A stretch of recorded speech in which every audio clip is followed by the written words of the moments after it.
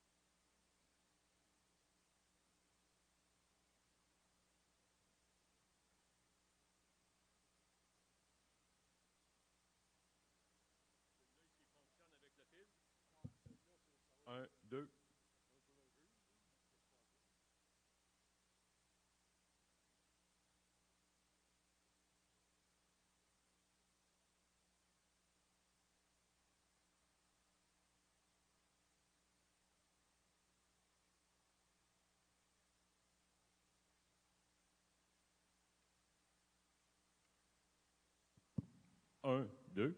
Ah, OK, parfait, ça. Les Excellent. autres, il y en a 3 autres, là. OK. C'est un petit piton, là. C'est le petit piton, là. Ici, là. Puis pour le former, tu le tiens un bout, là. Là, il est comme quoi? Il est juste comme fermé. 1, 2. Puis pour le former, Tu le tiens? ouais.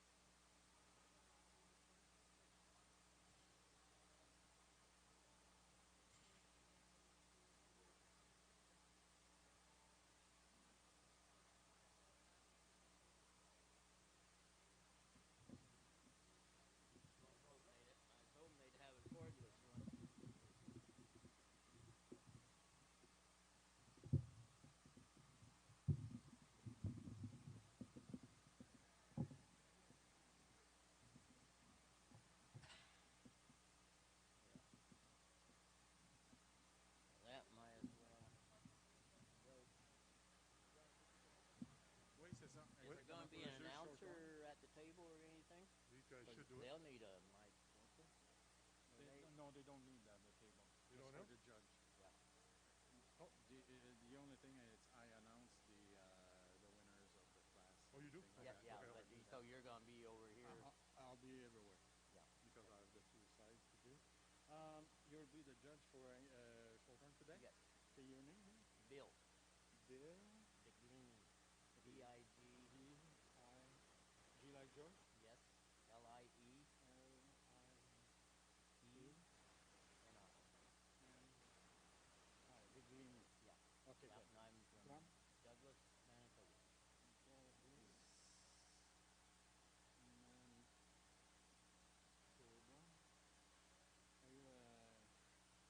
Are you a sailor? Simmental breeder. Simmental? Yeah.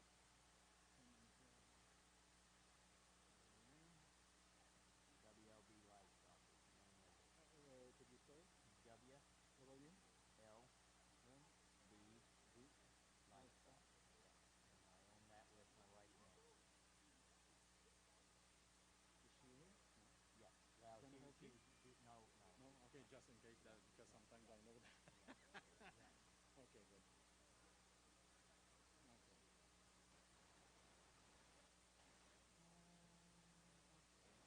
Okay.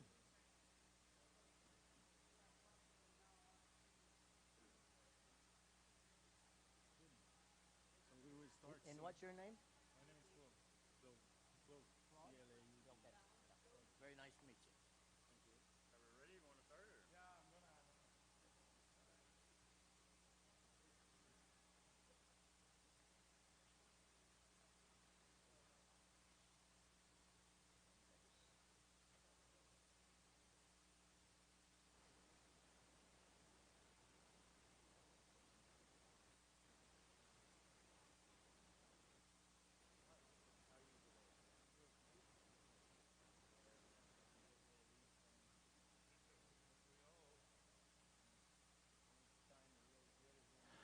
Alors bonjour mesdames et messieurs et merci d'être présents pour l'Expo Boeuf 2021.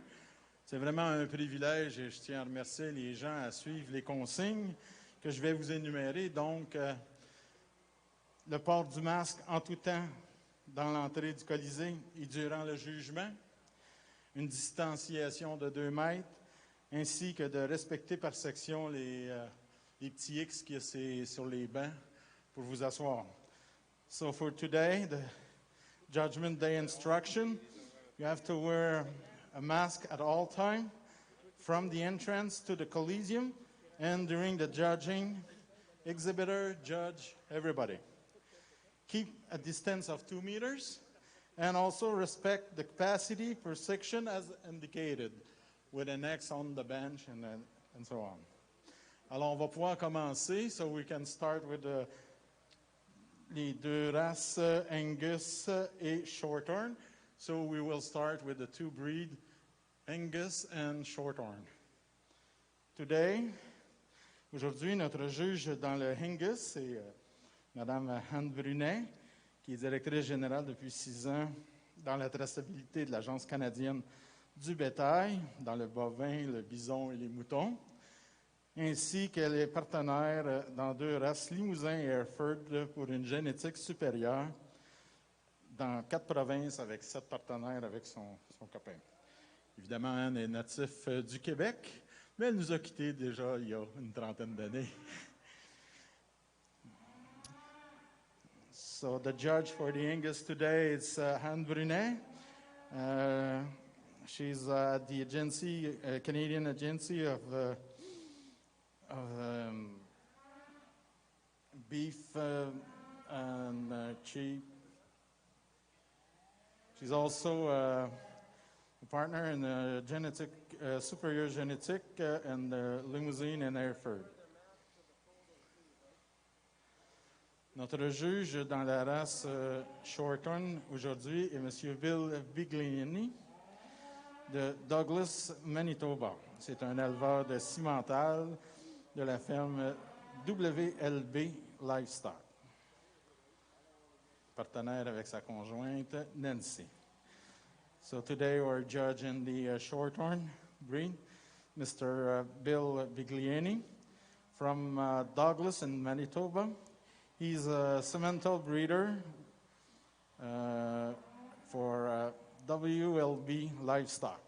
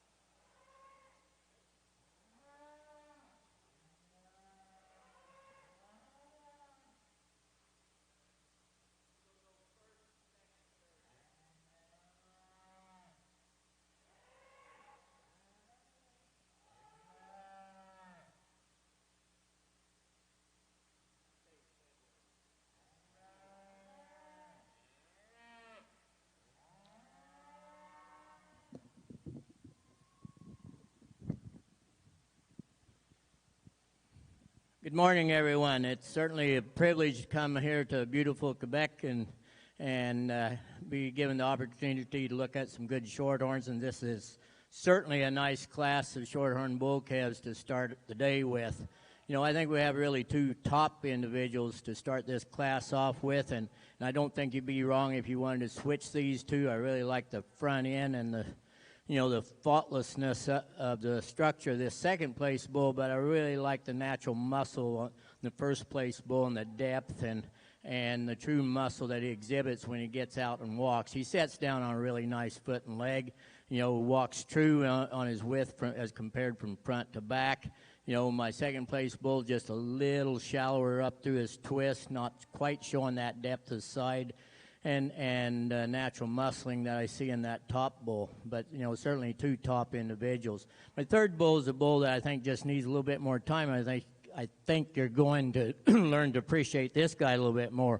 Once again, he's really structured similar to the bull that's just standing above him, really good made, and smooth through those shoulders. He's got a really good eye appeal to that head. There's certainly a lot of things you can compliment in this individual. My fourth place bull is a bull that's just come in here a little fresher, a little leaner, given a bit more time and a little bit more groceries. I think you'll see a bull that you'll like a little better in future days. Thank you.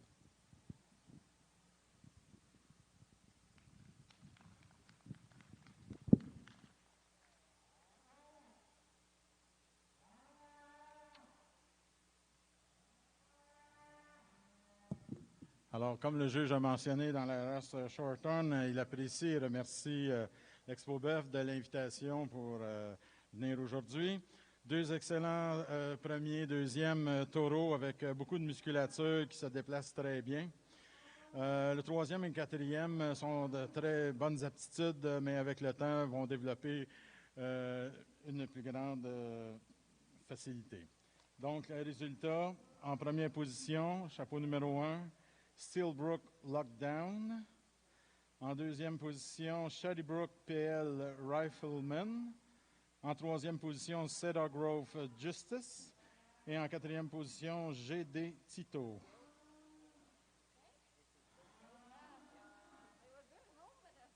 Everyone's got to have a first show. Yeah, exactly. Let you get it.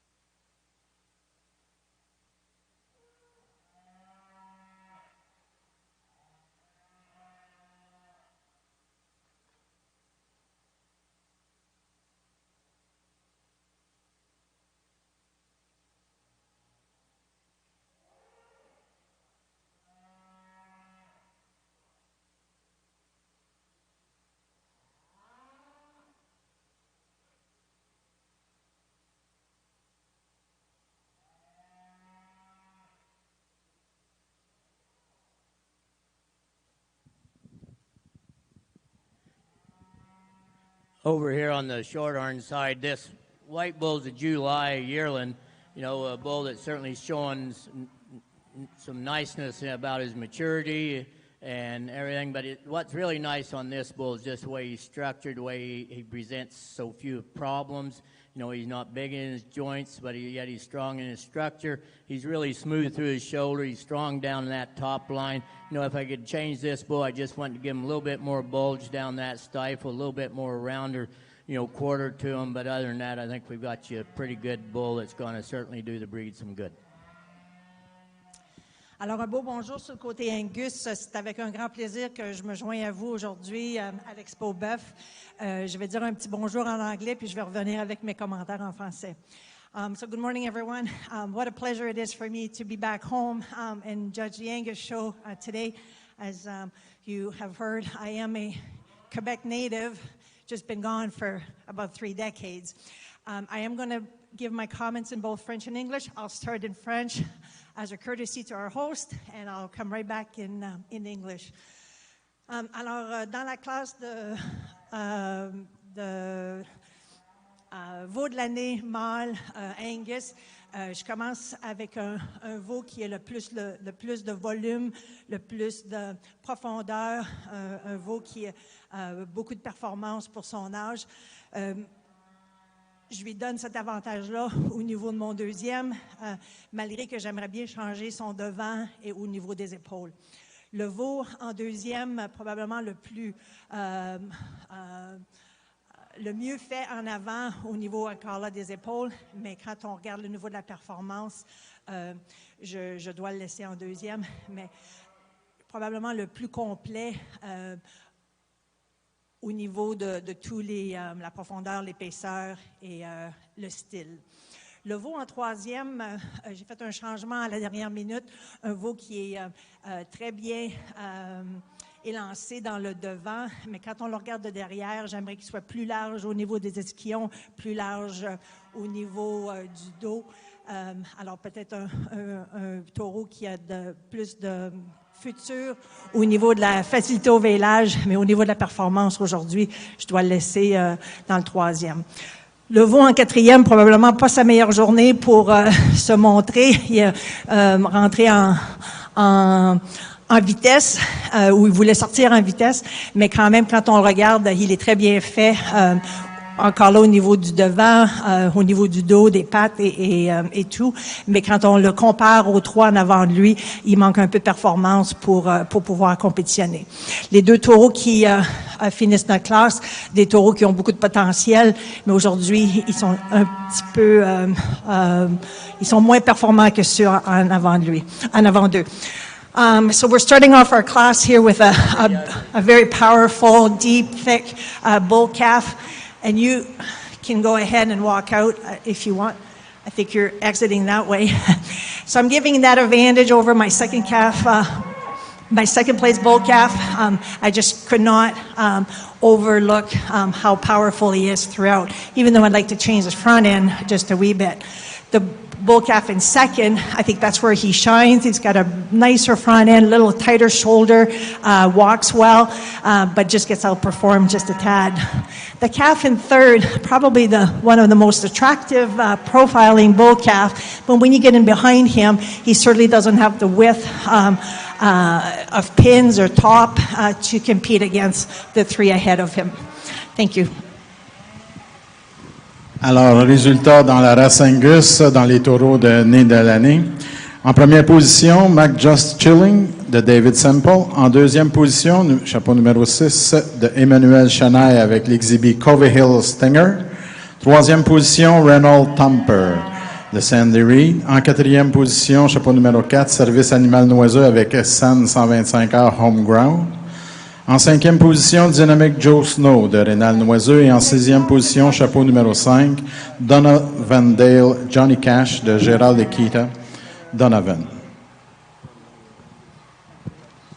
Over here on the Shorthorn side, I think we've got a really nice bull that we can talk highly of all the way around on every corner, every angle that you look at him. He's certainly a bull that's attractive from the side. But, you know, you look at him from the front, well, he's really laid in nice on those shoulders, really got a good character about that head. You know, certainly paints a nice picture for the Shorthorn breed when you think of the breed as producing this type of individual. He's got enough muscle expression. He's really nice down through his stifle. But what I think really sells this bull to me is he got a nice balance of bone to muscle mass, and he puts it all together in a good sound package.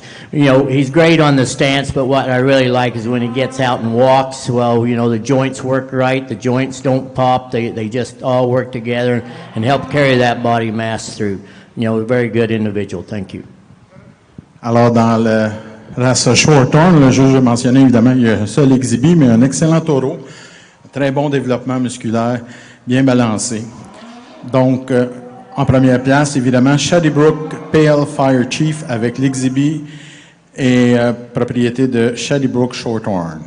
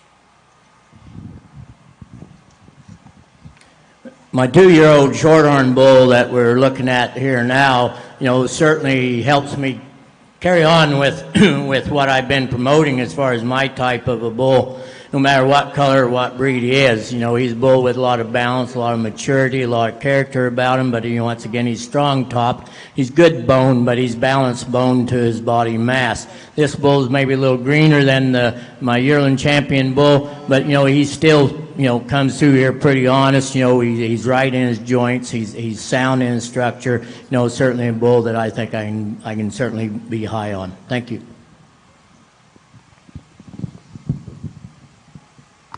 Alors, dans la race Shorthorn, le taureau de 2 ans, première position est champion senior, propriété de Carrie Johnston avec Millbrook Redline. Et juste auparavant, ils avaient fait aussi le champion junior et champion junior de réserve, qui était à ce moment-là de propriété de Shady Brook Shorthorn avec Shady Brook Fire Chief, et de junior réserve de la ferme Cedar avec Cedar Grove Gold Mine. Ils vont procéder maintenant au grand champion.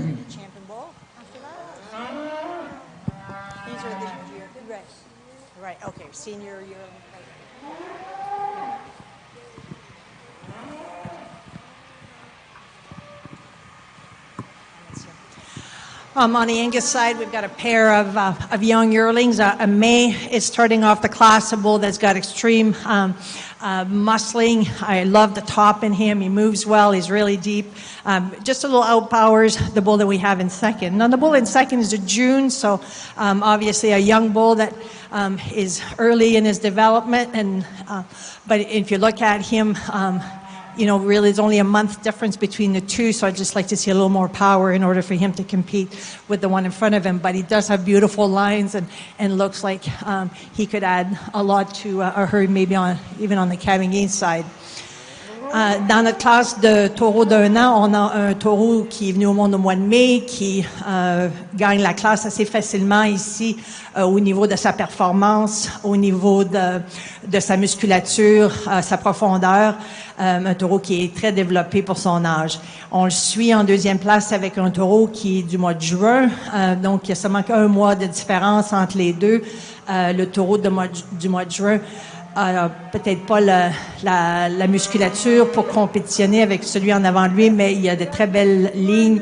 Un taureau qui se promet d'être un taureau de facilité au vélage avec la façon que son devant, son épaule est formé. 2 très beaux taureaux. Merci. Alors, dans la race Angus, en première position, propriété de David Simmental avec Mac Vigilant. Et en deuxième position, chapeau numéro 7, propriété de Kenneth Beerworth avec Rex Eddy. And my parents don't speak English, so I still talk to them once in a while.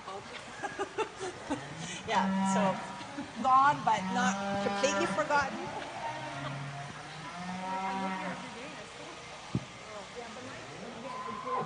Went to school in French until university. Okay. And I never worked. So, kind of have the best of the two. Yes, it's handy for sure. Yeah. But it has nothing to do with luck. People like to say,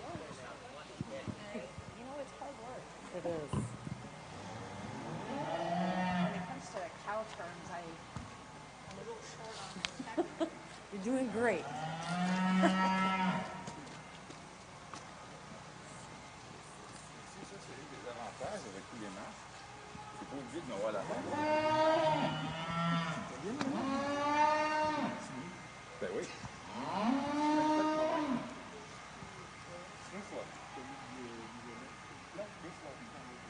It's a little small. Thanks. It's a little small.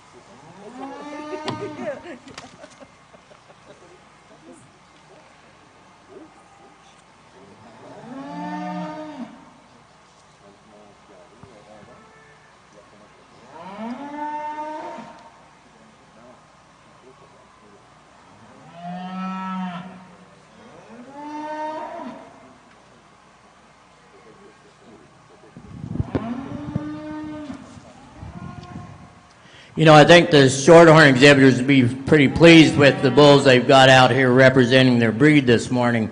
You know, this isn't an easy decision to pick amongst these three bulls. You've got a pretty promising calf here, followed by another calf that shows a lot of future.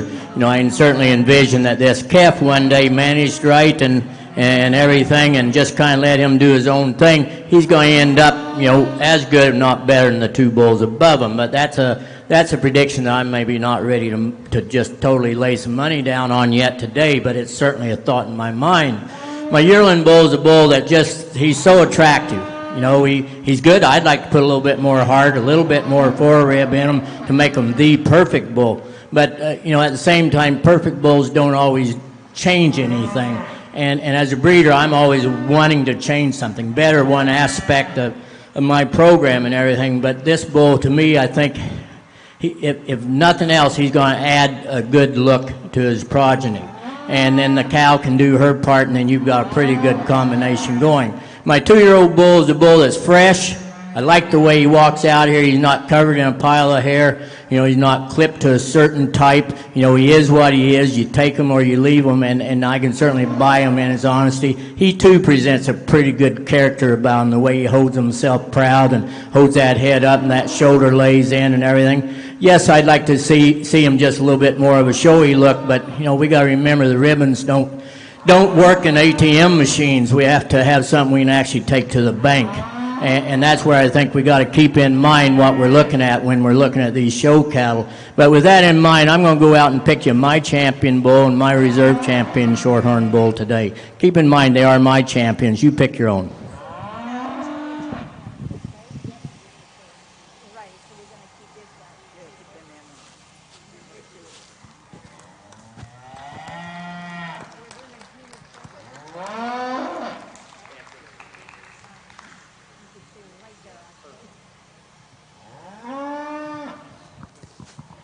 Alors, le grand champion dans la race Shorthorn, le chapeau numéro 6, propriété de Shadybrook Shorthorn avec l'exhibit Shadybrook Fire Chief. Et la réserve grand champion, chapeau numéro 7, propriété de Carrie Johnston avec l'exhibit Millbrook Redline.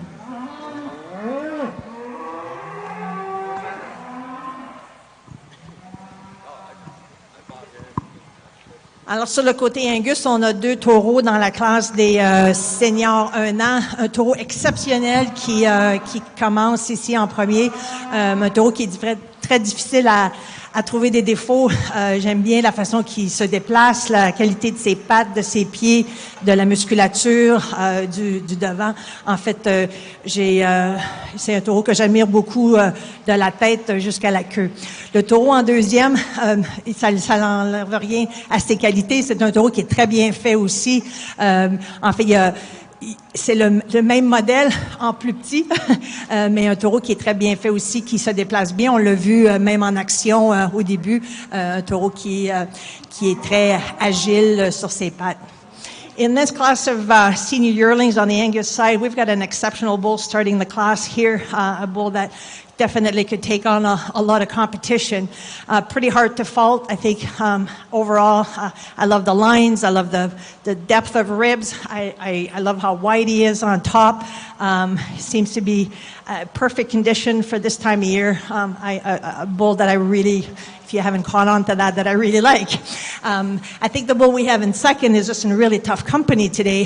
He's actually very similar, just in a smaller model. A bull that is well put together. He displayed how well he can move and how agile he is. He just gets overpowered here today. Thank you. So you can just come in behind. We're going to bring the other 2 first and second. Pardon? Excuse-moi? Oui. OK. Alors, dans la race Angus, en classe numéro 4, les taureaux du 1er janvier au 29 février.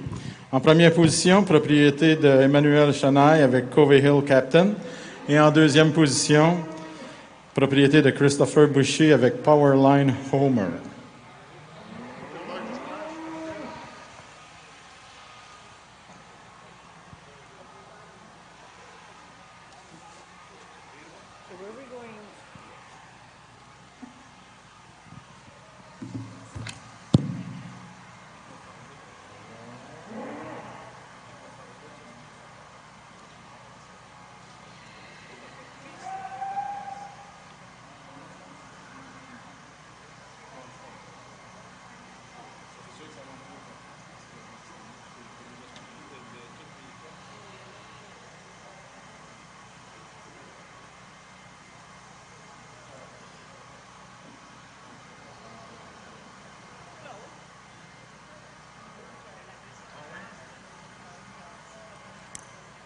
OK.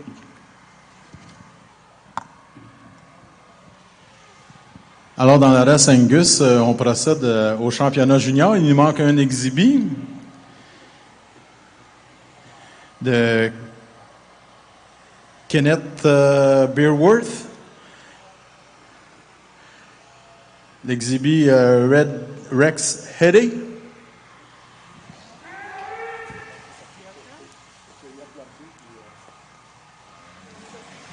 Well, ouais.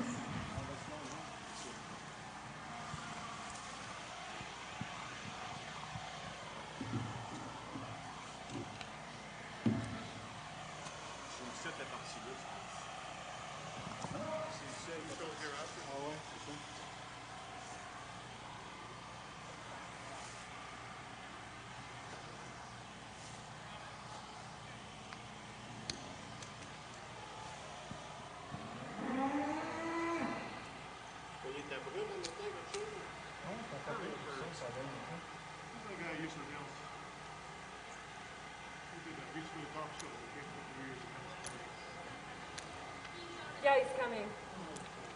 He's on his way.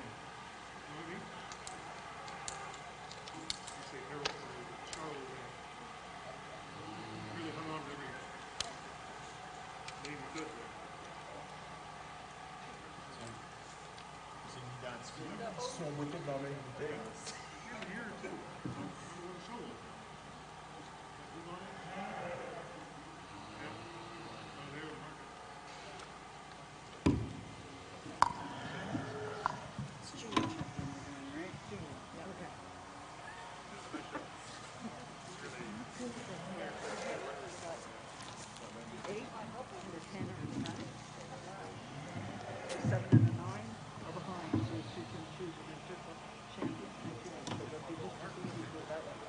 Put a C and then I'll decide it.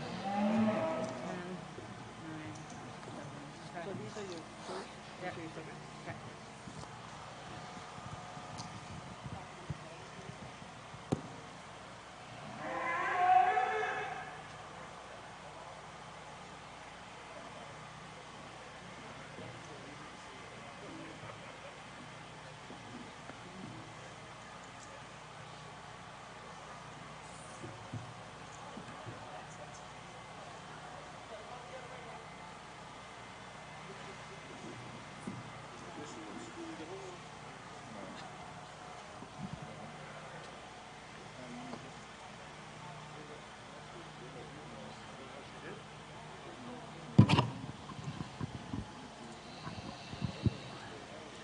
Sur le côté Angus, dans le championnat junior, j'ai choisi la première place de la classe de janvier. Comme j'avais dit auparavant, un taureau qui est très complet et qui est très impressionnant. J'ai choisi le taureau qui a gagné la classe du mois de mai ou la classe junior pour réserve. Un taureau qui est semblable, qui peut-être est pas aussi fort au niveau des membres arrière, mais qui est semblable dans son style. For our junior champion, Angus bull, I went with our January bull. I talked about him a fair bit in class. I think a very complete bull that is quite impressive, really, from head to tail. I used a May yearling to come in reserve behind him. He's similar in his kind, perhaps not quite as strong on his feet and legs, but definitely worthy of coming in reserve behind him. Alors, le champion junior dans la race Angus, chapeau numéro 8, propriété de David Simmental avec Mac Vigilance. Et la réserve junior, chapeau numéro 10, propriété d'Emmanuel Chenaille avec Covey Hill Captain.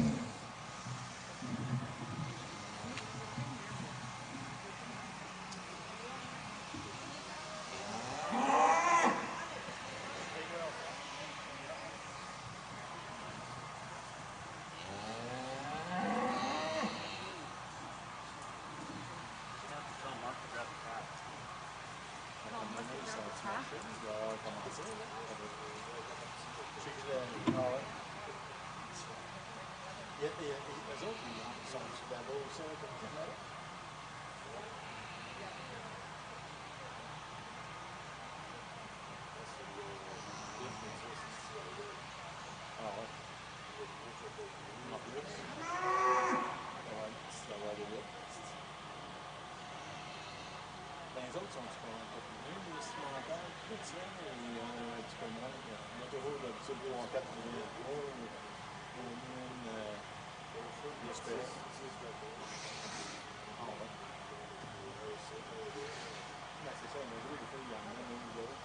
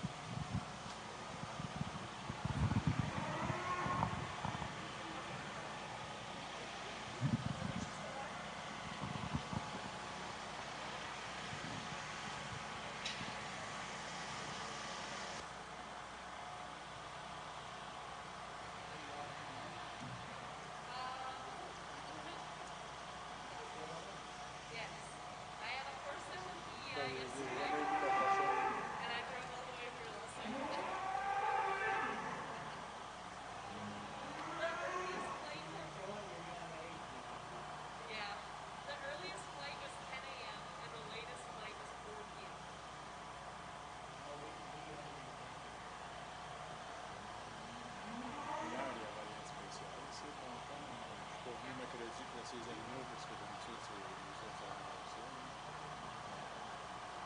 Parce qu'on a une petite conférence, Joe, ça va trouver ça, puis on va dire ça, si on va rappeler Expo dans le service. I know. I booked my first, because I just stayed out after knowing he was her for sale until after the Alors, sur le côté Angus, on a seulement un taureau de 2 ans, un très beau taureau bien fait, qui représente bien la race, en fait, en sa conformation, profondeur, épaisseur, etc. On our Angus side, we only have 1 2-year-old bull, but a pretty darn good one. Very complete bull, super deep, moves well. I think a bull that could stand a whole bunch of competition. Alors, résultat dans la race Angus pour taureau de 2 ans, propriété de Rénal Noiseux avec l'exhibit Dynamic Ground Breaker.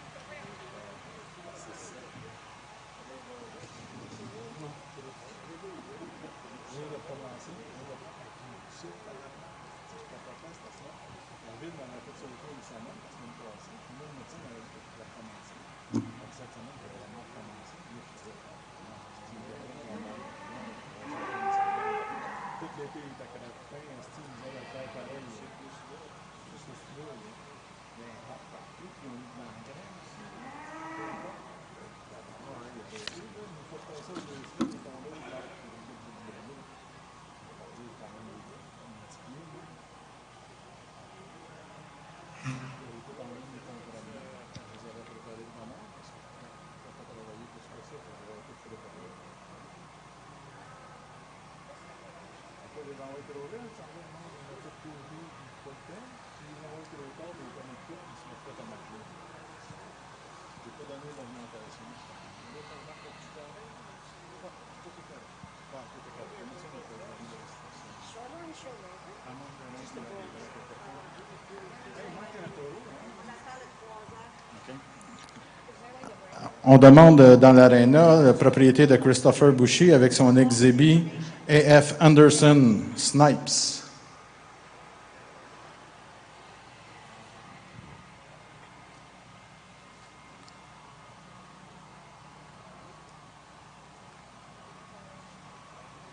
qu'il y a un arrêt entre les mâles et les femelles pour toutes les races? Ou un arrêt de c'est un arrêt imprévu?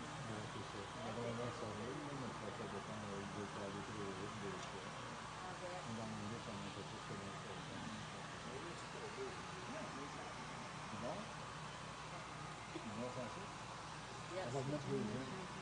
On va le mettre deuxième, si vous voulez, parce que c'est comme ça.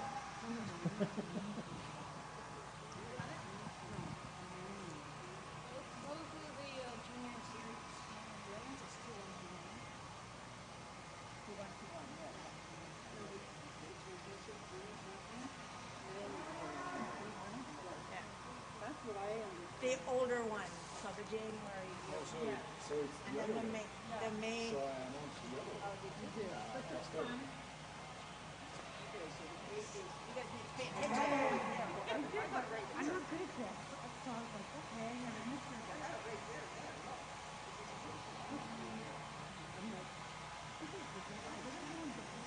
So the pro one was the same showman, that's all. So it's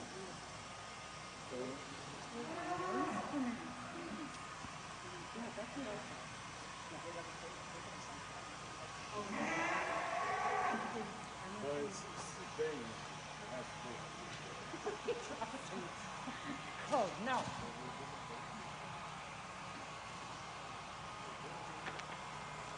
Because moi, je comprends le, comme ça. Yep. So for your dream. I don't need a microphone.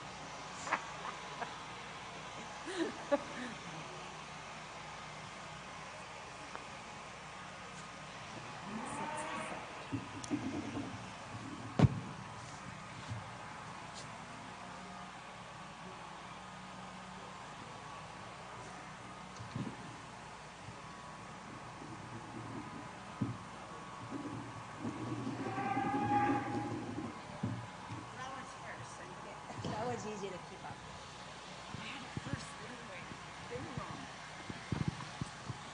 On the Angus side of our show, we have a 4-year-old bull here that looks pretty spectacular. It's hard enough to bring big bulls out, let alone a 4-year-old. So I give my most highest regards to those who got this bull ready and brought him out in this good a shape and this good a behavior as well. So a really complete, love the spring of rib, love how he's put together, love the front end of this bull. I hope he's breeding as well as he looks, because he certainly is a very well-rounded individual this morning. Dans la classe des taureaux adultes Angus, ce qui est un peu une spécialité du Québec. Alors, c'est une classe qui n'existe pas dans les autres expositions à l'extérieur du Québec, peut-être même à l'extérieur de Expo Boeuf, je suis pas vraiment au courant. Mais c'est toujours très difficile de préparer des taureaux de 2 ans pour l'exposition. Donc, quand on est capable de préparer un taureau de 4 ans, comme celui qu'on a devant nous, je félicite les gens qui sont derrière cet animal-là, parce qu'il est très bien présenté, il est en condition de chair parfaite et il est aussi très docile. Et ce fait que c'est un individu qui est bien complet de tous les sens. Alors mes félicitations à la ferme qui le présente aujourd'hui.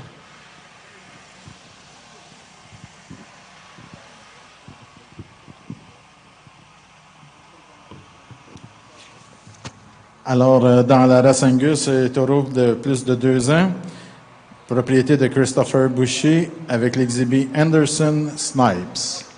On va procéder maintenant à la classe champion senior dans la race Angus.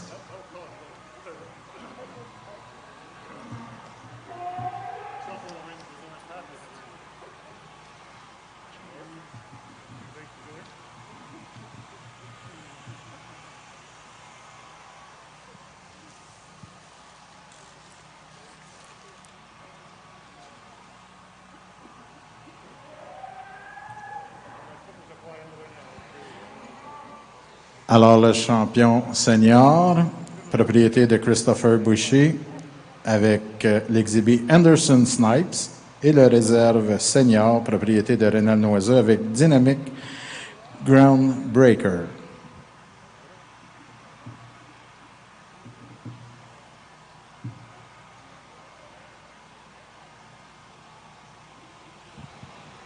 On va pouvoir maintenant procéder à notre grand champion Angus pour l'Expo Boeuf 2021.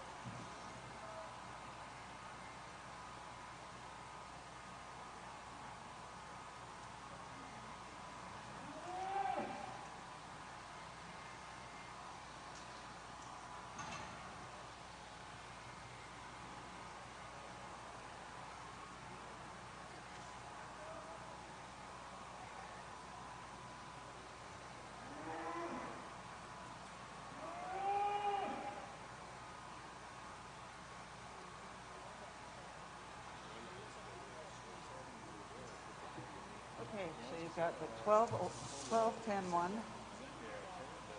Grand champion's going to be between the 12, 10, 1 of your first, 11, 8, 6 or 12, 10, 1, Yeah. 11, 8, and 6. That's how they're going to be lined up.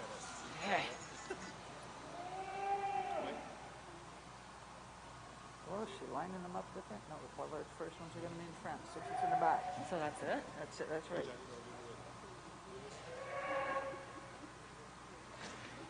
Wait, Alex and Mark changed bowls, okay? Yep.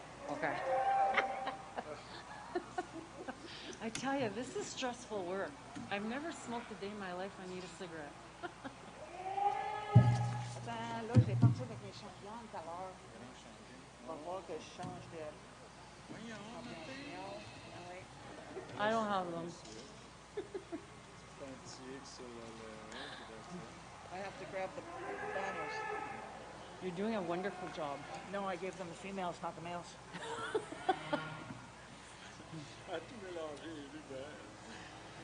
I'm glad it's her and not me.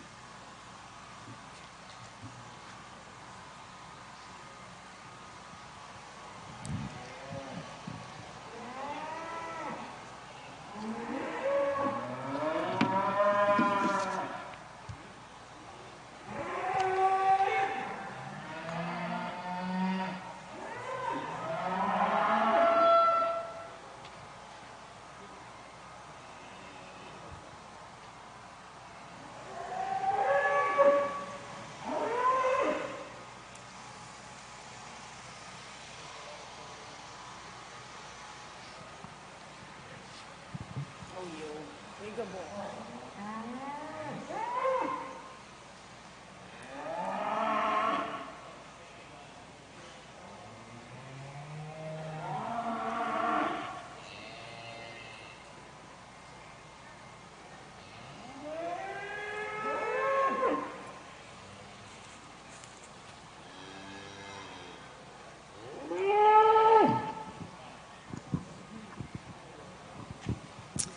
Sur le côté Angus, dans le championnat de taureau, c'est un défi assez intéressant. On n'avait pas beaucoup d'animaux dans les classes individuelles, mais quand on les assemble pour le championnat, que ce soit ceux qui ont été champions dans leur division ou ceux qui ont été les réserves dans leur division, c'est un groupe très impressionnant et assez... encore là, le défi est assez grand pour choisir lequel est le meilleur et lequel est le deuxième meilleur.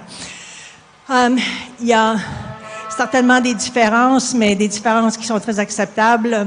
Alors moi, je suis très contente avec la ligne, les deux lignes qui sont ici. On the Angus side, well, the heat is on. We may not have had many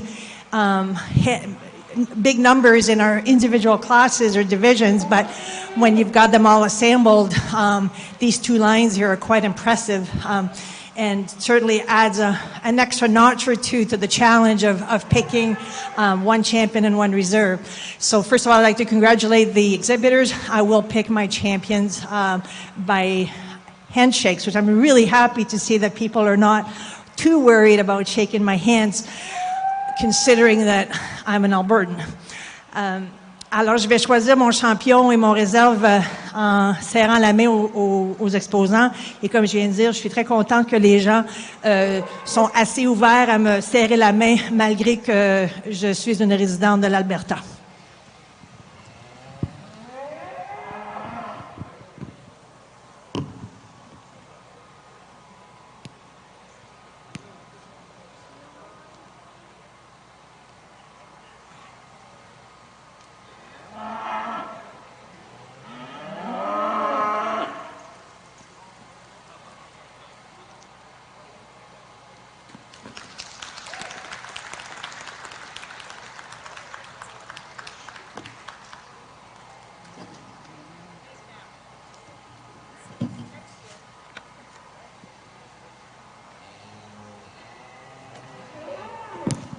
Alors, le grand champion de l'Expo Boeuf 2021 dans la race Angus, propriété de Christopher Boucher avec Anderson Snipes.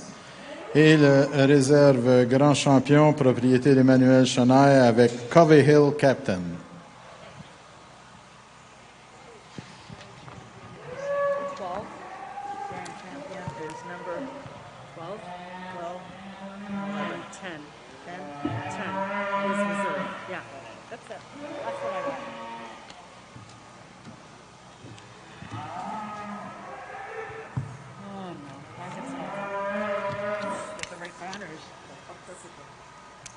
You're doing a wonderful job. Nobody's complaining.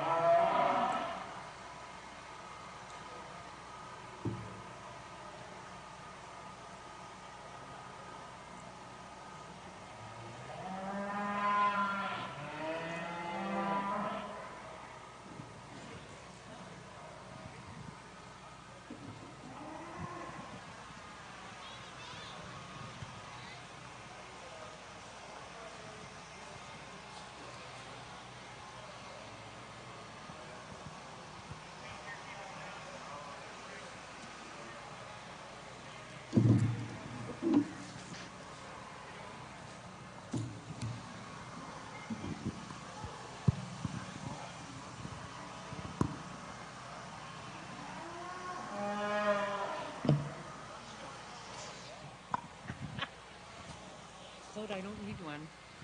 Trust me.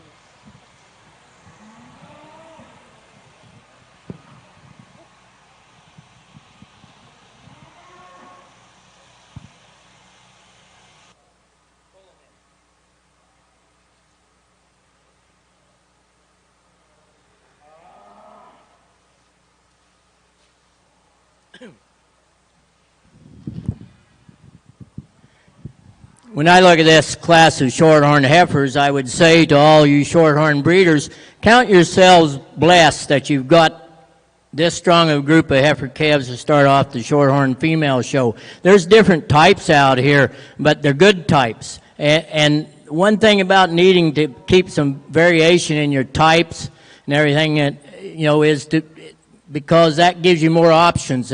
Someone makes wrong choice, well, you got options to fall back on. But there's good heifers front to back down here. They're just all made a little bit different. Just bring that first heifer up and round and let the second one follow and just keep walking on out. But to me, this heifer comes to the top pretty easy, and she comes to the top pretty easy in a strong class of heifer calves. But what I like about this heifer is just that immediate look she gives you. Everything she does without thinking about it. She isn't made to do it. She just does it, and it's got a nice natural look. She's strong in her structure. She's sweet in her presentation, and has a lot of character about her, and I just love the way this heifer presents herself. But this February heifer that follows that January heifer, just the same emblem, except just in a little bit younger package. Go around that way if you don't mind, so I can talk about you.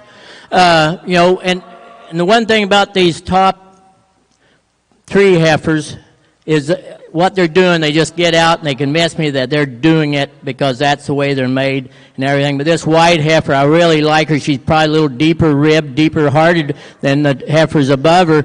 But, just probably needs a little bit more heart to go with that complete package. If I was fitting her, I'd leave a little bit more hair up on that neck because to me she seems a little shallow-throated.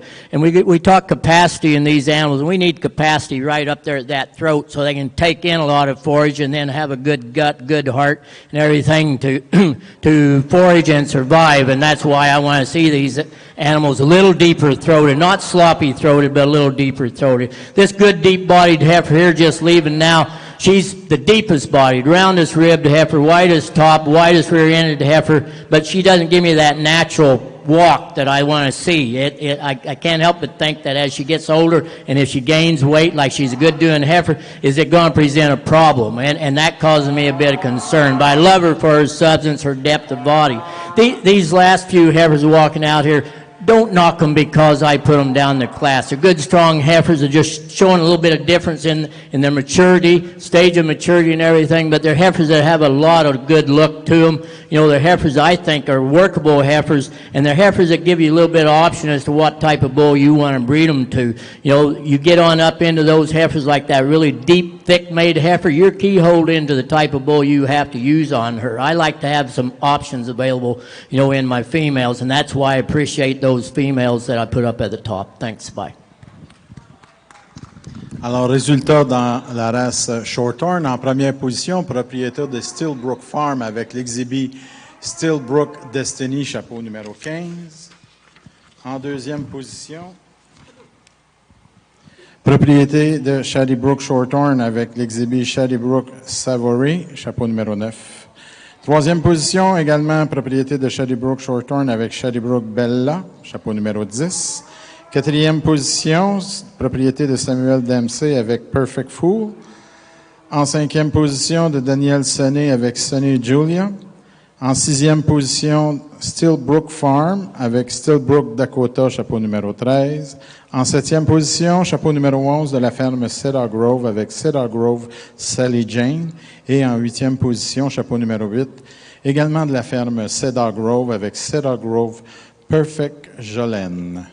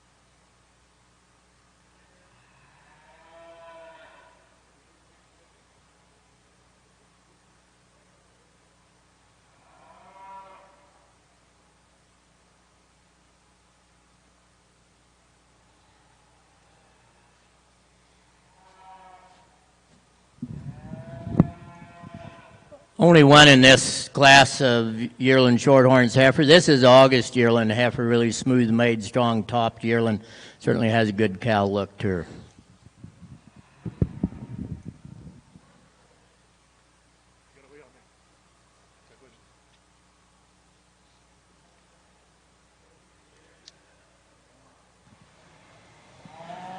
Alors, en première position dans la race Shorthorn, propriété de la ferme Cedar Grove, avec l'exhibit Cedar Grove Rose.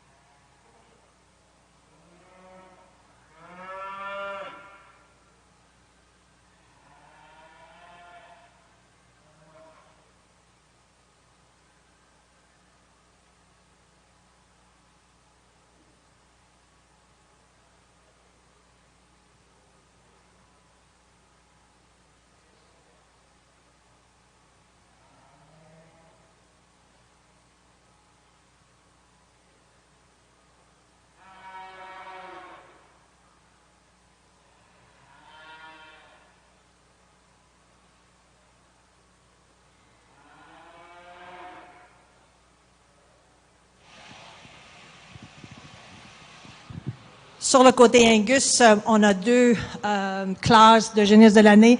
Alors, on m'a demandé de choisir 5 qui sont ici dans aucune... ils sont pas placés en particulier. C'est seulement que les 5 que je demande de revenir et je dois excuser les 3 autres.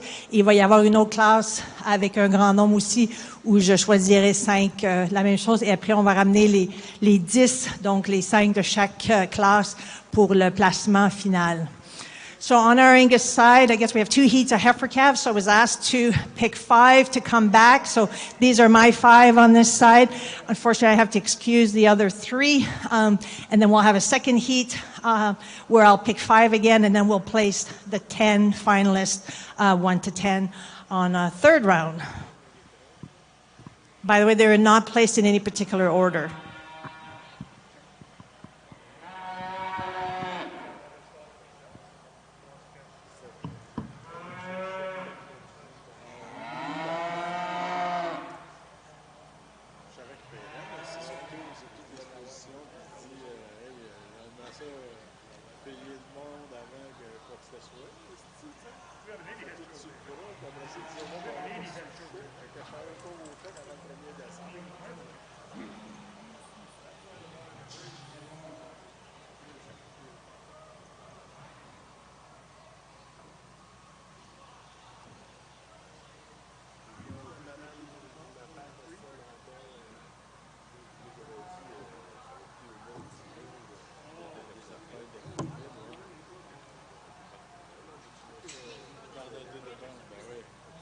No, I would imagine there's just the garbage.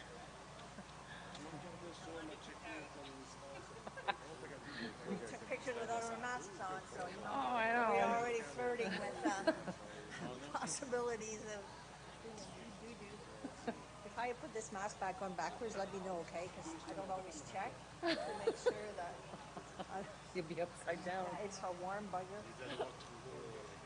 It's Well, there's these ones if you want to. Oh, and I have my own. I just thought, you know, by respect to the I host. know.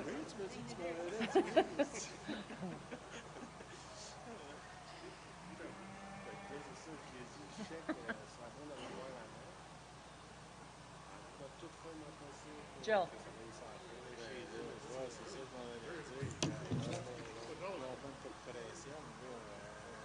Ils savent pas si être aux toilettes, ça fait la cuisine, ça fait son lavage, puis ça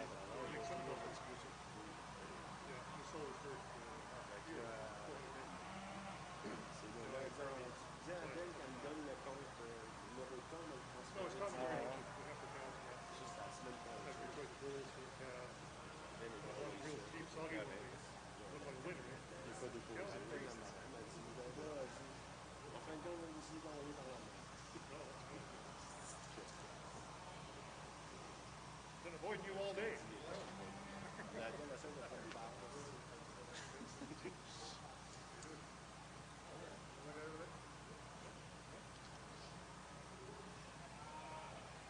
le chèque avait droit de venir les 45 ans. Le chèque avait venir les 90 000. Ouais, 70%. Ouais, 70%.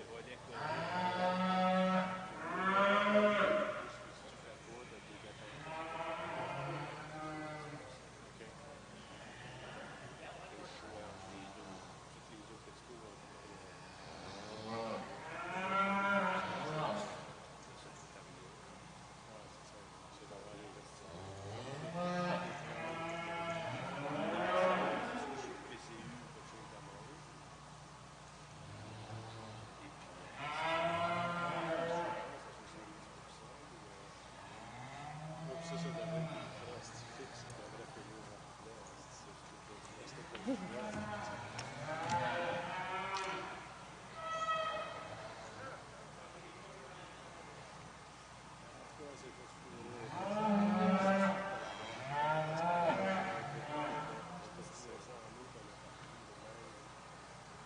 ils ont commencé à chopper un peu dans le four, on pourrait faire des style, on vendrait ça dans les politiques, à gauche, à droite.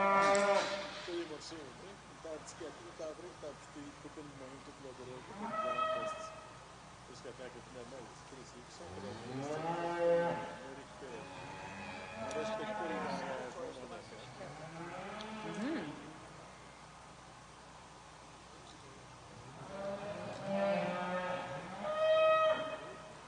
C'est pas comme c'est pas là-dessus. Ah oui?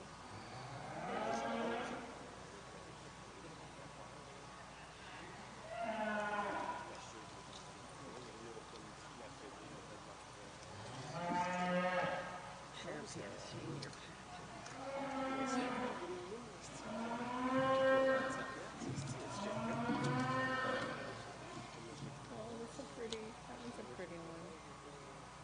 J'ai fait ça comme ça, sans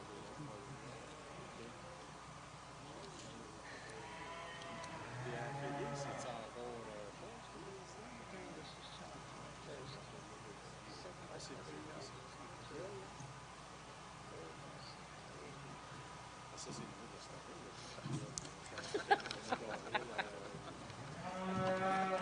Thank you, Dad. ça existe encore? Le d'Ambo, c'est qui est là-dessus?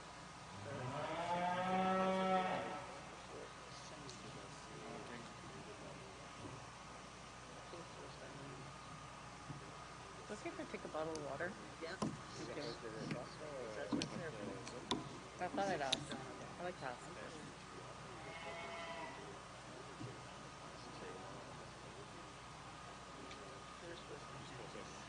Ils ont changé les cotisations.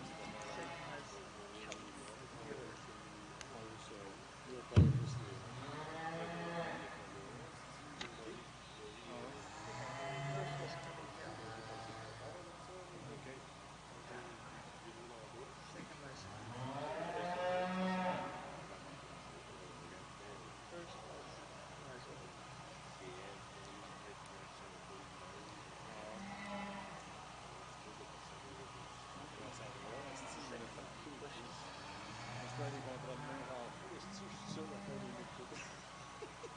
C'est pas possible. Non, j'ai encore mes gars. Hey, moi, je veux les tracteurs. Quand j'ai commencé à jouer les tracteurs, c'était à peu près 6 000 par an. Ben, 6 000 pour la saison. It's a good look for a wedding, huh? Yeah, it is. I know. 15 000 par an. Tu vois, je fais la facture de 60 000. J'ai dit, si tu vas vendre la main, si tu vas payer ça. Oui.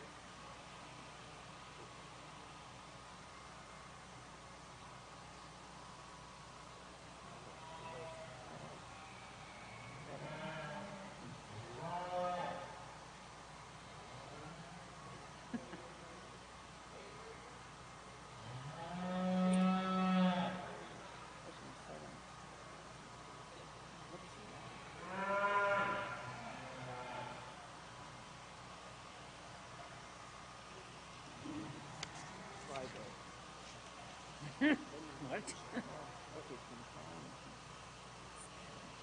Des fois, il en reste plus dans les grosses boîtes de restant, là.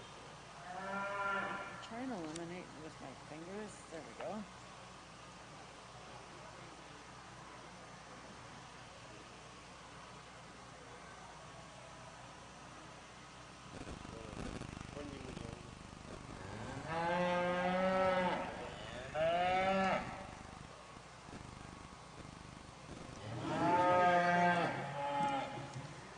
Good. Don't make sure I have my fingers in them.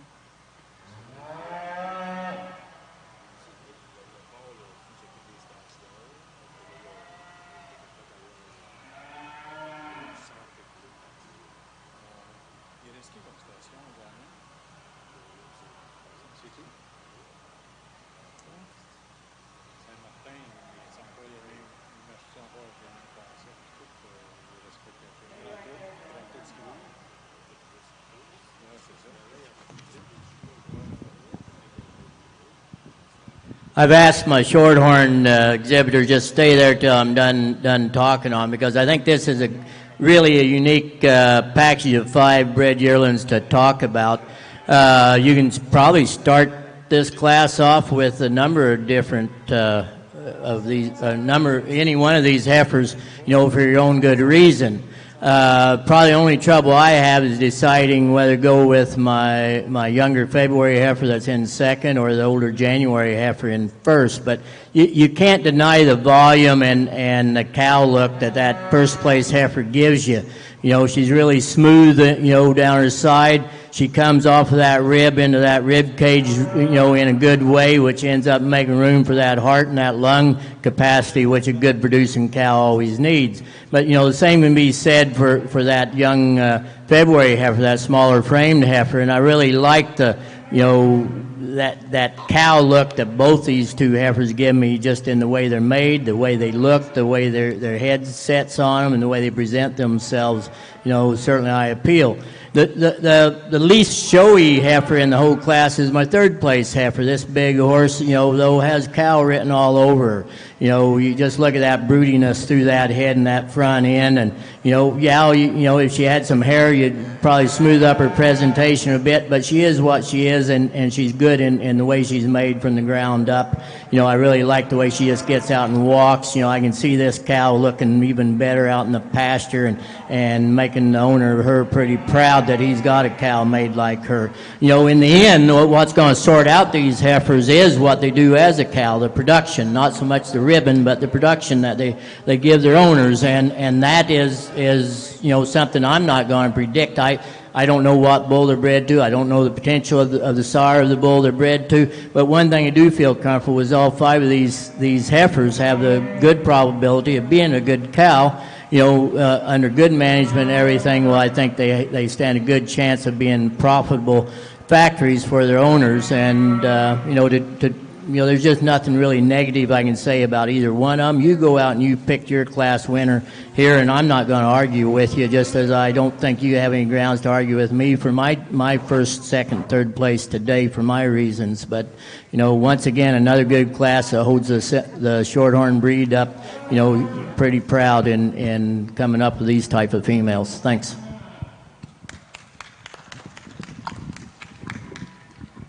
Alors, dans la race Shorthorn, en première position, propriété de Shadybrook Shorthorn, avec l'exhibit Shadybrook Verona, chapeau numéro 19. En deuxième position, de Millbrook Red Rose.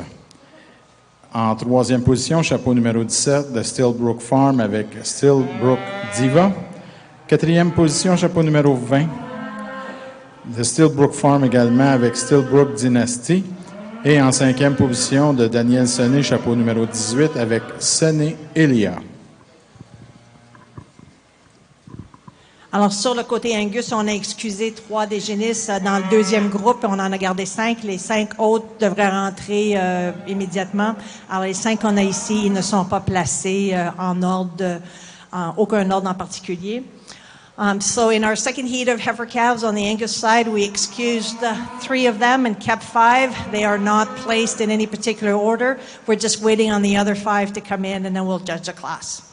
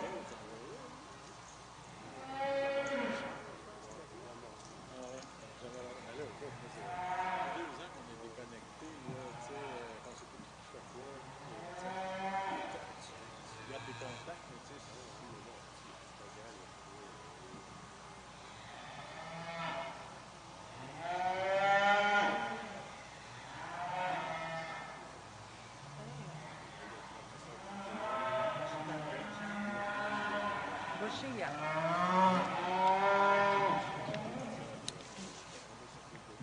You got the senior.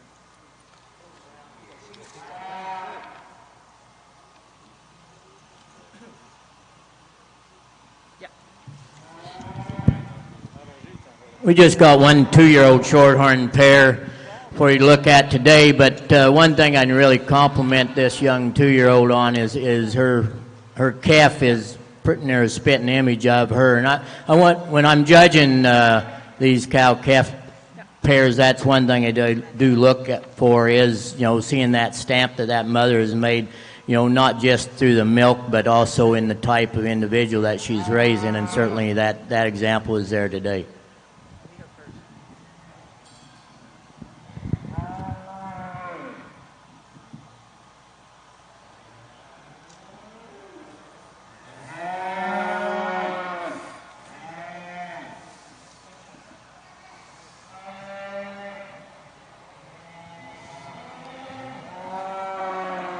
Alors, dans la race Shorthorn, la championne junior, propriété de Shadybrook Shorthorns avec l'exhibit Shadybrook Verona, et la réserve junior Millbrook Red Rose, propriété de First Class Marketing et Hatfield Shorthorn.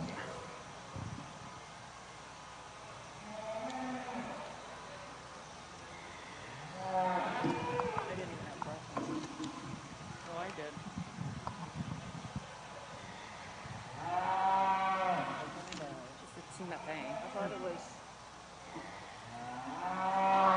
It was good coffee.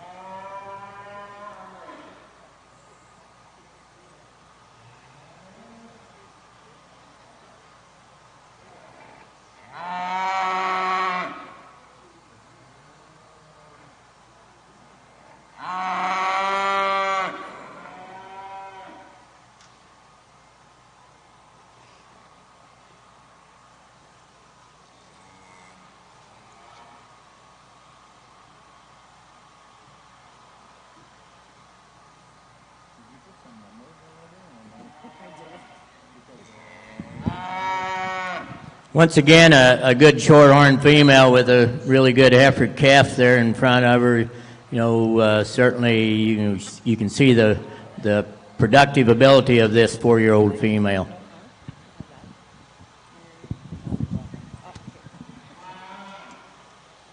Let's fight, Tony. Let's fight.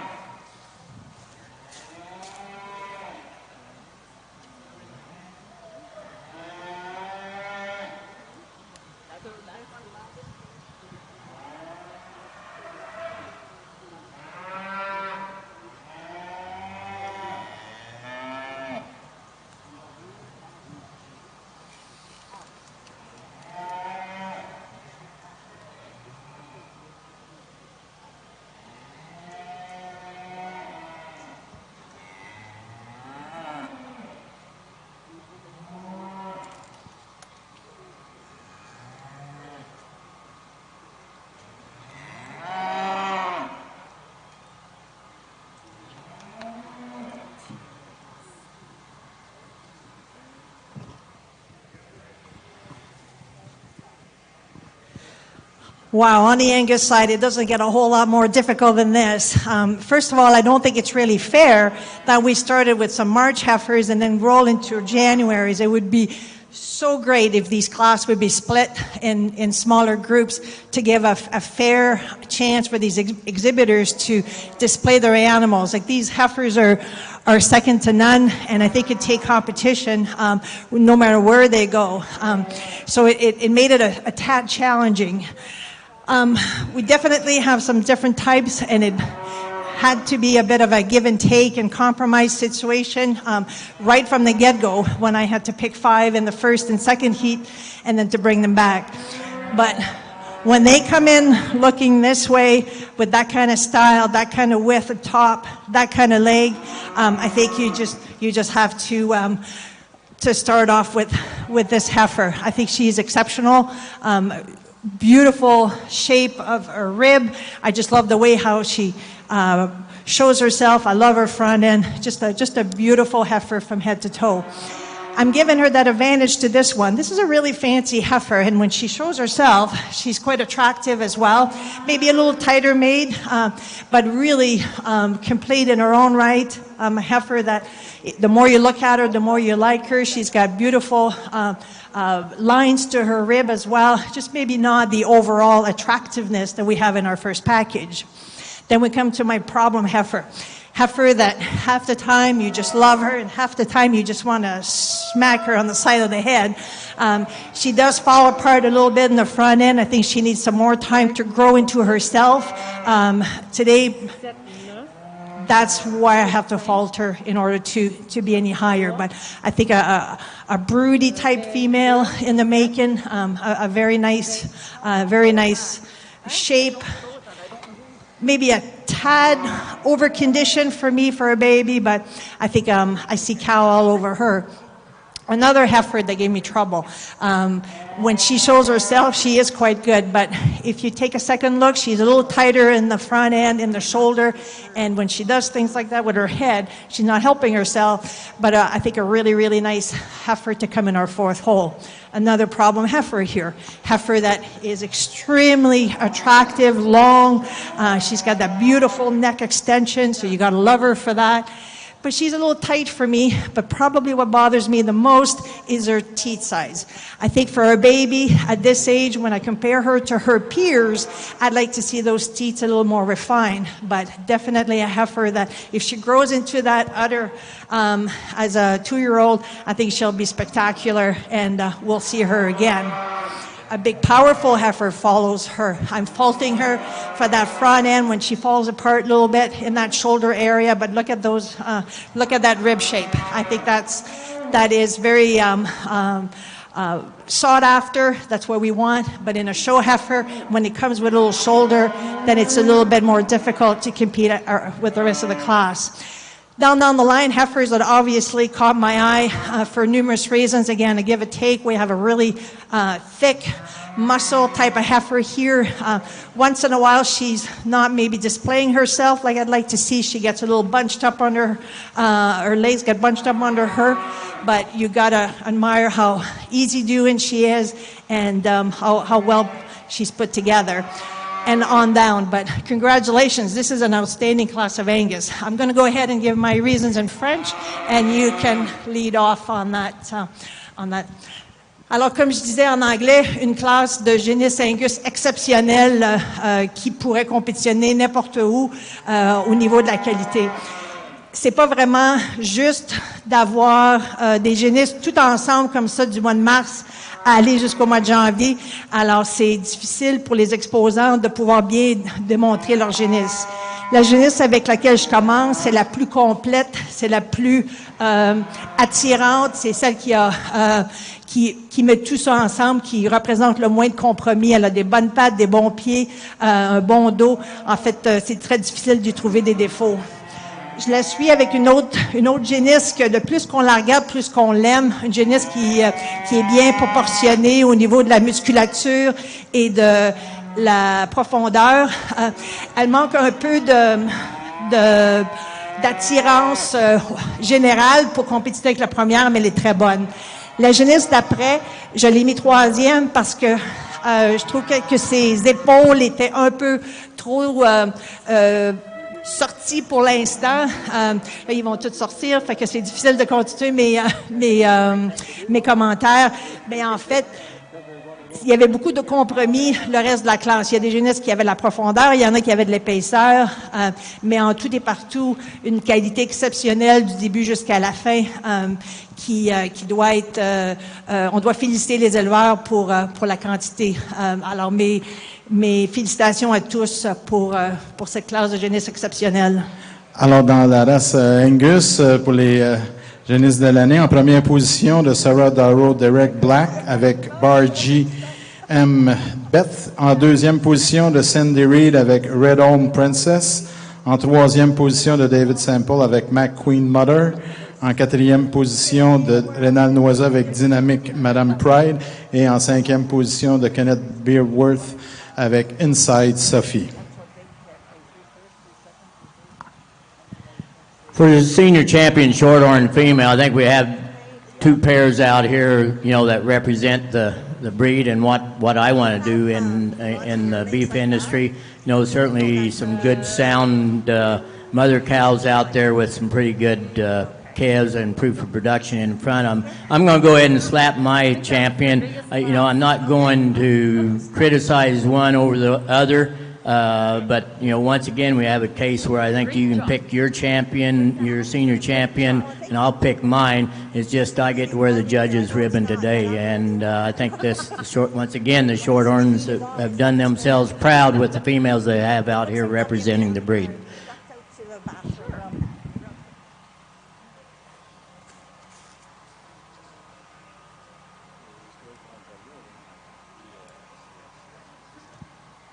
Alors, dans la race Shorthorn, la championne senior de Steelbrook Farm avec Steelbrook Addiction.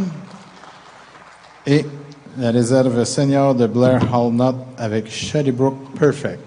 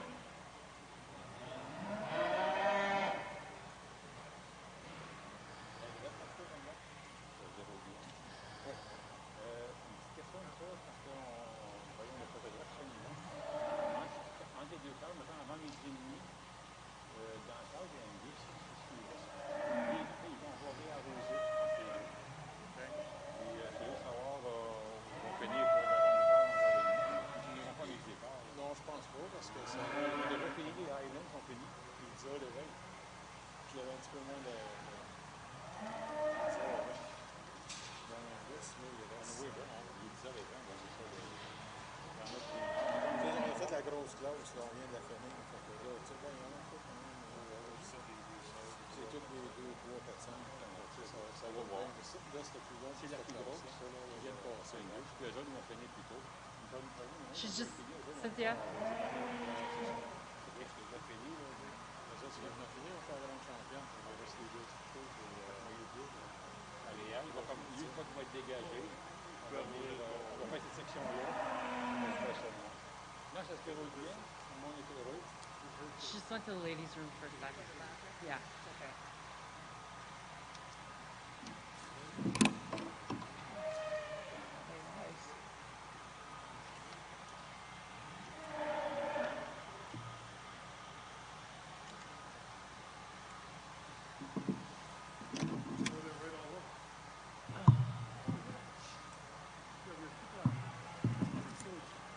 Want me to sing?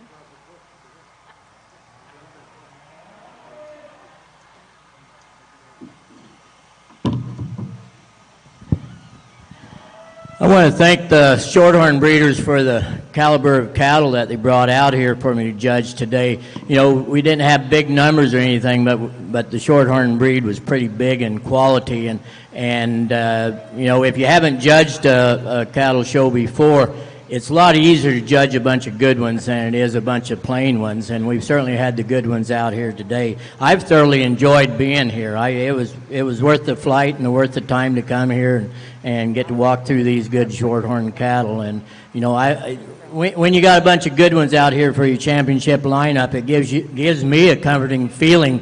Whatever one I pick is guaranteed to be a good one. It may not be your choice, but it's a good one, and I'm justified in doing so. And that's certainly the case here. When you look out here and see all these good ones, they enabled me to make a statement in the type of cattle I picked. And that's all I ask of any show, is that you give me enough of the cattle that I like, that I can make a statement in the ones that are out here for championship. But anyway, I'm going to pick my champion reserve. Once again, like I've said all day long, they're my champions. You pick your own, because it's your cow herd, it's your pasture that you've got to make money on. So do I.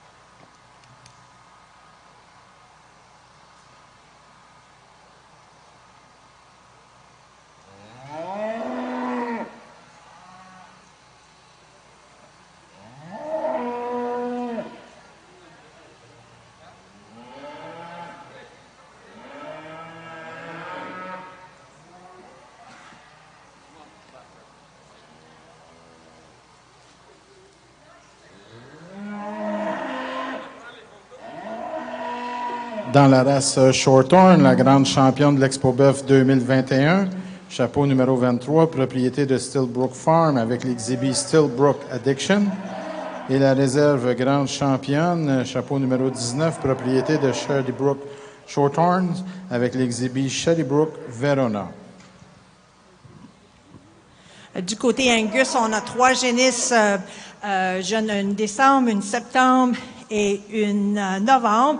Donc, des génisses qui sont très jeunes, mais je pense que la décembre, elle est facilement, elle gagne la classe facilement. Une génisse qui a beaucoup de profondeur, beaucoup d'épaisseur. J'aime bien de la façon que sa croupe, elle est désignée, malgré qu'elle donne beaucoup de troubles à la personne qui la présente. En fait, les 3, ils sont un peu Il manque un peu de discipline, mais une très belle génisse pour commencer. La celle du milieu, une septembre, une génisse qui a beaucoup de féminité, mais elle est un petit peu plus étroite au niveau des ischions, de la croupe. Donc, pour compétitionner avec celle qui est en avant d'elle, je voudrais qu'elle soit un peu plus large. La génisse rouge qui est la troisième, en fait aujourd'hui c'est pas sa meilleure journée pour se montrer, mais une génisse qui démontre beaucoup de potentiel. Juste aujourd'hui, c'est ça, elle a un peu de chemin à faire pour pouvoir se démontrer plus compétitive avec les deux autres. On the Angus side, we've got a bit of an hodgepodge of age here. We have a December, a September, and a November. So 3 nice heifers in their own rights, but I think the December heifer wins the class easily. She's deep and thick, and heifer that shows some nice performance. None of these heifers are showing themselves really well today, so it's a bit of a challenge to see them at their best, but nice heifers nonetheless. The September heifer, probably the most feminine and attractive heifer as a package, but when you get in behind her, I'd like to see her a little bit wider in order to compete against the one in first. The red heifer that tails our class, I think a heifer that is a little bit green today and certainly not super happy to be in town, so she's not doing herself a favor. You see a lot of potential in her, but she needs a little time to be more prepared physically and mentally for the show ring in order to compete with the others. Alors, résultat dans la race Angus, dans la classe numéro 8, en première position d'Emmanuel Chenaille avec l'exhibit Covey Hill Madame Pride, numéro 29. En deuxième position de Kenneth Beerworth avec Rex Chloé, chapeau numéro 31. Et en troisième position de Jason Morse avec Red Sunmar Hennessy, chapeau numéro 30. I'm not supposed to look at this, that's why I'm trying to not to look at it. So it's definitely, two. and would they be like Aprils or? March and June. March and June, all right. Carrying on with this hodgepodge of things. It's funny, on the yearlings, they break them into, smaller bits and pieces, but on the heifer calves, they all come, I guess the majority were January, so truly they're all the same month. There's just so many of them. Yep. And they were all beautiful. Oh, it was a strong class. I really mean it when I say they'd be competitive no matter where they go. So, morning.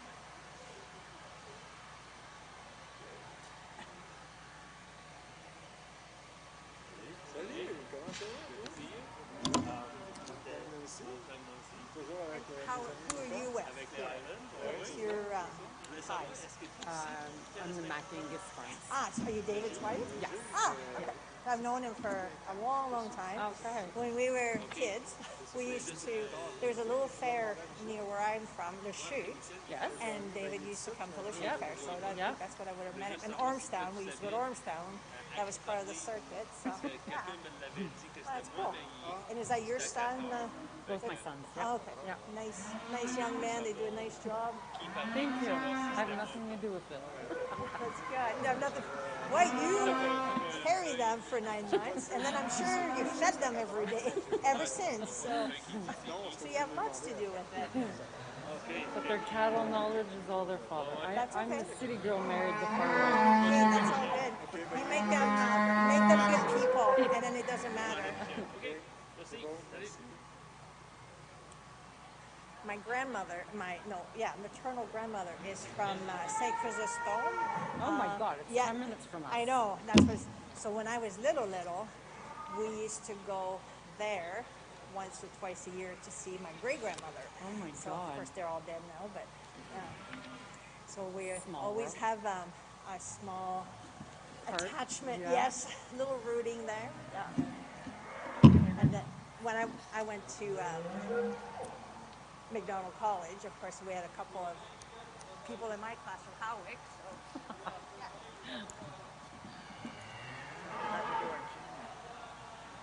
I don't know, I'm just following. I'm trying to keep up with you.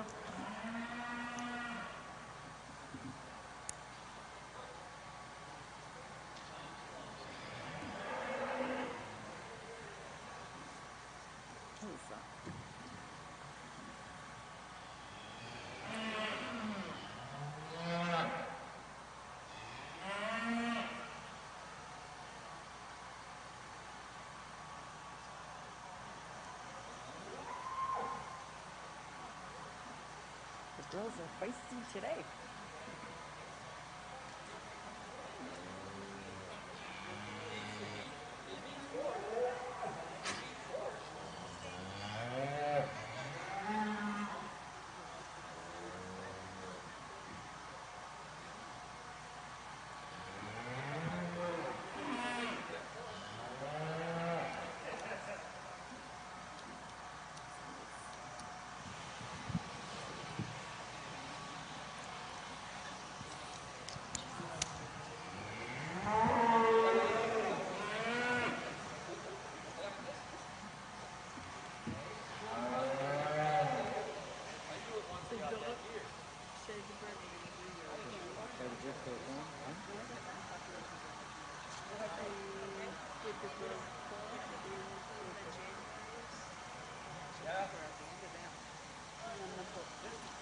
That's after that's junior champion. Because after that,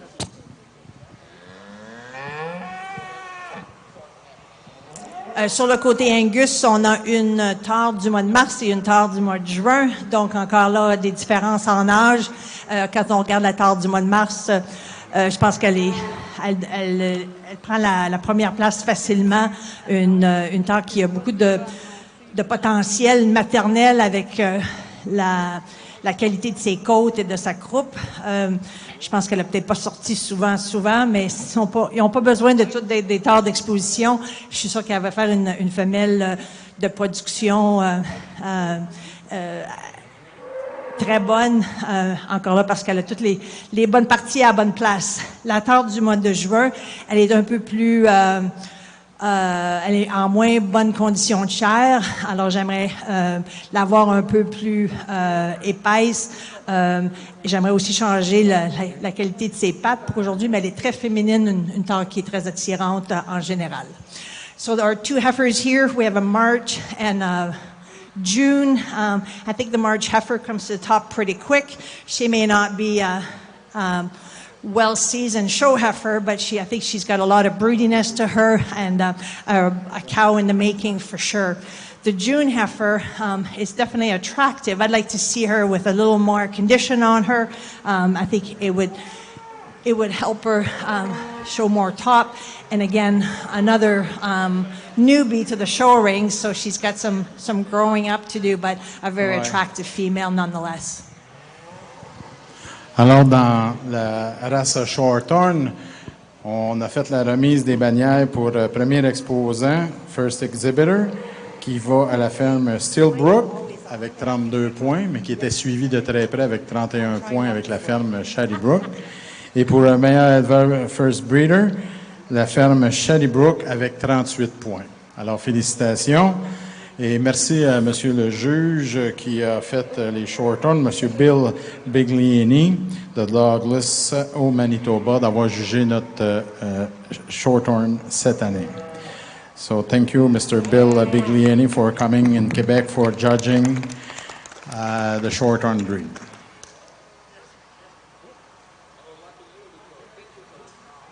Thank you, Executive.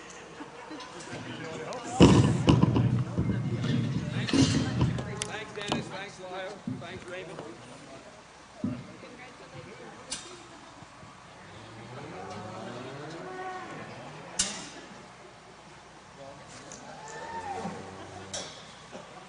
She's feisty.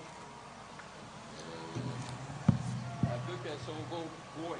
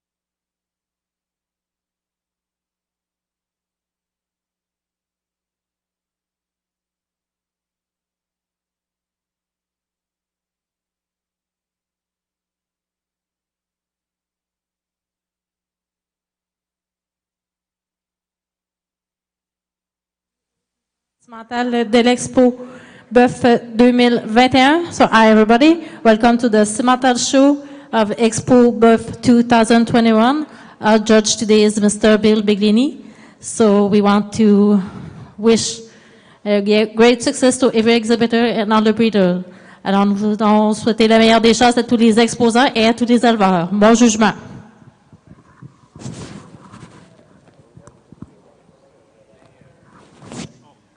Pour la COVID, il faut que je dise absolument. Dans la liste, toi, tu vas t'organiser.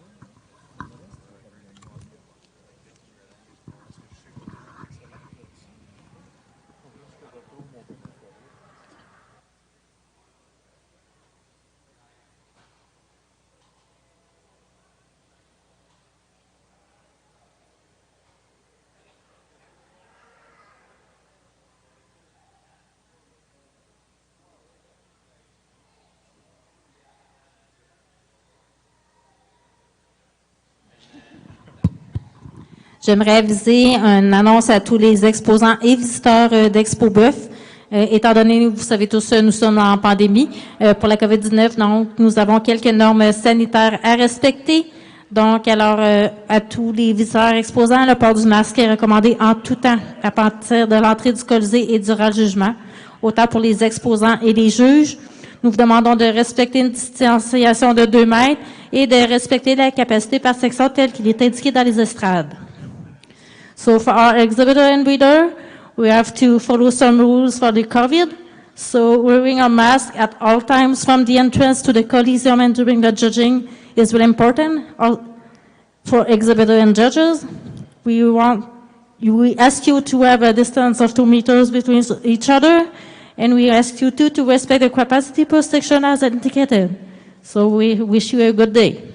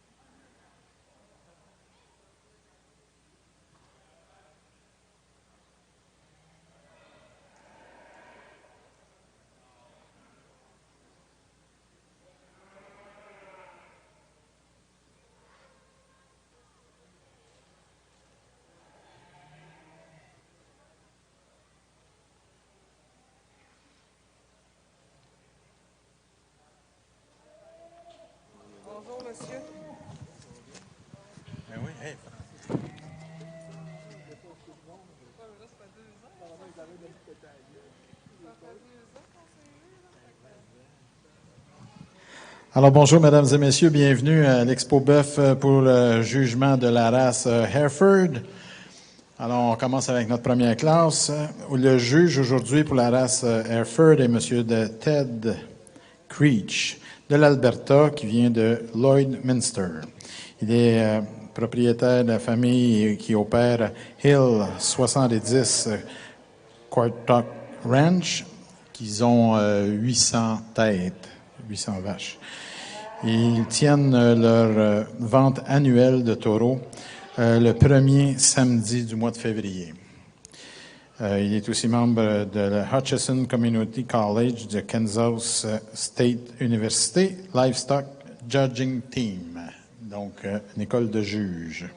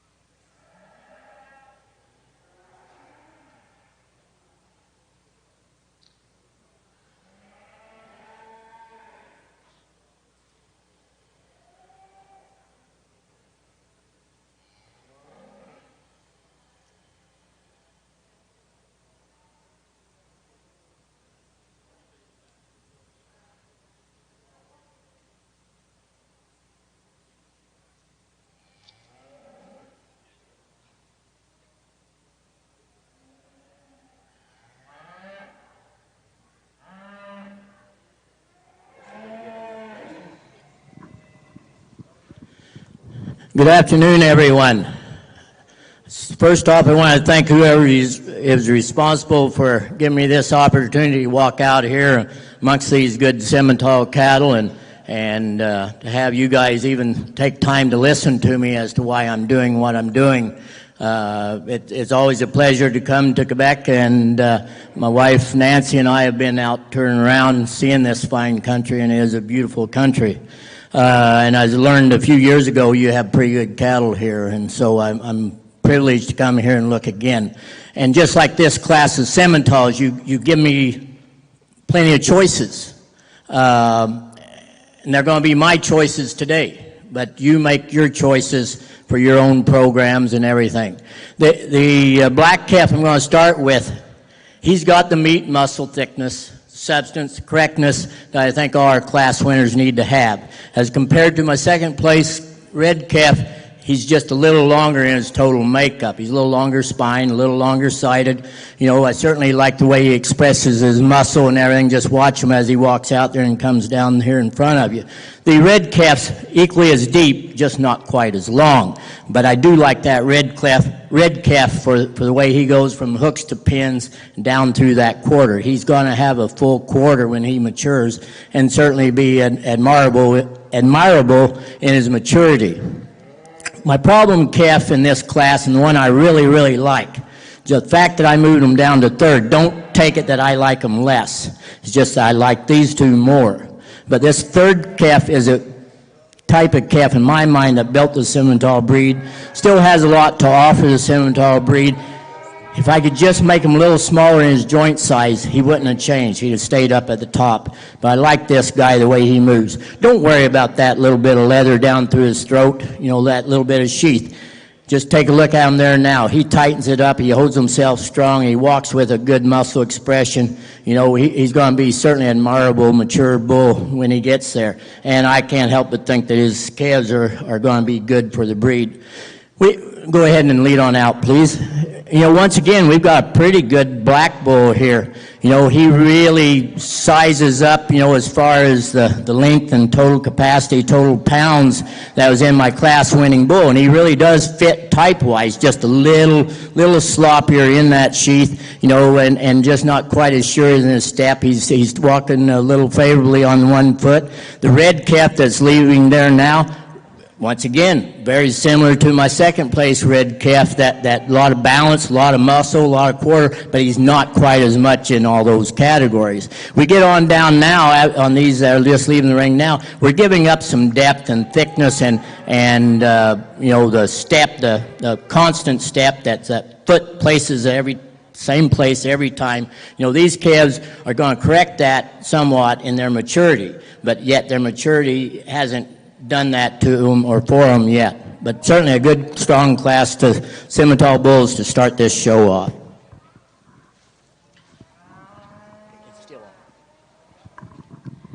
Alors maintenant, les résultats pour cette première division de la classe de mâles de l'année dans la race Simmental. So now the results for this first split in the bull calf class in the Simmental ring. En première position, first place, le numéro 7, number 7. Alliance Black Grand, propriété de owned by Mark McCord. En deuxième position, second place, le numéro 2, number 2, Todd Joker 44J, propriété owned by Todd Simmental. En troisième position, third place, le numéro 1, number 1, Alliance Congo Rocketman, propriété de owned by Mark McCord.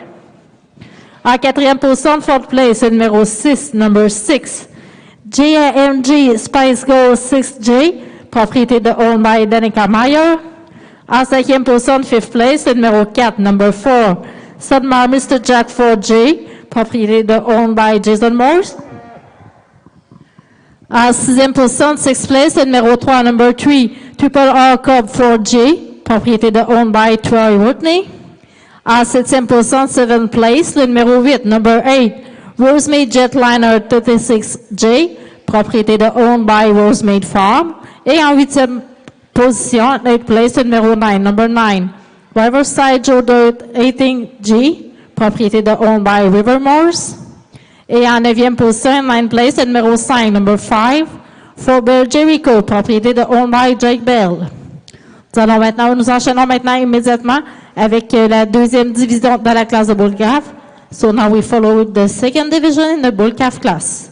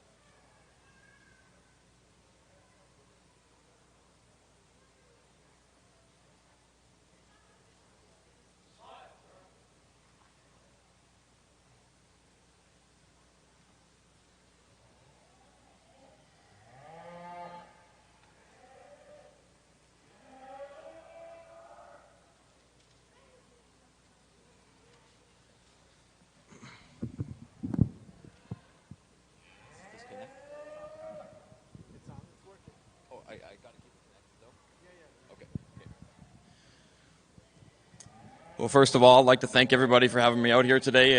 Never been out to Quebec before. It's definitely a little different than what home is. Sure is nice to get away. I guess before I start anything, for family back home that are listening, I really appreciate you kind of picking up on some of the chores that we're doing and gathering cows and doing stuff like that before the fall. It wouldn't be, if it wasn't for them, I definitely wouldn't be able to make the trip out here. If we just get going throughout, kind of start off the class, I definitely think there's a competitive duo on top that kind of, as they come into the ring, it's first impressions that kind of sort their way up. For me, the dark red calf that ends up leading off, I think, just start at the ground. I think, personally, that's the bigger-footed, heavier constructed option of the top two. And from there up, he reads bolder in the shape to his center rib. He's the bigger-hipped option and just reads a little more masculine about his features. Compared back to the calf that comes in second here, I think definitely if you wanted to flip the pair, I can understand it. He reads leveler out of his hip, especially as far as testicular development. That's the bull who's further advanced. I just think you get back on the three-quarter angle of that bull. He doesn't want to balance up as well. I think the way he reads into his the way he reads from his shoulder back into his forerib, just a little flatter and tighter made. And just as far as his lower body, like progression and sweep to his center portion of his rib, can't match the shape of my class winner. And then comparatively, just one look from behind, I think he's the one who's probably just a little more gathered up in his pins. But good calf, all things considered. Right back from the rear angle, the young lady who ends up coming in third here, I think that's her direct advantage over the man who has the calf that comes in second. I think this one's the bigger pinned option. Just one sec, let him get on the go here.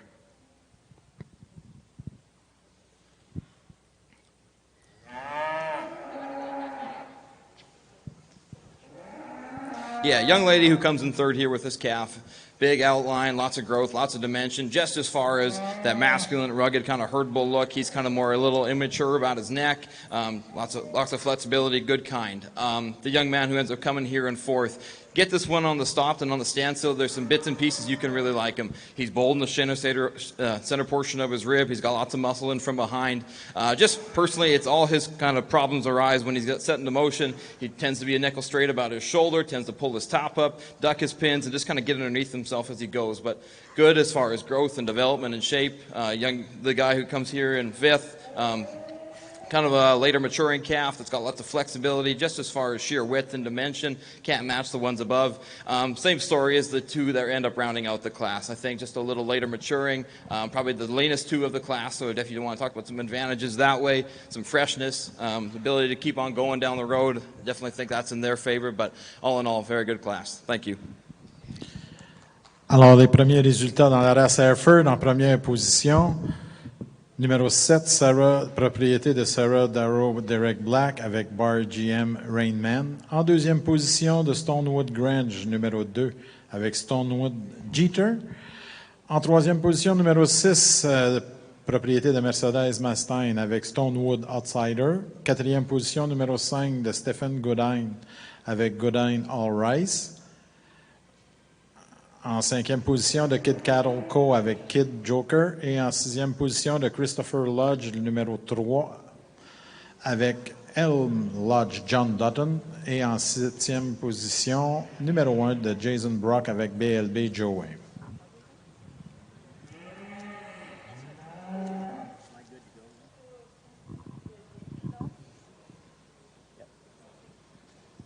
Another real strong class of Simmental bull calves. A lot of variety here. You know, you can tweak them however you want to for your various reasons. This black calf I'm starting the class off with, he's got the pounds, he's got the presentation, but where he ended up putting himself over the third place bull, which I had up on top for a while, is all about that front end. He doesn't come at me quite as bold and threatening through those shoulders, and that's why I moved this good thick-made red bull calf down to third. Take a look at this traditional colored calf. The longer you look at him, the more you're going to like him. He's smooth-made. He's sure in his step. You know, he's put together good. like you get any calf of any color made the way he's made, and you're going to have a lot of admirers. Like, he's just a darn good calf. But I apologize to the exhibitor for being a little slow in appreciating this calf, but certainly a calf that I can admire. And now that I took enough time, plus the calf settled into the show ring, started showing his true colors and everything, and I really like that calf. This red calf, I really like him from behind, but the trouble is I get seeing those shoulders popping out and everything, and I'm just not quite ready to seek that much of a calf, you know, that starts that bold up through the front end. But take a look at that hip and quarter as he walks out of the ring. You know, if you could have that on every bull calf, you know, you'd be licking your chomps at this good bull sale that you're going to have. We get on down the line, we get into some good calves, really smooth made, you know, calf that I think has a lot to offer the breed, you know, in calving ease and the way he's made. He's long spine, strong top calf, you know, just not quite as much muscle, just not quite as much, you know, overall substance in this black calf as the calves above him. My red calf here that coming out next is the one that probably gave me the most trouble in the class. I can basically sum up why he's where he is because he never struck me as the same bull calf every time I turn around and look at him. I hope that makes sense. But, you know, he that's what maturity does. Maturity breeds in or develops consistency in a young calf, and he's not quite got that maturity yet to give him that consistency of step and walk that I see in the ones above him. We get on down in my other three calves. You know, once again, we just need a little bit more maturity. You know, I'd like to put a little bit more heart, a little bit more rib in some of these. The young lady that's closing out this class, I complimented her on the meat machine that she has and everything, but he's just coming at me with just a little bit too much muscle expression, if I can use that term, and everything. He is a young calf, so we want maturity to be at a certain stage, and that's in muscle development, skeletal development, sexual development, and this guy's just really expressing a lot of muscle, and I worry myself a little bit about you know, how he's going to express that as a mature bull. Don't take that as a negative. That's just a statement of where I read him at, you know, in his age for now. Thank you.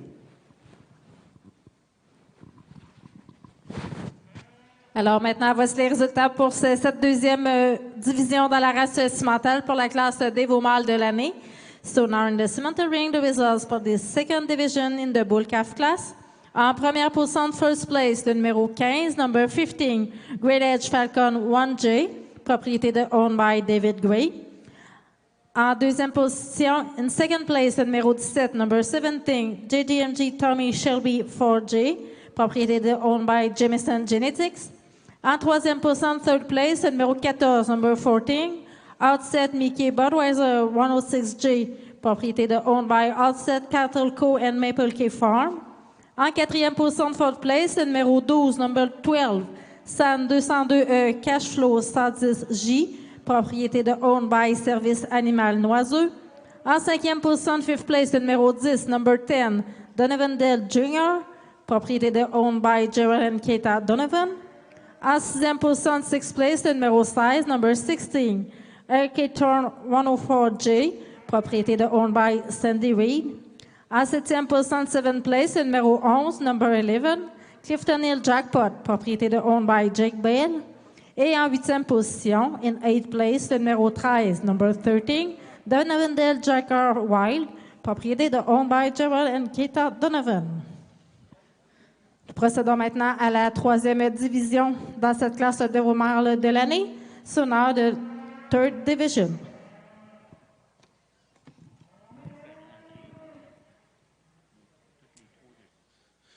I guess just with the lone entry, it's too bad there isn't a few more out here, but just some quick things about the bull. You love the length, you love the extension you find in him. Definitely incredibly flexible at the ground when he has the ability to get out and go. He certainly has the wheels to go out and do it. He's flexible on his feet and legs, and his joint quality is really nice. Just a really good kind. Congratulations.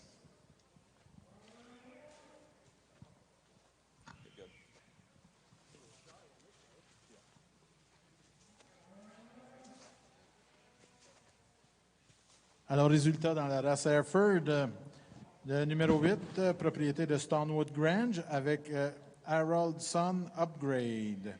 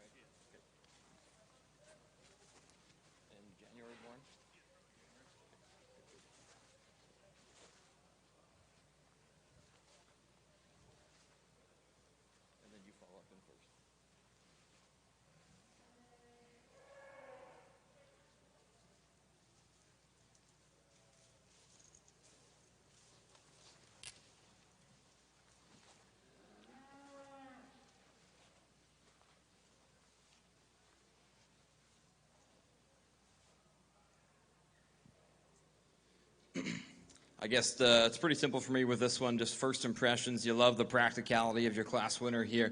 Big and opened up into his forerib, feeds that back into a boulder center shape to his rib cage, comes into the wider pin set just as far as just first impressions, the stoutness of feature, kind of a rugged herd bull look. No question this one's the more masculine, more impressive option within this class. The bull who ends up coming in second here, you really like some pieces about him, just as far as some length and extension and some youthfulness. But at the same token, just kind of first impression of this bull, you see his skull, he's kind of immature and long and narrow about that. And that's kind of the style of that bull the whole way along. Just kind of a little gathered up, a little in at his knee, closed up in his chest floor. And then from there back, the flatter forward bull just doesn't have as much sheer shape and dimension as your class winner. But as far as some length and extension and some youthfulness, like I said, that one's got a lot of advantages. But just like I said, from just a quick look from behind, it's pretty clear that it doesn't have as much muscle as your class winner. So thank you. Alors, en première position, numéro 11, propriété de Reggie Raymond avec Early Bird Hugo. Et en deuxième position, propriété de Owen Grundy avec Double Fugitive.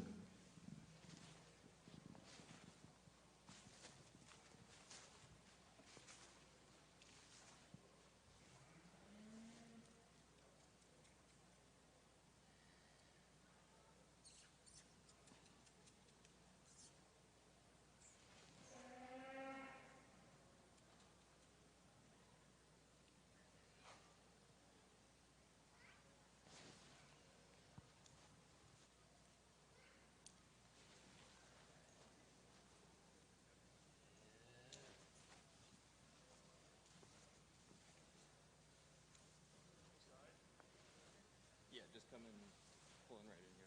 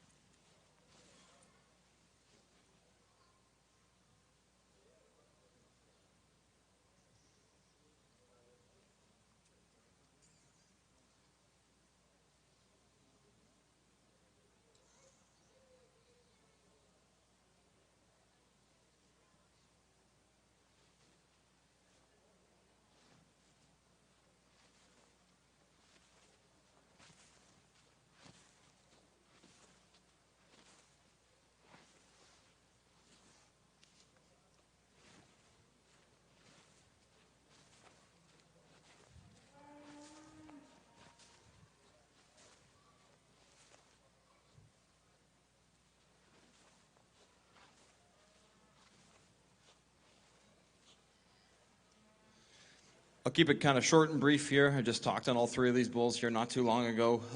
Just like I said, first impressions kind of sorts it for me, and there's one out here that definitely sticks out just as far as kind of a rugged, stout, herd bull look, one you can really latch on to.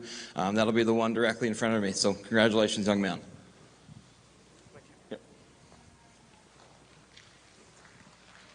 I think with saying that, the one that kind of more follows up in type and kind between the two that are remaining, I think the fellow over here with the dark red bull, I think just as far as having some shape out of his rib cage, some shape out of his spine, definitely more resembles the winner, the champion out of this division. So with saying that, he'll be reserved. Thank you.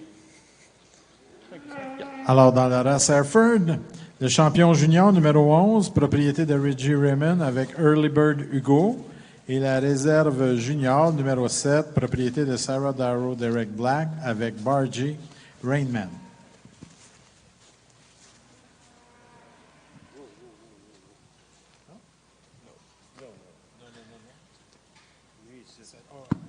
Petite rectification, je m'excuse. Alors, la réserve junior, propriété de Stonewood Grange avec l'exhibé Haroldson Upgrade.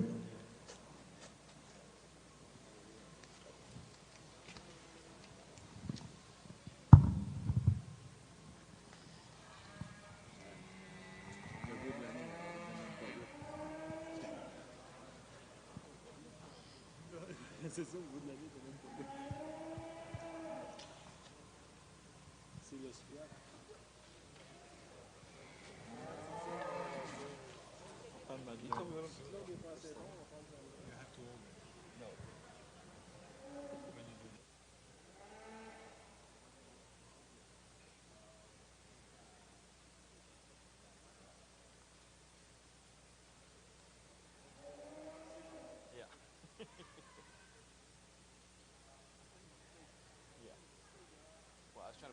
pocket there, and I could hear it over the stands, rubbing on my coat here.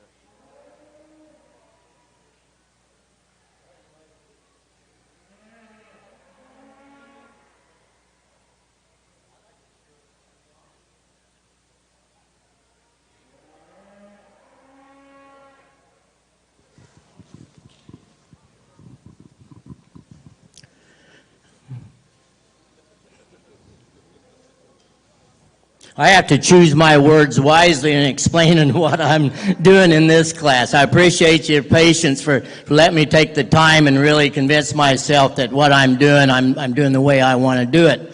And thing about these calves, I don't know whether it's their first show out or not. I can only assume it is, but some of these calves need a little bit more time to adjust to the lighting and everything in here to really show their true stuff. And that's why I think was the case with this calf I've ended up in first place. When it's all said and done, I'm not judging pedigrees, I'm not judging EPDs, I'm judging the bull. I'm judging the individual bull. And you're going to find it hard to fault that bull that I've got in first place.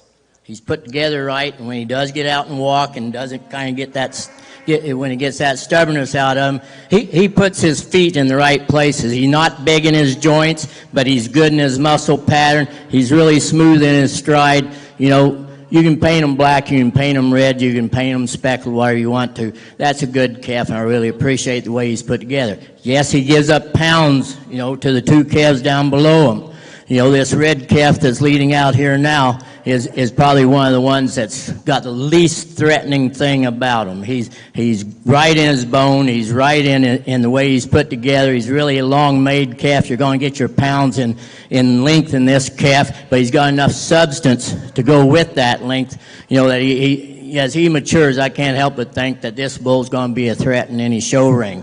But today, I can't get past that first place bull, you know, for the depth and substance that he displays, so I'm going to place him this way. My next bull that comes in is the performance bull of the class. And certainly a bull that really caught my eye right off the get-go. I can love bulls like this. You commercial guys grab a hold of bulls like this, you're going to make some money in the commercial business. I think he can make you cows. I think he can make you steers, you know, whatever your line of income is in the business. Take a look at the smoothness of structure of this bull. You know, the only thing he's really got going against him is he's just a little sloppier in the flesh, which takes away from his show ring eye appeal, but there's a darn good bull. He's a big bull with big bone and everything. You know, he's made the way God intended the balance of bone to muscle mass should be, and I can appreciate him for that. My next bull is this red bull, which is the bull, the longer I look down to realize, you know, once again, he's similar to that one red bull in the last class. There's just a little bit too much shoulder there for me. I can appreciate everything about this bull, you know, except for that bit of shoulder. He's just a little too bold for me there. I'd like to see a little bit more muscle working down in that stifle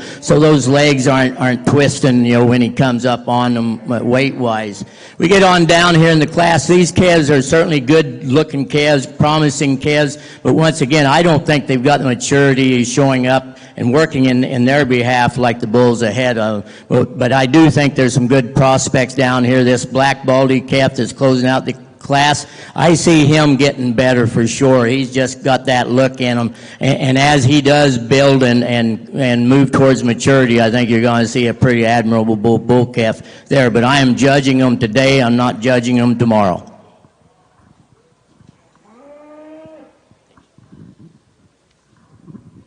Alors maintenant, les résultats pour la troisième division de la classe de bull calf de l'année dans la race Simmental. So now the result for the third division in the bull calf class. En première position, first place, le numéro 22, number 22, FTA's 2V2J, propriété de owned by Firm Terra Agri.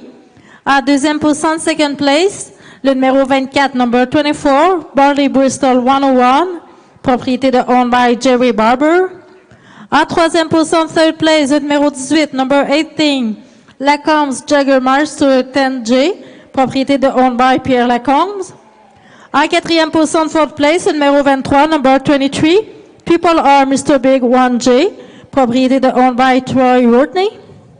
En cinquième position, fifth place, le numéro 25, number 25, Fusion Jalapeno Jack, propriété de owned by Rothschild Julie Dennison and Fusion Livestock.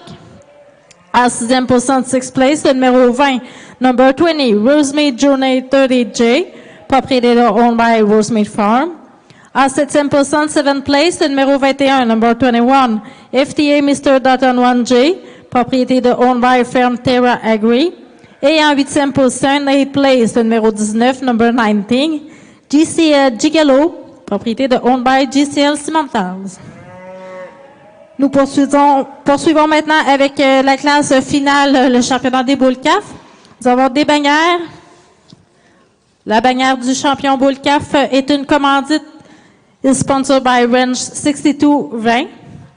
Et la bannière du champion boule CAF de Reserve, the Reserve Champion Bull Calf Banner, is sponsored by la coopérative agricole d'Embrun. Alors, s'il y a des représentants disponibles, je vous demanderai de vous présenter à la table des officiels pour pouvoir remettre les bannières.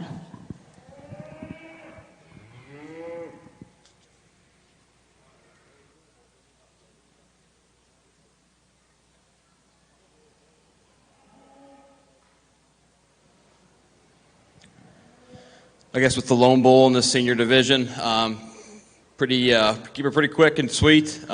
From the stand there's some things you can definitely latch on to this one. I think you'll be hard pressed to find a mature Hereford bull like that's as ripped up and shapely and as big ended and as stout and muscular and heavy constructed at the ground as this one. And on the stand, you really like this one, like him quite a bit.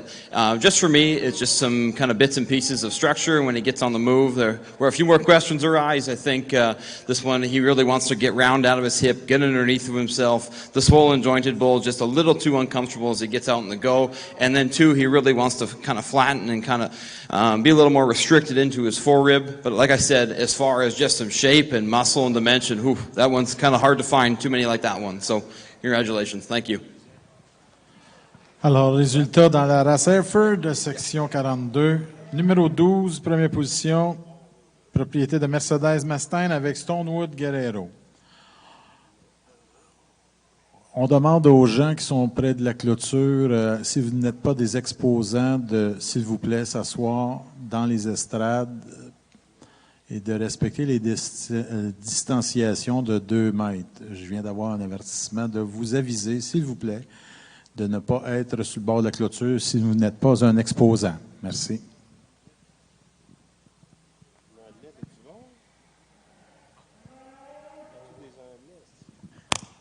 We're asking to the people near the border, please, if you're not an exhibitor, please sit in the on these estrades.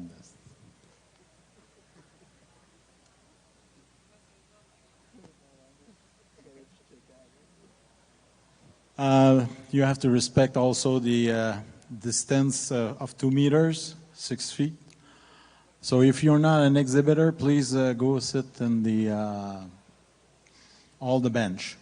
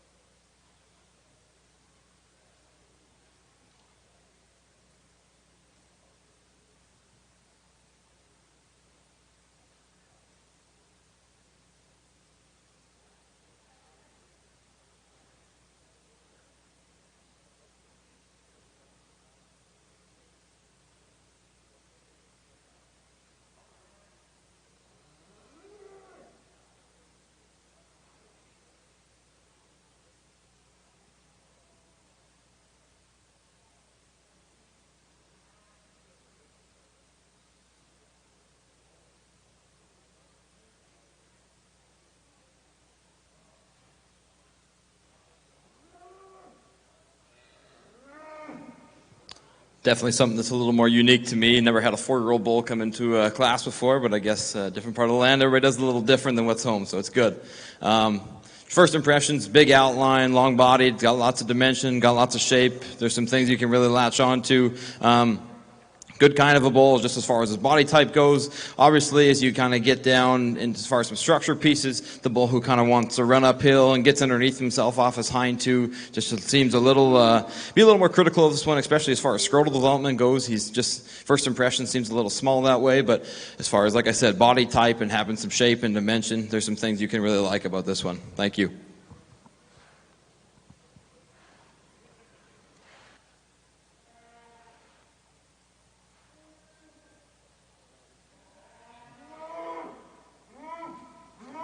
Le résultat dans la race Hereford Class 6, propriété de J.K. Golden Farm avec l'exhibit Wesley.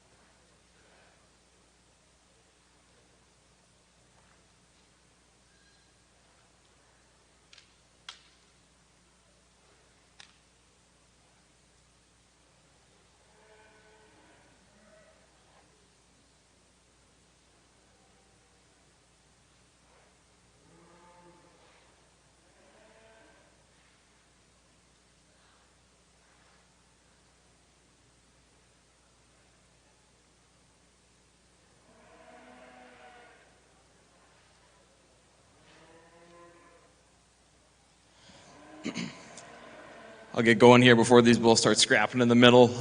For me, two bulls that kind of resemble each other just as far as some body shape and some dimension. Definitely think there's one that's an outlier, though, when it comes to being extra ripped up and muscular and big hip from behind. And with saying that, I think, like I said, both bulls probably aren't just picture perfect as far as some structural issues, but the bull who's the outlier and where he is good, he's extremely good. So with saying that, the young lady here with the 2-year-old will be a champion senior bull, and then the young man over here with the bull that's walking will be reserved. So congratulations.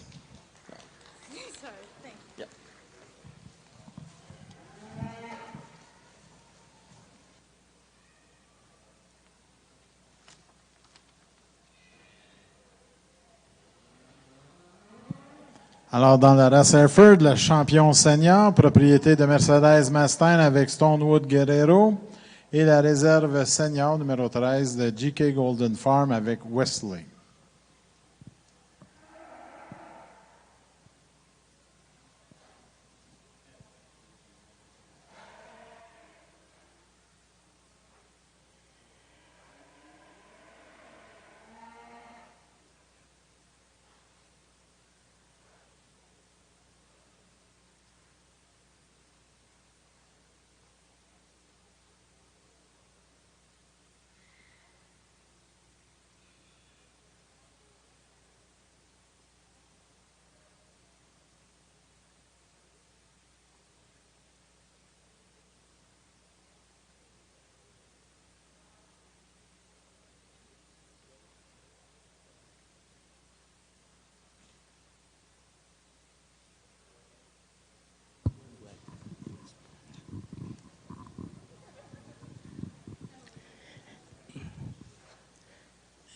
You might have saw me over here having a conference meeting with my good assistant.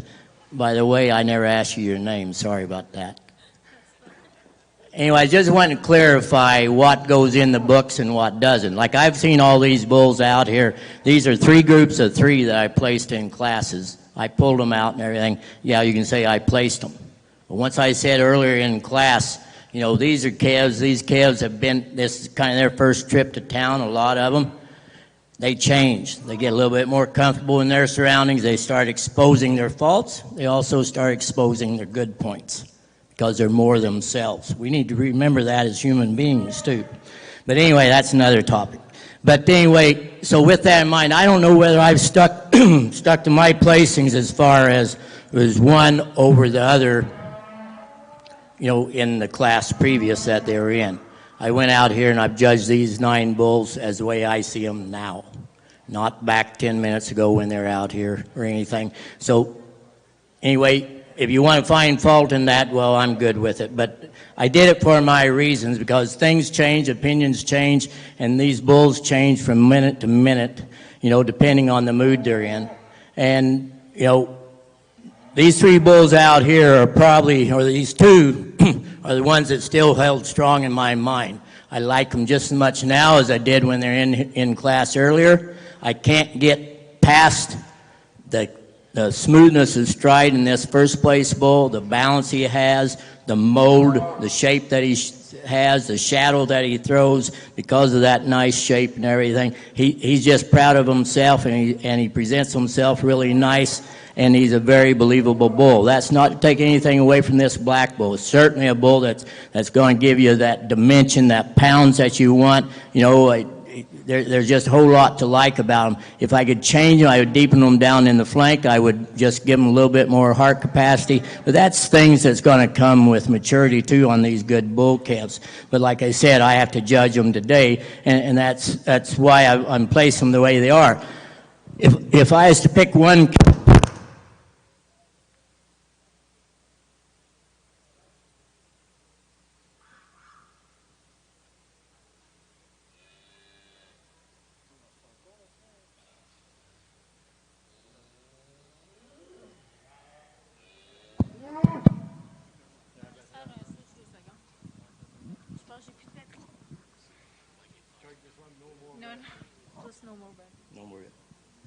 Sorry about that. But if I just pick a calf that I would have thought would have been my calf champion when he came out, it would have been this red calf. But like I said, I'm really talking maturity on these calves today, and I've got to judge them as they are today. And this calf, I can't help but think he'll be one to reckon with in the future in this show ring. He's got a nice profile to him. He's going to be big enough. You know, he's strong enough in his structure. He's not coarse in his bone. If anything, right now you might speculate he's going to be a little bit fine in his bone, but the big thing with me is as he matures, he's going to stifle up, he's going to muscle up, you know, he's going to get walking a little bit or tracking a little bit more consistently on that back end, which is the big things that the 2 bulls ahead of him have over him. But I won't put this bull 3rd place because of the way he's made, the way he's built bodily. You know, he's a calf with a lot of eye appeal, and you know, you take a look at that round quarter that he's got. If he just went a little deeper into that stifle, I think you'd have a calf champion bull here today. We get on down the line. I get into some bulls that I talk pretty highly of in class, and they're still good bulls. Don't put them down because I've got them down past the 3rd hole. But these bulls all have something to offer their breed. I've talked on them before, so I won't talk on them again. But take a look at these 9 bulls. You know, that's just part of the good bulls that's been led out here today, and I think they certainly represent the variety, you know, that can be found in the Simmental breed and its variety in a good way. Thanks for bringing them out, guys.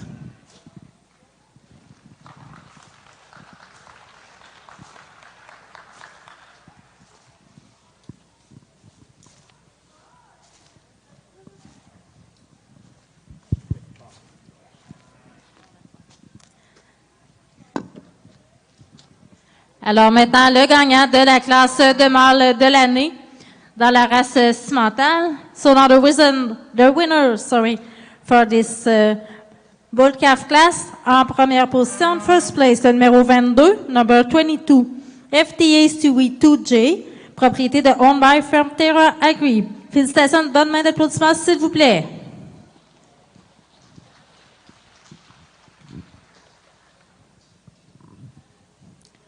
En deuxième position, in second place, le numéro 15, number 15, Great Edge Falcon 1J, propriété de Owned by David Gray. En troisième position, third place, le numéro 24, number 24, Barley Bristol 101, propriété de Owned by Jerry Barber. En quatrième position, fourth place, le numéro 18, number 18, Lacanche Jaggermeister 10J, propriété de Owned by Pierre Lacombe. En cinquième position, fifth place, le numéro 14, number 14, Outset Mikey Budweiser 106J, propriété de Owned by Outset Cattle Co. and Maple Key Farm. En sixième position, sixth place, le numéro 17, number 17, JAMG Tommy Shelby 4J, propriété de Owned by Jemison Genetics. En septième position, in seventh place, le numéro 7, number 7, Alliance Black Grand, propriété de Owned by Mark McCord. En neuvième position, en huitième position, in eighth place, le numéro 1, number 1, Alliance Congos Rocketman, propriété de Owned by Mark McCord. Et en neuvième position, ninth place, le numéro 2, number 2, Todd Jogger 44J, propriété de Owned by Todd Simmental. Félicitations, congratulations. Je vous rappelle que les bannières étaient une commandite de Ranch 6220 et de la coop d'Embrun. The sponsor of the banner were Ranch 2062 and la coop Embrun.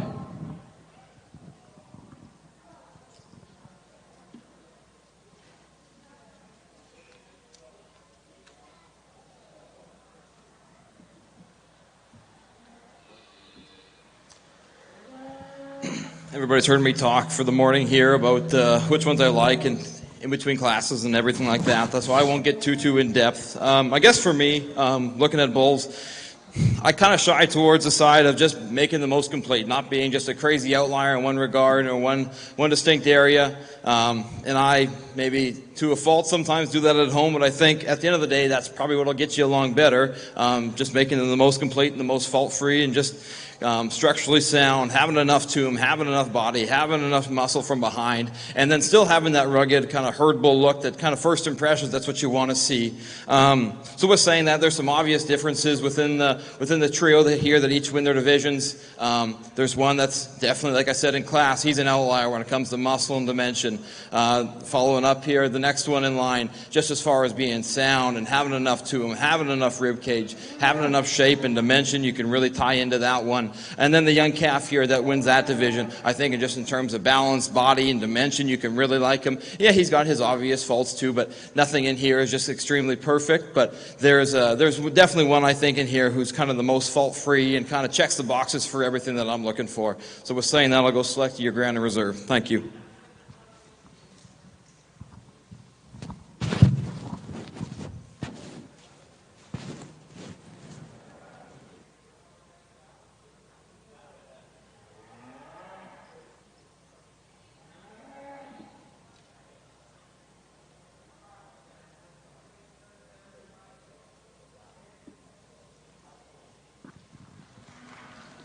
I'm going to go with this October dark red bull, Simmental bull. You know, certainly bull's got the pounds, and you know I like the body shape that he's presenting us today. A little greener of a December calf here in second place, but certainly a bull showing a lot of promise.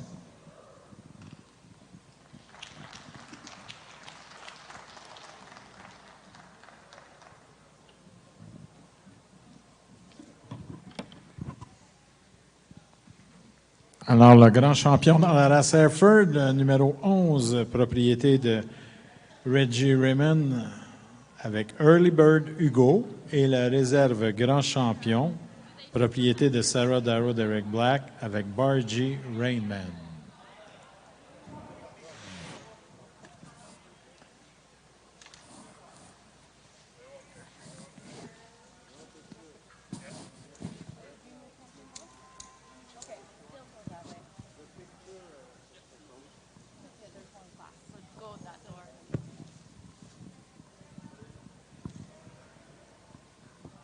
Alors, dans l'arène Simmental, les résultats de la classe pour les veaux d'automne. So, in the Simmental ring, the results for the fall bull calf class. En première position, first place, le numéro 27, number 27, M3 Density, 53 age, propriété de owned by Glenn and Pamela Wharton. Et en deuxième position, second place, le numéro 26, number 26, Clifton Hill Arger, propriété de owned by Jake Bill. Félicitations, congratulations. Nous allons maintenant poursuivre avec la classe des taureaux d'un an.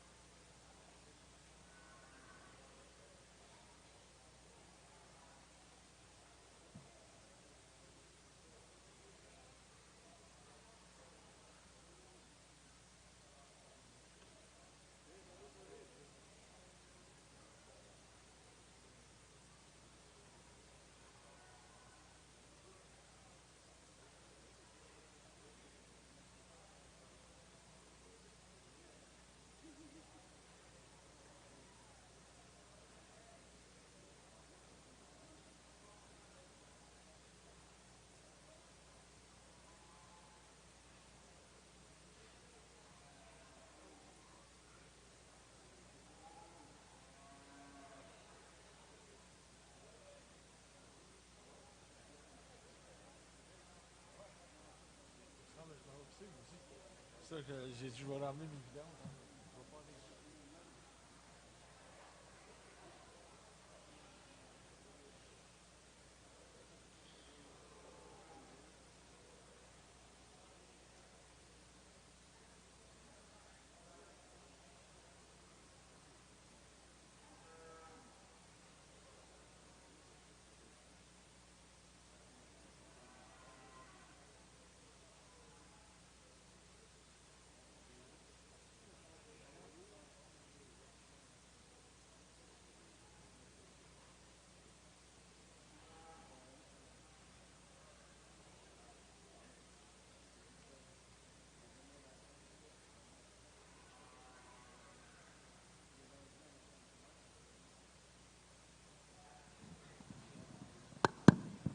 This black Simmental yearling bull out here in front of you today, take a good close look at him.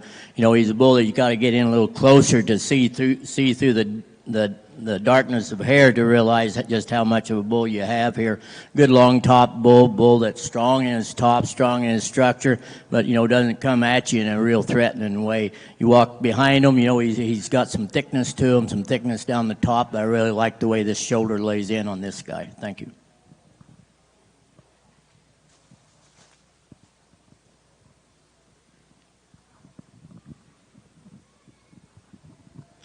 Alors, représentant la classe des taureaux d'un an, representing the yearling bull class, le numéro 28, number 28, Alliance County Deputy, propriété de owned by Mark Michael. Félicitations, congratulations. Nous allons maintenant poursuivre avec le championnat junior. So now we continue with the junior championship.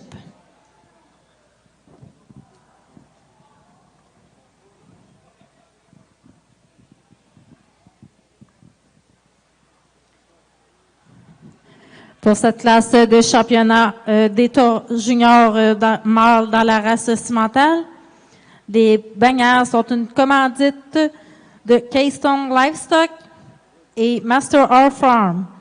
So for the junior championship bull in the Simmental ring, the sponsor of the banner are Keystone Livestock and Master R Farm. So if there's a representative to give the banner to the winner, please come to the head table. Thanks.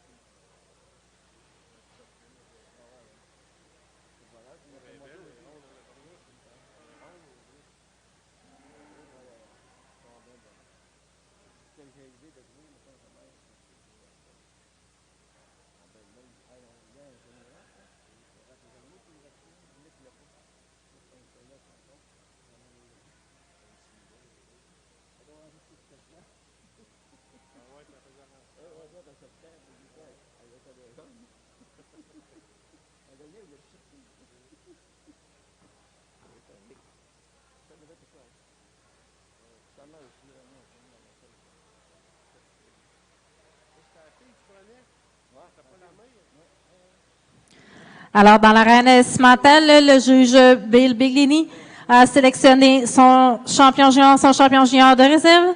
So now the Simmental ring, the judge Bill Biglini selected his junior champion bull in reserve. So the winner is number 28, le numéro 28, Alliance County Deputy, propriété de owned by Mark McCart. Félicitations, congratulations. Et le champion junior de réserve, le Reserve Junior Champion, le numéro 27, number 27, M3 Density 53H, propriété de owned by Glenn and Pamela Rotten. Félicitations, congratulations. Alors, je vous rappelle que les bannières étaient une commandite de Keystone Livestock and Master Our Farm. So I remember you, the sponsor of the banner were Keystone Livestock and Master Our Farm. Nous allons maintenant poursuivre avec la classe des taureaux de 2 ans. So now we follow with the 2-year-old bull class.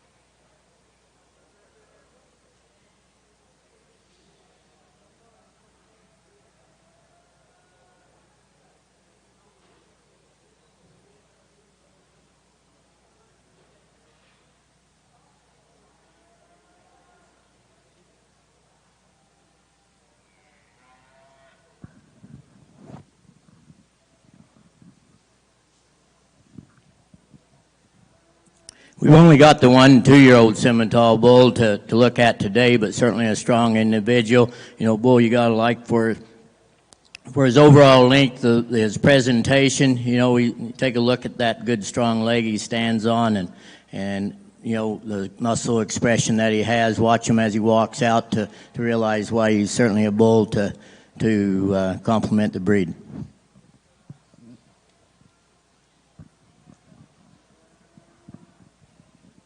Alors, dans l'arène Simmental, le gagnant de la classe des taureaux de 2 ans est aussi notre champion senior. So now in the Simmental ring, the winner of the 2-year-old class, also the senior champion bull, le numéro 29, number 29, Jet Ski Galaxy 21J, propriété de owned by Todd Simmental. Félicitations, congratulations. La bannière pour cette classe est commanditée de Todd Simmental, the banner is sponsored by Todd Simmental. Nous allons maintenant poursuivre avec le grand championnat des mâles dans la race Simmental. So now we continue with the Male Grand Championship.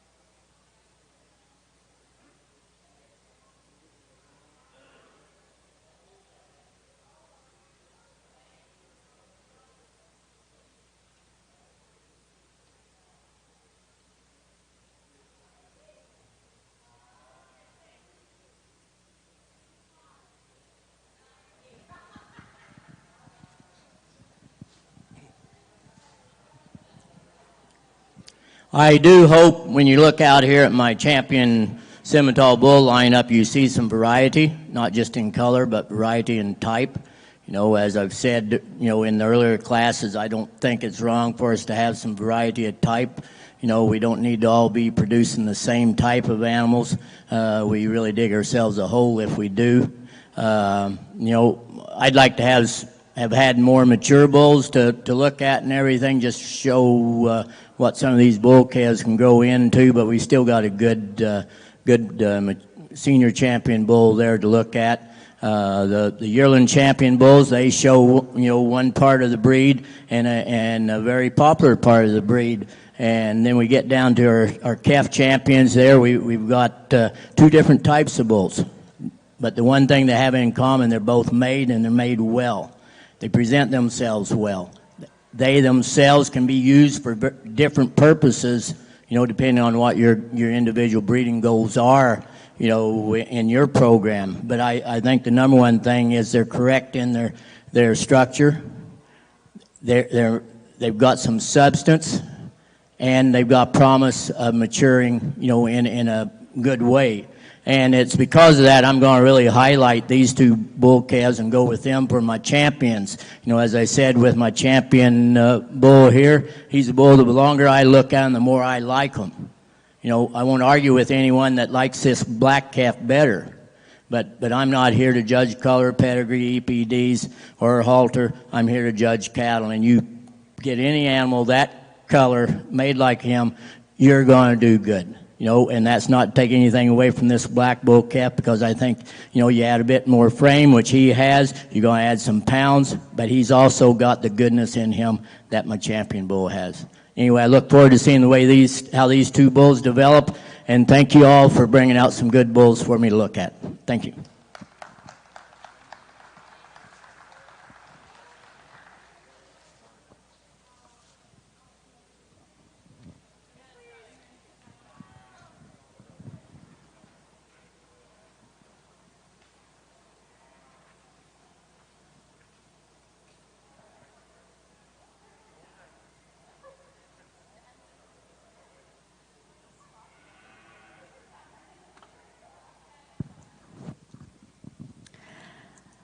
Alors, le grand champion Simmental pour l'édition 2021 de Expo Boeuf. So now the male grand champion in the Simmental ring for that 221 Expo Boeuf edition. Le numéro 22, number 22, FTA Stewie 2J, propriété de Owned by Farm Terra Agri. Félicitations, bonne main d'applaudissements, s'il vous plaît. Please give them a big round of applause. La bannière est une commandite de Krista Wallen Photography. Alors, si Christa, tu es près de nous, j'aimerais que tu viennes de remettre la bannière sur la photo. Et notre grand champion de réserve, the Reserve Grand Champion, le numéro 15, number 15, Great Edge Falcon 1J, propriété de Owned by David Great Edge Simmental. Félicitations. Congratulations. La bannière est une commandite de la firme Erisa. The banner is sponsored by firm Erisa. So, Vincent, si tu peux venir remettre la bannière au gagnant, ce serait apprécié. Nous allons prendre quelques instants pour faire les photographies officielles et par la suite, nous allons poursuivre avec la première division de la classe de femelles de l'année. So we're going to stop for a few minutes, just time to take official pictures, and we will follow with the first division of the FOCAF class.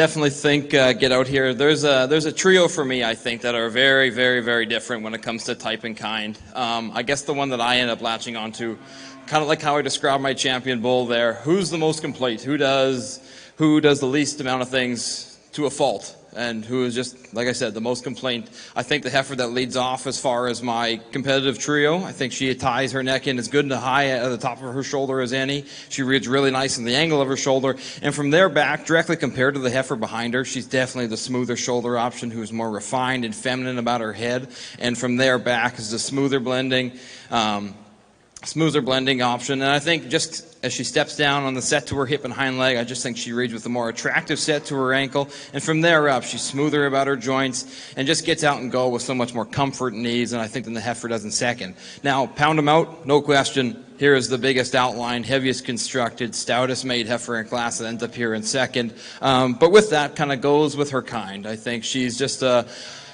read right up into her front 1/3. I think she's probably the coarsest shouldered heifer in class. You read her angles. I think she's probably just a nickel straight. She maybe just a rock to tick forward at her knee. And just as far as joint quality goes, she just kind of reads to be the thicker hawked heifer who just doesn't read as refined and as feminine. Just as far as, like I said, her joint and structural movement. Just got a few more issues when it comes to that.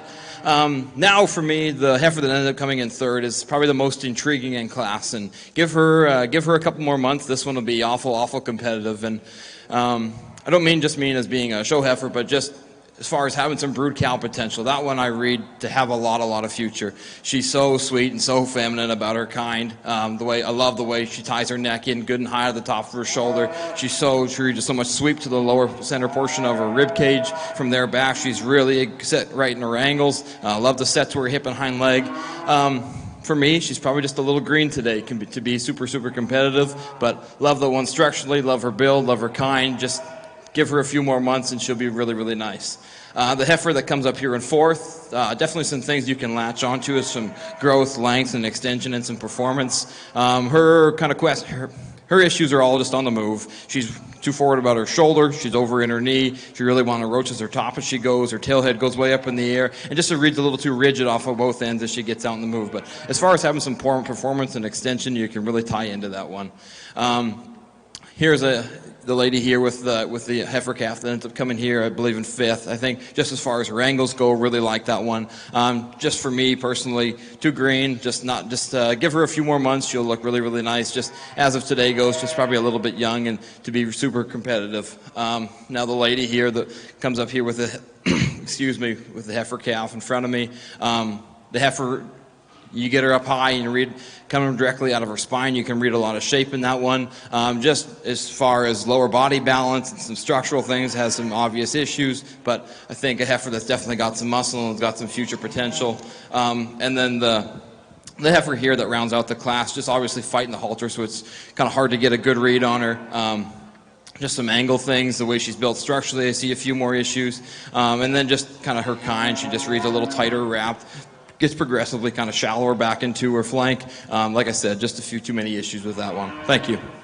Dans la race Hereford, le premier groupe de 3 dans les génisses de l'année. Alors, les 3 premiers de la classe sont Stonewood Grange avec Stonewood Suzy. En deuxième position, Sarah Darrow Derek Black avec Bar GM Jolene. Et la troisième position, Amanda Boucher avec RWB Jelly Bean, qui vont revenir tantôt pour la classe finale. Nous allons procéder au deuxième groupe de la même classe des génisses de l'année.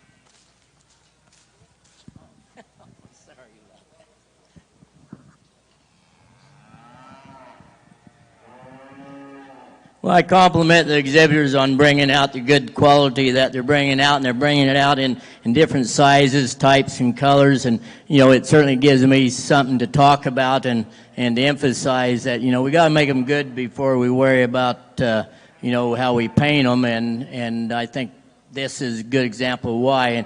And I've got a good big heifer to start this class off with, and I could pair her up. I had her paired up with the other red heifer in third for a bit, but this heifer just really shows her femininity in a very nice way. She's strong and she's proud and everything, but when you look at her, she consistently profiles better than anything in the class, but runs a tight, first over my fourth place heifer, which would be one of the smallest in the class, but she's also one of the sweetest in the class. But getting back to this good long-framed, long-bodied, strong-structured red heifer, I think you can certainly use her as a model to build on and try and find something else that comes close to her. And in the end, I almost lost this heifer, this black heifer. She just struck me as a little too shallow, but she's standing there in company of these two good deep-bodied red ones, and she's got that young look, she's got that fresh look, and she really is put together nicely and structured, in a strong manner, and, the longer she's out here, the more she grows on you. I can't help but think that she definitely belongs here in the second spot. My third place heifer is a heifer that in her strength and body mass really belongs with my first place heifer, but she's a heifer that's just a little bit, a little set in her hocks, and when she's walked, that really shows up. If I could just get this heifer to stride better, well, I think I'd move her all the way up to the top. You take a look at her; she's deep through her chest floor, and that depth carries right on back through to the twist. And sure, we don't want our heifers looking like bulls, but she's got a lot of natural muscle expression, to contribute to the bull calf that maybe she'll have one day, and everything. Certainly one that I can believe will be the mother of a pretty good herd bull for the Simmental breed. And then we come to my sweet little black heifer, and she's more than just a good fit job. She is a nice, sweet made heifer, and yes, she's going to be too small for some cattlemen and everything. But I've had some pretty moderate frame cows make me some pretty good money, and I have to appreciate her for what she brings into the ring and the way she's made and the way she presents herself, and certainly a very likable heifer and one that I think I've taken note of by putting her up here with these good three stout heifers in front of her. We get on, you guys can go ahead and head back to the stalls. Thank you a bunch. We get down to my other heifers here behind me, and I just like to correct them a bit in their structure, give them a little bit more body mass. My deep-bodied black heifer is certainly a heifer that caught my eye. I had her up a little higher earlier, but she gets a little sloppy, down that backbone, and gets a little sloppy in the way she's placing those back legs. But, once again, we've got a class with some variety, but I think a class with a lot of promise.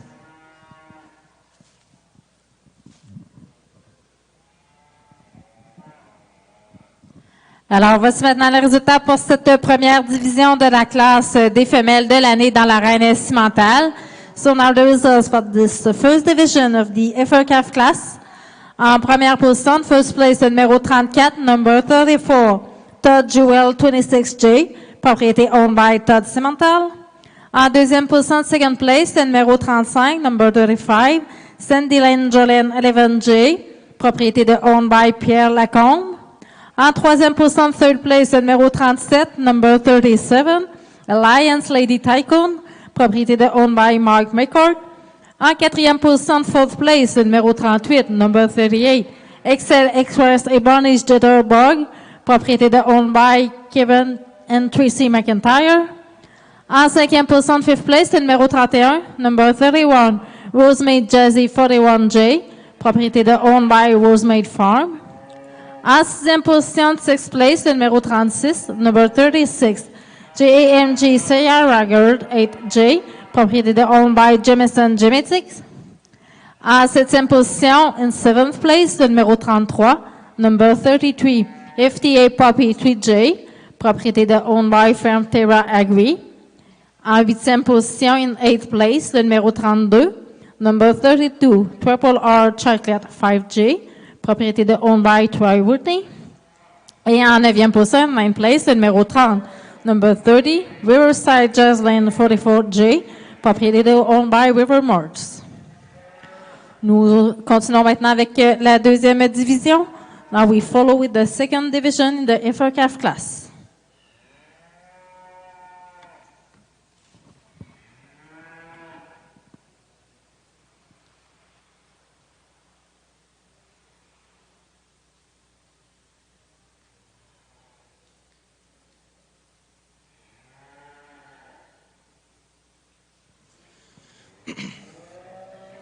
I think for me, as you kind of get walking through the class and you think about it methodically, which, like I said before and many others, like which one has the least amount of issues, which one is the most fault-free, and I think I land on the heifer here. The heifer here that ends up here being in first, I think kind of fits that bill in that regard. I think it's just far into having being very, very youthful. She's so refined about her head and neck and ties it in good and high to the top of her shoulder. Different than the one that comes in second. I just think she handles her top line probably just a little bit better. It's not great, but just different, and probably, I would say, just unique, I guess, in that regard. But when he gets her loin there on the side, I don't think there's one that kind of matches up as far as some balance pieces. I think she's tucked up neat and tidy and through the floor of her chest, ridged with a nice sweep to her lower body. And then for me, it's when she's on the move, it's a set to her hip and hind leg and get her parked there. I think she's just a lot more attractive when it comes to that. Comparatively, the heifer that comes in second, no doubt about it, here's the boldest rib, the stoutest made heifer, who's the most opened up from behind. I think just kind of structurally is where I find a few more issues in this one. She just reads probably just a nickel straighter about her shoulder. See how she kind of rolls her top there, and then just reads a little more rigid off her hind too as she gets out and goes. And as far as from a condition standpoint, she could probably just tend to just be probably just a little freshened up if I could kind of nitpick her anymore. The heifer calf here that ends up being in third, I think as far as just being youthful and fresh and having the right kind of body shape, there's a lot of things you can tie into that one. Just obviously she's fighting the halter. Her too, she just reads, like with her fighting the halter, it's hard to get a good read on her. She gets in the go. She wants to be just a nickel straight about her shoulder too, so definitely doesn't help. The heifer here that comes up in the fourth, no doubt about it, here is the biggest footed, the heaviest structured heifer. And usually I'd associate that with that kind of goes with her kind, but comparatively to some of the heifers above her, I wouldn't necessarily call her the stoutest one or the boldest rib, but the more concerning part about the lone-horned heifer in the class is the shape to her teat size. That's probably the most concerning, so be a little careful to call that one truly just a maternal-type brood cow. I'd like to see her as she matures a little more. The heifer here that follows up, I think the dark red heifer, as far as having some body, some levelness, things you can really appreciate, just the way she tips back into her flank, just reads a little shallower. The light red heifer that follows up here, some length and extension you really tie into, probably just a little more uncoordinated off her hind leg, probably got a little more set, kind of takes away from a balance and attractive look from the side. And now the heifer here that rounds out the class, I think just as far as a performance and sheer weight advantage comes at a disadvantage to the rest of the class. She too is fighting the halter, so it's hard to get a good look at as far as just on her feet and legs, but very, very competitive class. Congratulations to all. Thank you. Alors, les résultats pour la deuxième division dans les génisses de l'année dans la race Hereford. En première position, de Hidden Meadow Farms avec Lady Pioneer.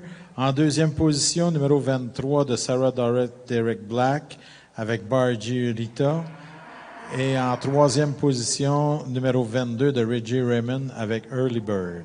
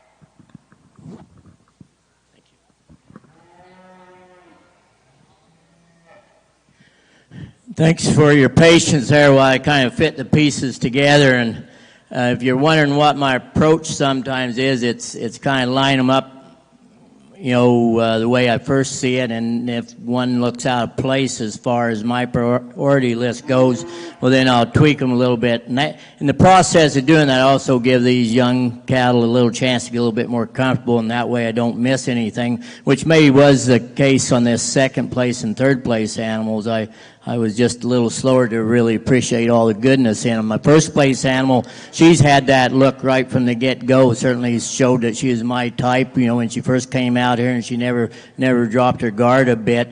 Sometimes you think on these young heifers that you'd like to give them a little bit more forerib and everything, which is the case sometimes, but at the same time, that's something that's going to come as long as they're managed right and given a lot of roughage, so that natural expansion can take place up through that rib carriage. But this heifer is a good example of the way I like to see them coming off that spine with their upper rib, and how it carries down into a deep-bodied, balanced individual. And this heifer, I really like her, as when I look down the side and cut her up into three pieces and see how those three pieces do fit together.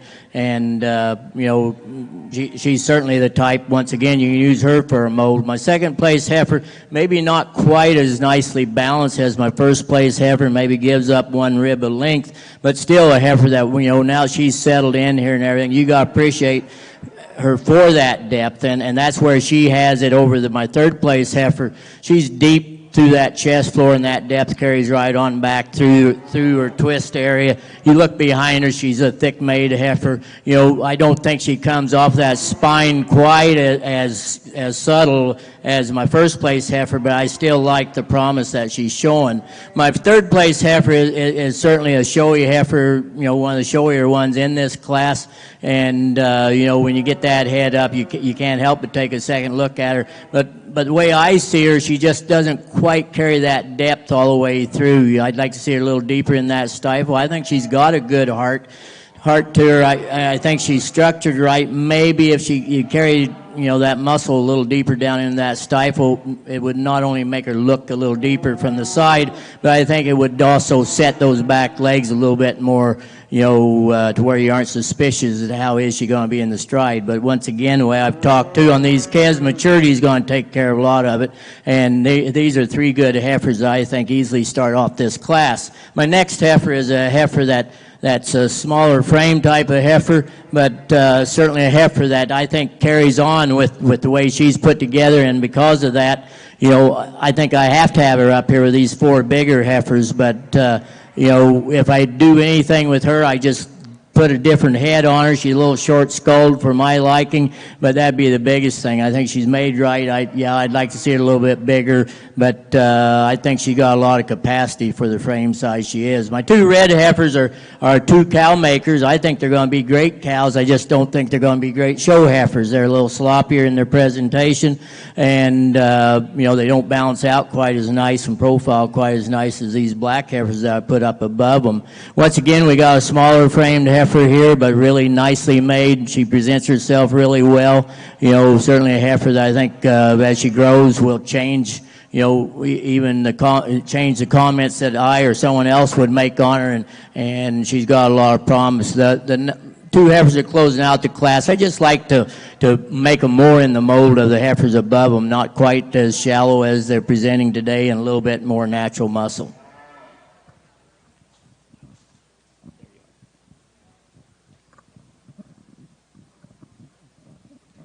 Alors, pour cette deuxième division, dans le ring Simmental là, pour la classe de femelles de l'année. So now the result for the second division, the Simmental ring, in the heifer calf class. En première position, first place, le numéro 46, number 46, JAMG Cardi B5J, propriété de owned by Jameson Genetics. En deuxième position, second place, le numéro 44, number 44, Alliance Sarah Capricious, propriété de owned by Mark McCord.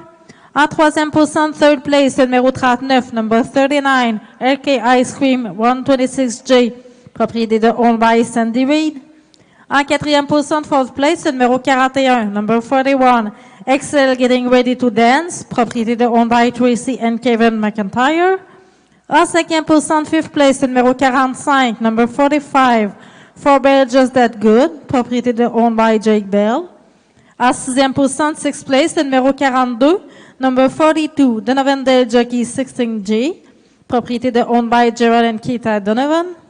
En 7e position, 7th place, le numéro 47, number 47, La Rose Just Classy, 94J, propriété de owned by Ferme La Rose. En 8e position, 8th place, le numéro 43, number 43, Sunmar JC 24J, propriété de owned by Jason Morse. Et en 9e position, in 9th place, le numéro 40, number 40, Outback Acres Black Glory, propriété de owned by Audrey Veilleux. Nous enchaînons maintenant avec la 3e division. So now we continue with the 3rd division.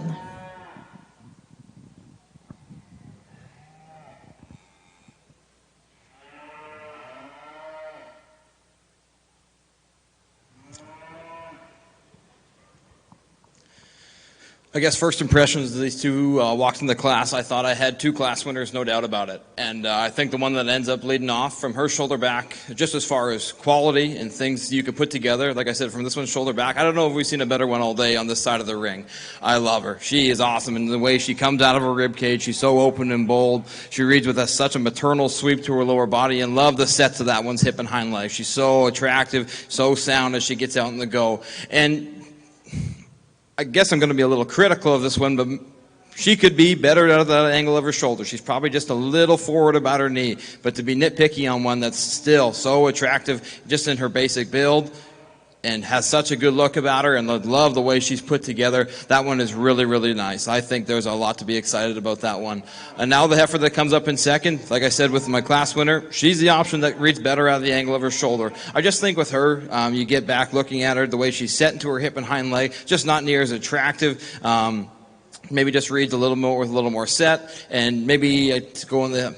You could push the boundaries and say maybe she's a little just more uncoordinated as she gets out in the go off her hind two, but still a very, very good kind. And a lot of pieces you can tie into that one. Love the way she blends from her shoulder back into her forward, back into her rib cage. Just, that's a very, very good kind. The heifer that ends up coming here in third, I think as far as being so extremely youthful and fresh and good in her angles, you can really tie into that one. Just so you step back on the rear three-quarter angle, just probably comes in a few more pieces, this heifer. I think she's kind of a little flatter in her forerib, maybe just a nickel rounder into her pin set. But as far as having some basic function and practicality, one you can really tie into. The one that ends up coming here in fourth, I think, kind of follows a little more type and kind of the heifer that comes in here in third, just as far as being youthful, fresh, good in her angles. She's probably one of the leanest made heifers in classes, which I can appreciate. But two, I think she's just a little in at her knee, closed up at her chest floor. Just as far as having some genuine width, she's probably one of the flatter made, kind of flatter ribbed heifers in class. To the next two heifers to follow up, for me, take it as you would. They've got a lot of time to grow and develop. We don't need to have them this heavy conditioned right now. Just first impressions, love the body type in them. But both, just as far as their external fat indicators go, their chest floors are opened up, their pones are so full. And then just the way they're filling into where their bag develops. I just think these heifers are reading a little coarse and a little round. And just as far as having that fresh, youthful look, I would be on the side to like to see them ones greened up here today. Now the heifer that rounds out the class, you love the length and extension. And as far as that, she's probably a class leader. Just some basic things. I think just get her on the stand. She can kind of get a little easy in her top. She wants to run downhill. A little more uncoordinated out of the set of her hip and hind leg. Lots of flexibility, though. I think of just having some basic function and practicality. She'll certainly fit the bill. Just as far as some of the extras go, doesn't quite have it today. Thank you.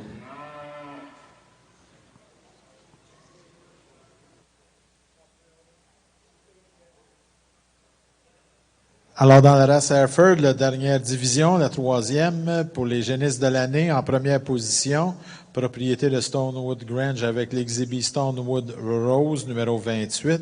En deuxième position également de Stonewood Grange avec Stonewood Contel, numéro 30. Et en troisième position de Hidden Meadow Farms avec Robin, numéro 29.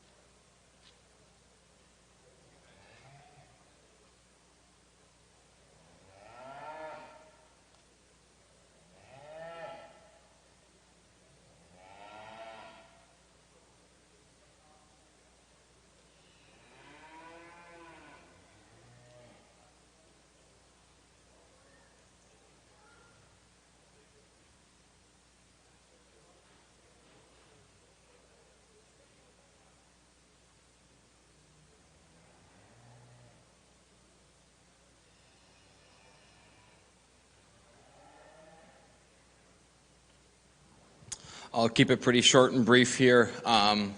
Top two are extremely high quality. Those are kind, if you want to show your kids and say, resemble this would be a good mental image to take a picture of. These two are very, very good. Moving on down the line, like I've talked about a lot of these heifers, just kind of basic issues as far as maybe some structural things, or just comparatively don't have the sheer kind of performance and weight advantage. Like I said, some structural issues. Some can kind of come in bits and pieces. Just a lot of variation when you get to type and kind in here. But like I said, I'll keep it short and brief. Everybody's here to be talking about all these ones throughout the last three classes. So congratulations to all. Thanks.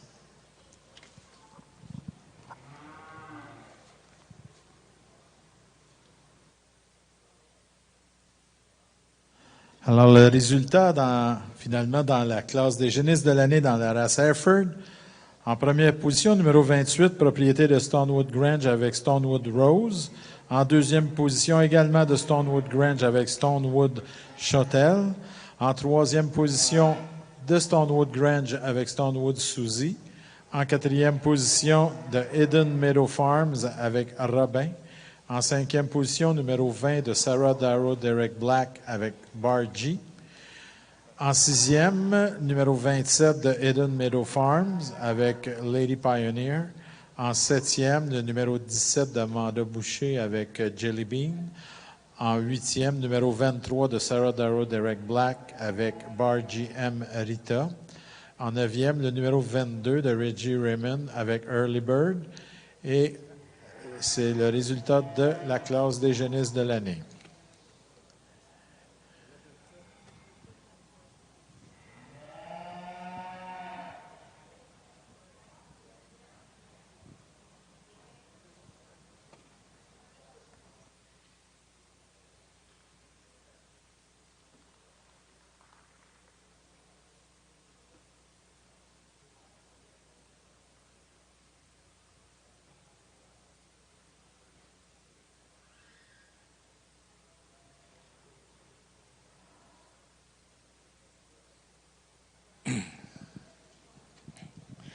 I apologize to you spectators for taking so much time and everything, but I think the exhibitors came here to get my true opinion. I wanted to just double check and make sure I was right, and I've got my own thought process I have to go through in order to convince me I've got it right.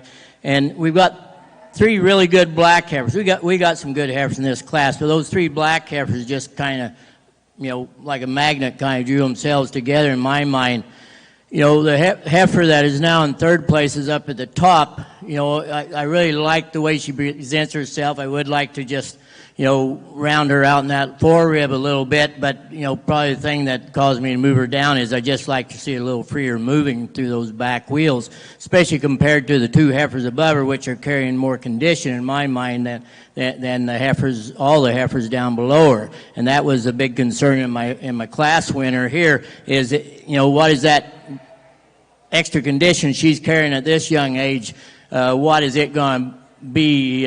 Will be a detriment to her productive ability. And I'm not here picking show winners. I'm here, picking cow prospects. And some of them are going to be prettier than others. But, in my mind, I have convinced myself that, yes, they stand a good chance of going out and being that cow. I think that they are, or that I open my mouth and predict that they will be. But the ultimate factor is the management that goes into these heifers. And please don't ruin some of these good females for the sake of a ribbon. Let them produce a calf that will give you that ribbon, plus give you a pile of pride in the process.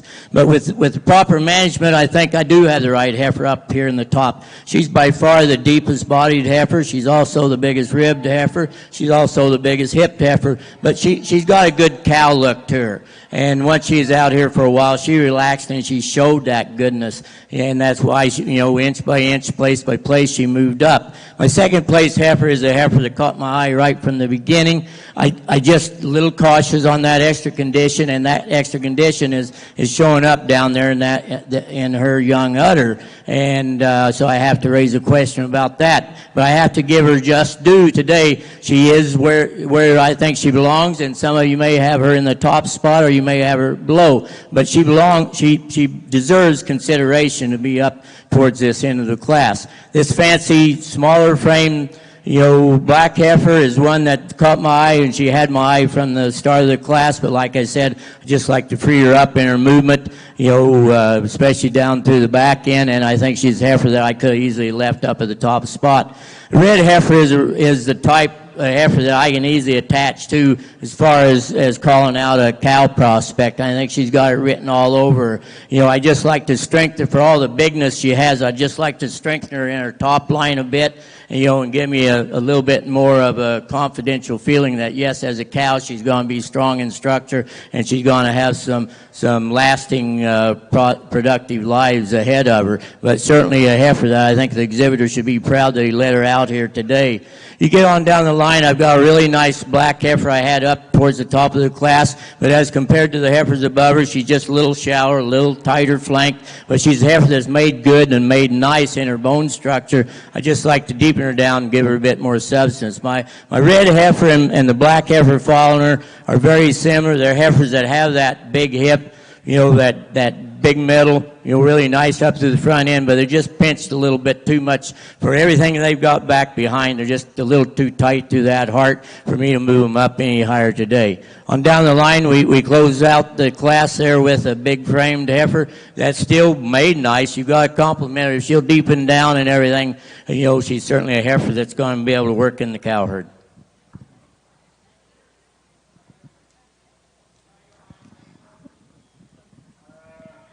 Alors, dans l'arène Simmental, les résultats de cette troisième division de la classe de femelles de l'année. So now in the Simmental ring, the results for this third division of the FRCAF class. En première position, first place, le numéro 48, number 48, Whitewater Joel 15J, propriété de Owned by Whitewater Livestock. En deuxième position, second place, le numéro 56, number 56, JMG Black Weber 3J, propriété de Owned by Jameson Genetics. En troisième position, third place, le numéro 53, number 53, XLPHCC Ebonish Jolene, 402J, propriété de Owned by Tracy and Kevin McIntyre. En quatrième position, fourth place, le numéro 52, number 52, Todd Janelle 7J, propriété de Owned by Todd Simmental. En cinquième position, fifth place, le numéro 51, number 51, Greyledge Ebony, propriété de Owned by David and Marilyn Gray. En sixième position, sixth place, le numéro 54, number 54, Excel Chesa Red Ruby 401J, propriété de Owned by Kevin and Tracy McIntyre. En septième position, seventh place, le numéro 49, number 49, LGB First Journey 36J, propriété de Owned by Lily Bouffard. En huitième position, eighth place, le numéro 55, number 55, GCS M&M 103J, propriété de Owned by Sandy Reed. Et en neuvième position, ninth place, le numéro 50, number 50, Triple R Charm 3J, propriété de Owned by Troy Whitney. Nous poursuivons maintenant avec la quatrième et dernière division. So now we continue with the fourth and last division.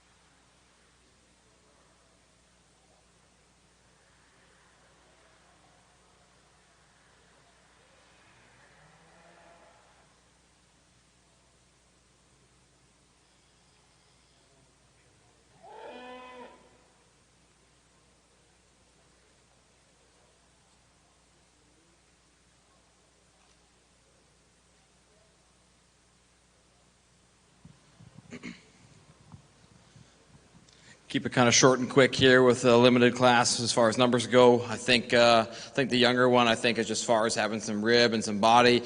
Just reads a little more sweep to the center portion of her lower portion of her rib there. Just read a little more, more productive years as she kind of goes down the road. Now the older heifer that falls up in second, I think, as far as having some length and extension and some added growth, you can tie into her. Just kind of her lower body kind of reads with a harsher look. Definitely the shallower made heifer. And then, too, some structural issues with both of them arise. But I think just kind of keep it short and sweet. The younger heifer, like I said, just as far as having some rib and body compared to back to the one that falls up in second, just has the direct advantage. Thank you.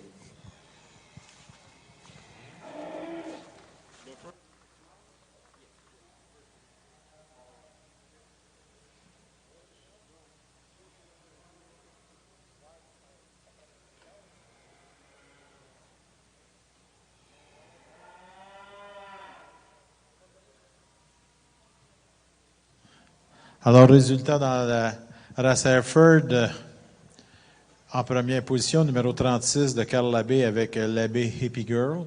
Et en deuxième position, numéro 37 de Ray Smith avec Black River Princess.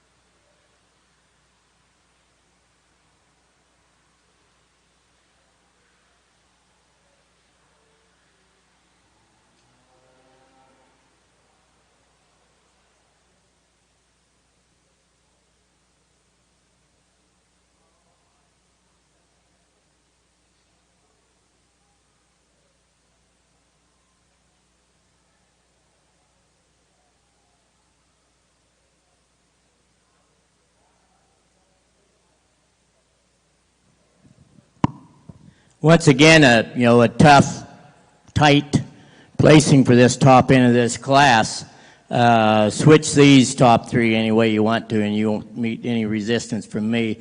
I'm still sorting them out through my mind and everything, but in the end, I think I've got to go with this fresh-looking heifer here. I really love this heifer on the move. She's got no holdback when it comes to moving. She just gets out and she strides right in there and does her thing. Presents herself probably better so on the move than she does standing there, but certainly an attractive, fresh-looking, young-looking heifer that when you look at her, the way she's structured and everything, look at that bone she's got and the body mass she has. It's certainly well balanced that way, but she's got enough heart to her. She's got enough flatness, on that shoulder blade, the way it lays in there. You can certainly look forward to seeing what type of a yearling this heifer's going to grow into and the type of cow she's going to make. I really like her coming off the rump. I like the way she expresses that young muscle, down through that stifle, through that quarter. I can't talk enough about, how she's my type of heifer. We get in there in a similar type in this second heifer, just a little bit bigger version, and you aren't going to give up any thickness when you stand behind her and look down that top. She's good wide top type of heifer, but what I really like is this is a big middled heifer, and she's got enough rib to go with it. Probably where she lacks on the balance end, she just needs to have a little bit more natural muscle down through that quarter side. And if I was fitting her, I don't see her as big jointed, but she's presented as a little bit bigger jointed down through those hocks and everything, and that would help her in her total package, or total presentation. But once again, a very attractive, young, youthful looking heifer that does get out in stride and does her thing. Okay, we move down to my third place heifer, and if you want to criticize me for leaving her down here, I'm good with it, because she is a good heifer, and she's probably the best muscled heifer of any heifer in the class while still maintaining her femininity. I certainly like this heifer coming from the hooks over those pins. She's wide pin. That tail head sets in there pretty nice. And you look down through her rear quarter structure, like she's a good, thick, meaty heifer. She, really like the way that rib expresses itself coming out. You look down that hip, that big hip, and then see that good big rib. It supports something like that. Needs a good, strong shoulder like she has, but that shoulder isn't threatening. Where I'd like to, straighten this heifer up a little bit, if I use that term, would be give her a little bit more strength at top. I just see her giving a little bit in that top line as compared to the other heifers, but she still gets out and takes a step and wants to take a step, so here's one to keep an eye on and see how she does, in the future. I think she's got a good future ahead of her. My next heifer is a heifer I really like for her depth, freshness, and everything, but she's just too loose in her structure, too loose in her top to go any higher today. The black baldy heifer is a heifer that got a lot of good structure in her. She just needs a little bit more body mass. I compliment this young lady with this red heifer. I see a lot of good in this heifer. She's maybe not the show heifer to be out here today, but I think she's got a good cow prospect. I think she may do herself proud with a heifer like this and what she holds in store for me. The traditional heifer, once again, a good cow prospect, just a little junky up through that front end, but she'll look every bit as good out in the pasture as anything else. We close out the class with a real attractive black baldy heifer that once again is made nice, strong in her structure. I just like to deepen her down through her middle, give her a little bit more twist and a little bit more quarter.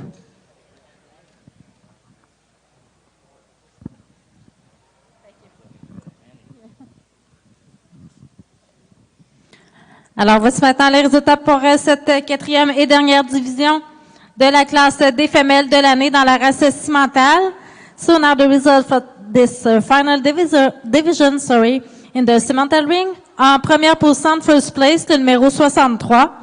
Number 63, Fusion Just a Dream, propriété de owned by Julie Dennison and Rothschild. En deuxième position, second place, le numéro 60, number 60, JMG Queen of Arundel 1J, propriété de owned by Jameson Genetics. En troisième position, in third place, le numéro 64, number 64, Master R Earthbreaker 8032J, propriété de owned by Master R. En quatrième position, fourth place, le numéro 65, number 65, LFPC GLO, propriété owned by now by Jetstream Genetics.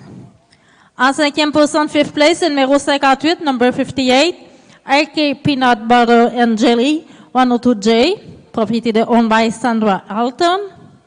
En 6e position, 6th place, numéro 61, number 61, Outback Acres Glamour Girl, propriété de owned by André Veilleux.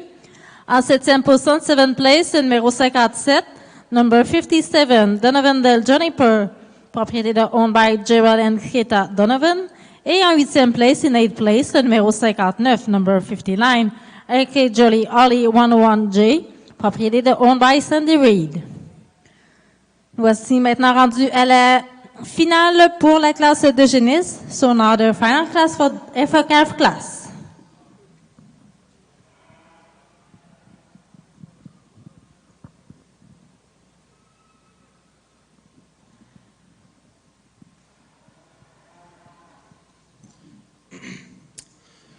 Be short and quick. Heifer that ends up leading off the class, just as far as being good in her kind, being very level made, having the right kind of set to her hip and hind leg. Although she's kind of knuckling over on her pastern right there, she's just a little uncomfortable. I think this heifer, as far as basic build, is probably the best in the class. Just some bits and pieces about her that I can really tie into. I think it's just as far as the way she ties her neck in high out of the top of her shoulder. From there back, she's neat and tidy through the floor of her chest. And that's probably one of the direct advantages. See, is the heifer that comes up in second. To be critical of her, though, there's some obvious things. I think she's probably just a nickel coarse about her teats. As far as some pigment issues go, I'd definitely like to see a little more red on this heifer. And then compared back to the heifer that comes up in second, she's no question the deepest bodied heifer in class. She's the biggest ended. Just as far as some, if you want to tidy that one up a little bit, I think she's a nickel coarse and open about her shoulder. The deep-chested heifer who's in second is the biggest naveled, and personally just reads a little bit stale and could be freshened up. I think would really benefit her. Now the heifer that rounds out the class, as far as some length and extension goes, no doubt about it. That is the longest, biggest outlined heifer in class. Just first impressions, the shallow-bodied female who's probably just a nickel straight about her shoulder. Just reads a little too uncoordinated off her hind leg, and just like to freshen her up and see a little more rib and body in that one. Thank you. Alors, résultat dans la classe numéro 9 dans le Hereford.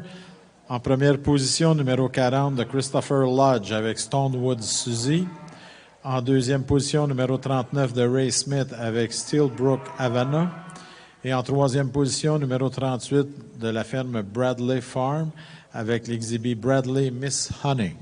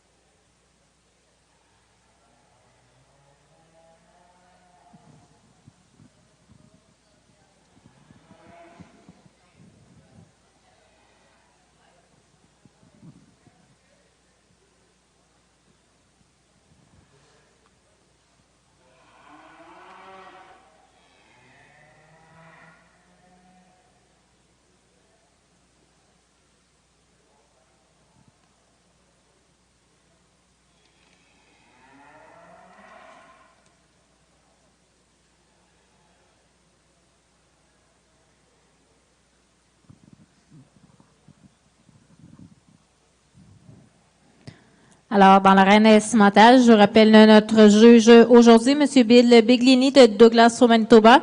M. Biglini est accompagné de sa femme Nancy. J'aimerais que vous lui accordez une bonne main d'applaudissement pour sa présence aujourd'hui. Now, Judge says Mr. Bill Biglini, please give him a big round of applause.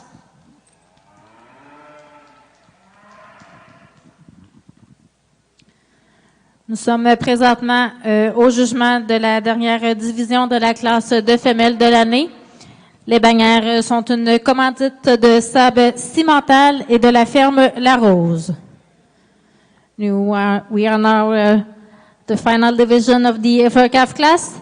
The banners are sponsored by Sab Simmental and Ferme La Rose. Alors, je demanderai au représentant de Ferme La Rose de se présenter et de Sab Simmental.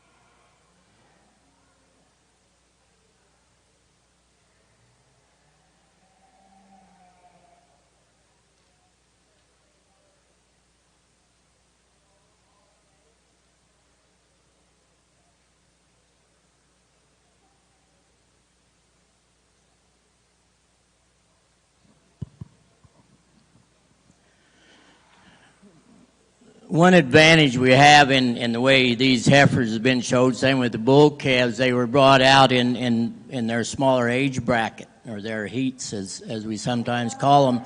I placed them in the way I saw them then. Okay, now they're out here. This is the final placing. This is the official placing and everything. Some heifers have come out here and are more comfortable and are taking this. Other heifers, because of whatever reason, they come out here and they don't want to be here. They're tired. They want to go back to the stalls. So, you know, we have those aspects coming in. But sometimes the longer the longer you stress an animal, the more the faults come out. And to me, it makes it a little bit easier to judge. I just wanted to double check and make sure I wasn't jumping to conclusions and everything. But when it's all said and done, I feel pretty good with my top end placing here. This heifer, I talked highly of her in class, the one that I'm putting up at the top. She still presents that image and still convinces me that she deserves to be there. She maybe won't be big enough for all of you, but you know, she's structured right, she walks right.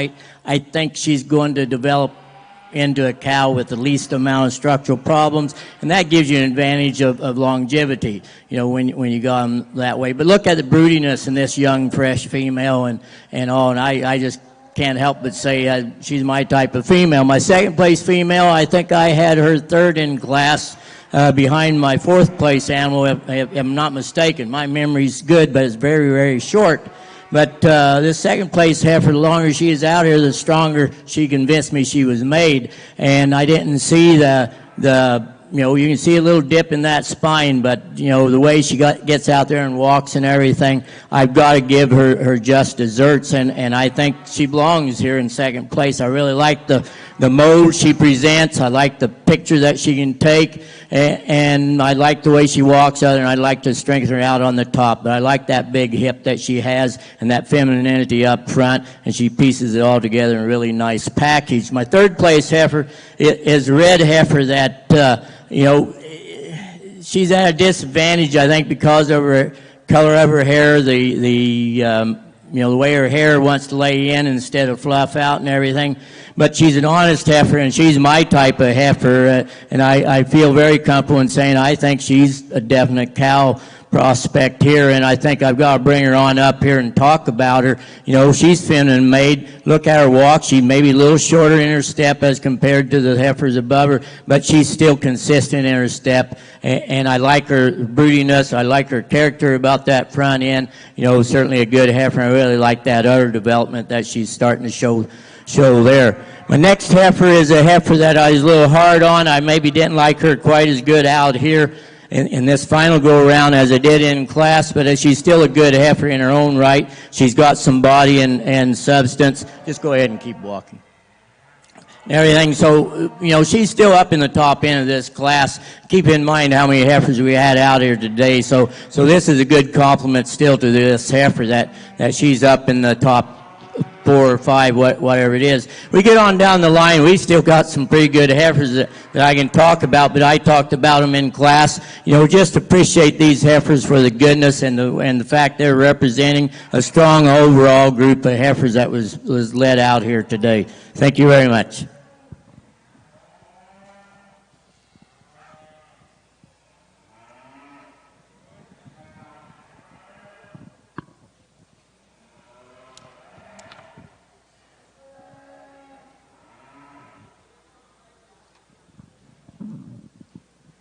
Alors, voici maintenant les gagnants pour cette classe de femelles de l'année dans la race Simmental.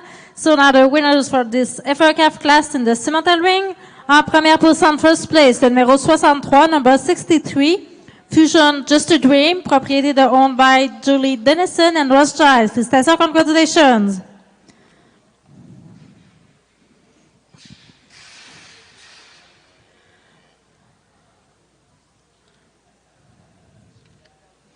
En deuxième position, second place, le numéro 64, number 64, Master R. Earthbreaker 82J, propriété de owned by Paul and Jennifer Mastein. En troisième position, third place, le numéro 34, number 34, Todd Joel 26J, propriété de owned by Todd Simmental. En quatrième position, fourth place, le numéro 60, number 60, JAMJ Queen of Arundel 1J, propriété de owned by Jameson Genetics. En cinquième position de fifth place, le numéro 48, number 48, Whitewater Joel 15J, propriété de owned by Whitewater Livestock.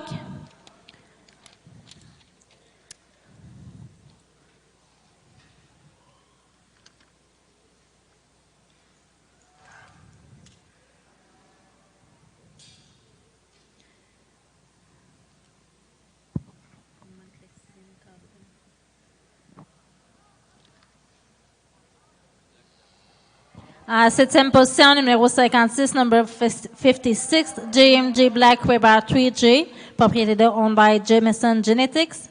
En huitième position, ninth place, le numéro 44, number 44, Alliance Sarah's Capacious, propriété de owned by Mark McCord. En neuvième position, ninth place, le numéro 39, number 39, RK Ice Cream 126J, propriété de owned by Sandy Reed. Et en dixième position, 10th place, le numéro 46, number 46, JMG Cardi 5J, propriété de owned by Jameson Genetics. Félicitations, congratulations.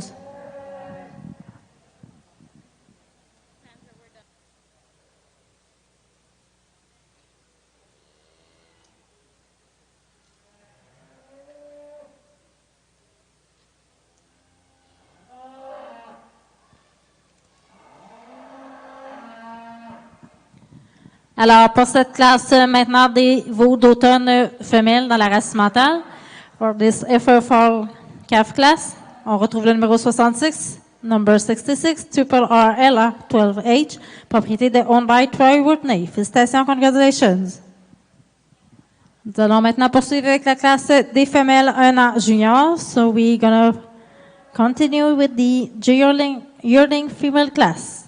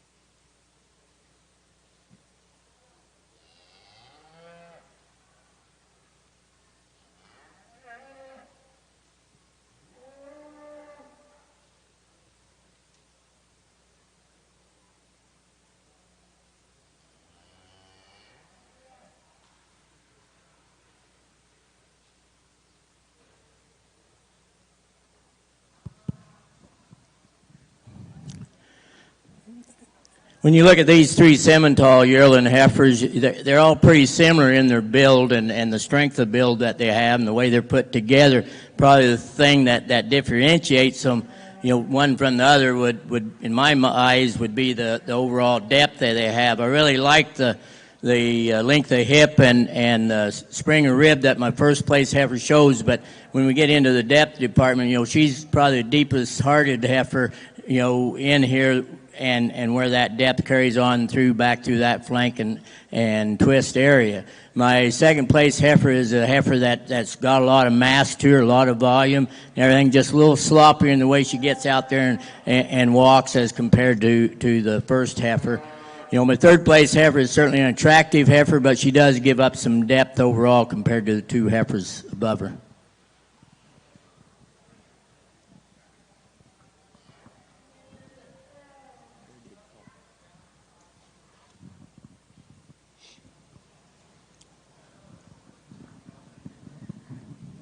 Alors, les résultats maintenant pour cette classe de femelles 1 an junior Simmental. So now the results for this female junior yearling class in the Simmental ring. En première position, first place, le numéro 70, number 70, IRCCBRI 76H, propriété de Owned by Lacombs Farm. En deuxième position, second place, le numéro 69, number 69, Fusion Eluva Fancy Girl, propriété de Owned by Julie Dennison and Ross Giles. Et en troisième position, third place, le numéro 68, number 68, San Swayze Garnet 326H, propriété de Owned by Service Animal Noiseux. Nous allons maintenant poursuivre avec la première division de la classe des femelles 1 an senior. So now we continue with the first division of the senior yearling female class.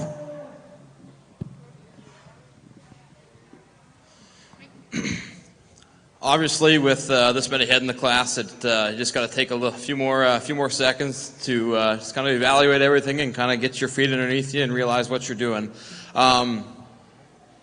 Be pretty blunt and simple. That's the best heifer in class that wins, with no question about it. She attaches her neck good and high at the top of her shoulder.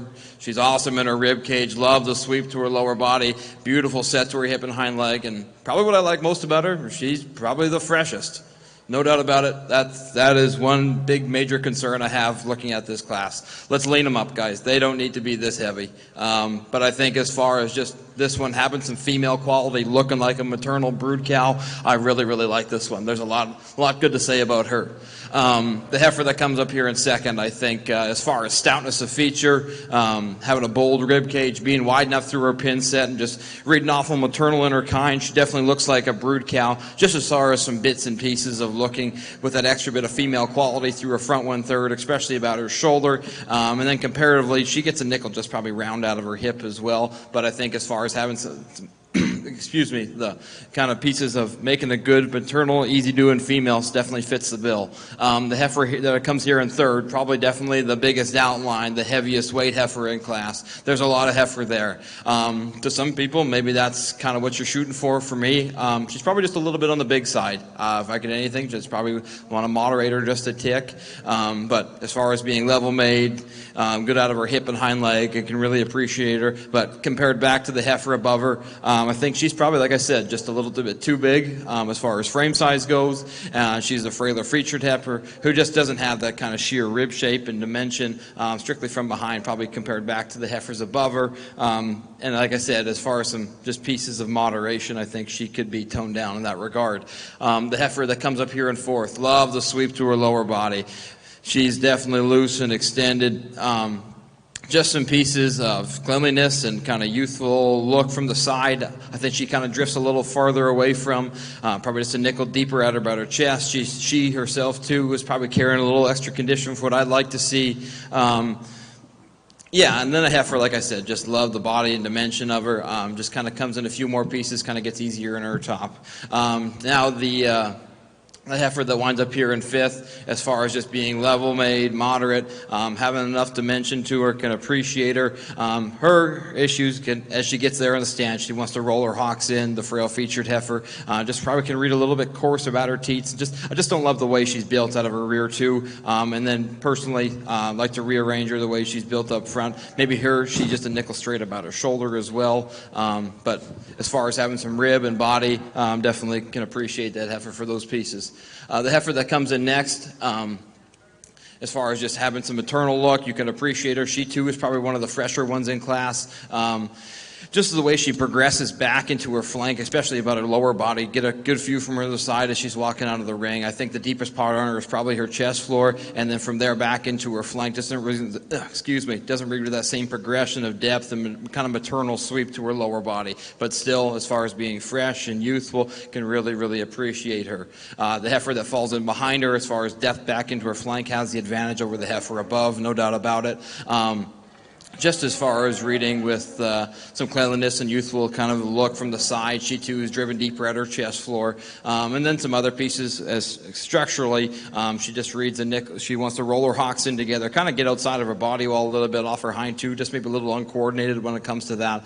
And then the heifer behind her, kind of more type and kind, follows the issues of the heifer above. I want to like this one a lot from the side. She's deep. You want to really call her maternal and kind of easy doing, but like I said, let's freshen them up. She doesn't need to have that that amount of condition on her today. But I think as just far as having some depth and having some practicality, you can sure appreciate her. It's just from behind. She really wants to flatten out to the base of her quarter, roll her hock in. She too just kind of gets outside of her body wall when she gets out on the move. The heifer that falls in here behind, kind of big outlined, high performing. A lot of people can like that. For me, she's probably a little much as far as frame size goes, and then just the way she reads as far as having some added youthful and attractive looks from the side, and just like the modifier from there. Now the more moderate heifer that reads with a little more white on her, as far as being youthful, fresh, and attractive, you can lean that way on her. Personally, I just like to see a little more heifer there. The frail-featured heifer, just as far as a weight and performance advantage compared back to some of the heifers on the other end, kind of fall short in that regard. Now the heifer that's third from the end, I think, as far as being big outline, high-performing, definitely has some advantages.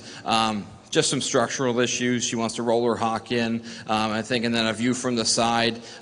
Really wants to kind of shallow up as she gets closer back into her flank. Just doesn't read with that same kind of progression, the depth back into her lower part of her rib cage.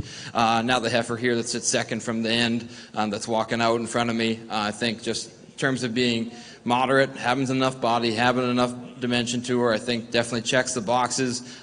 Just structurally, she's too forward at her shoulder, too over in her knee, wants to pull her top up, kind of pinching her loin, get her tail head in the air.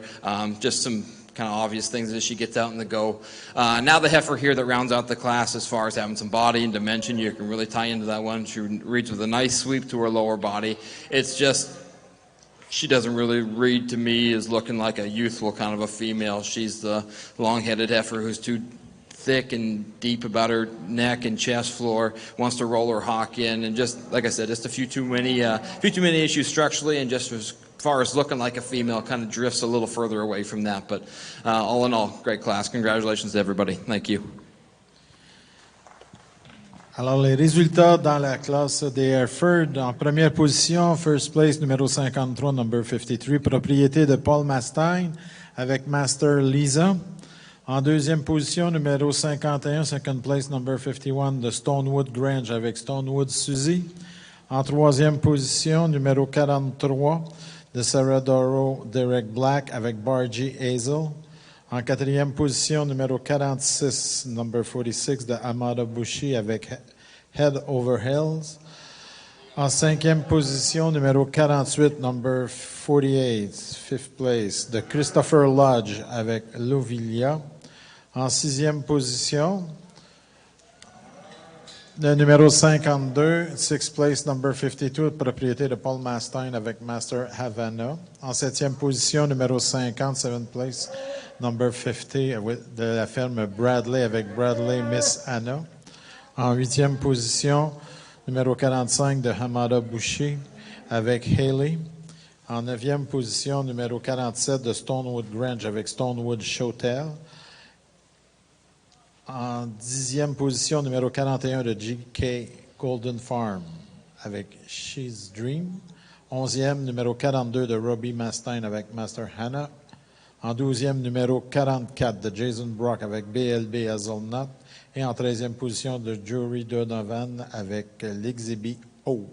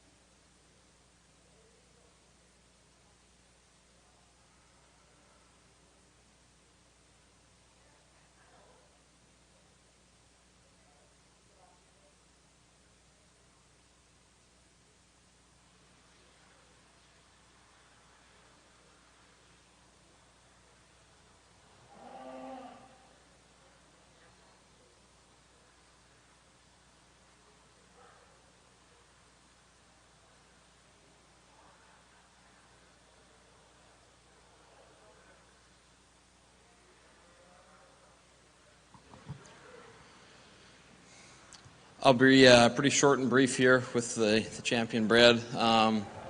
Just far as one that kind of hits me is kind of having a lot of the right pieces, the hardest one to fault, kind of going back to, that's kind of been my rhythm or my theme, kind of it's how I go about looking at cows. With that, there's kind of one heifer that definitely sticks out to me. It should be right in front of me. Congratulations. Thank you. With that, I think the one that follows up most in type and kind as far as being the hardest to fault and just having enough rib and body and looking like a maternal, easy-doing female would be the heifer that comes out of the same class. Thank you.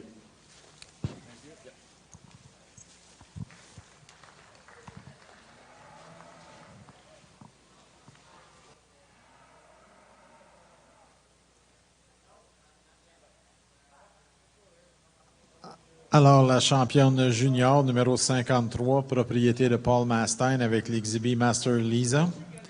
Et la réserve junior, numéro 51, propriété de Stonewood Grange avec Stonewood Susie.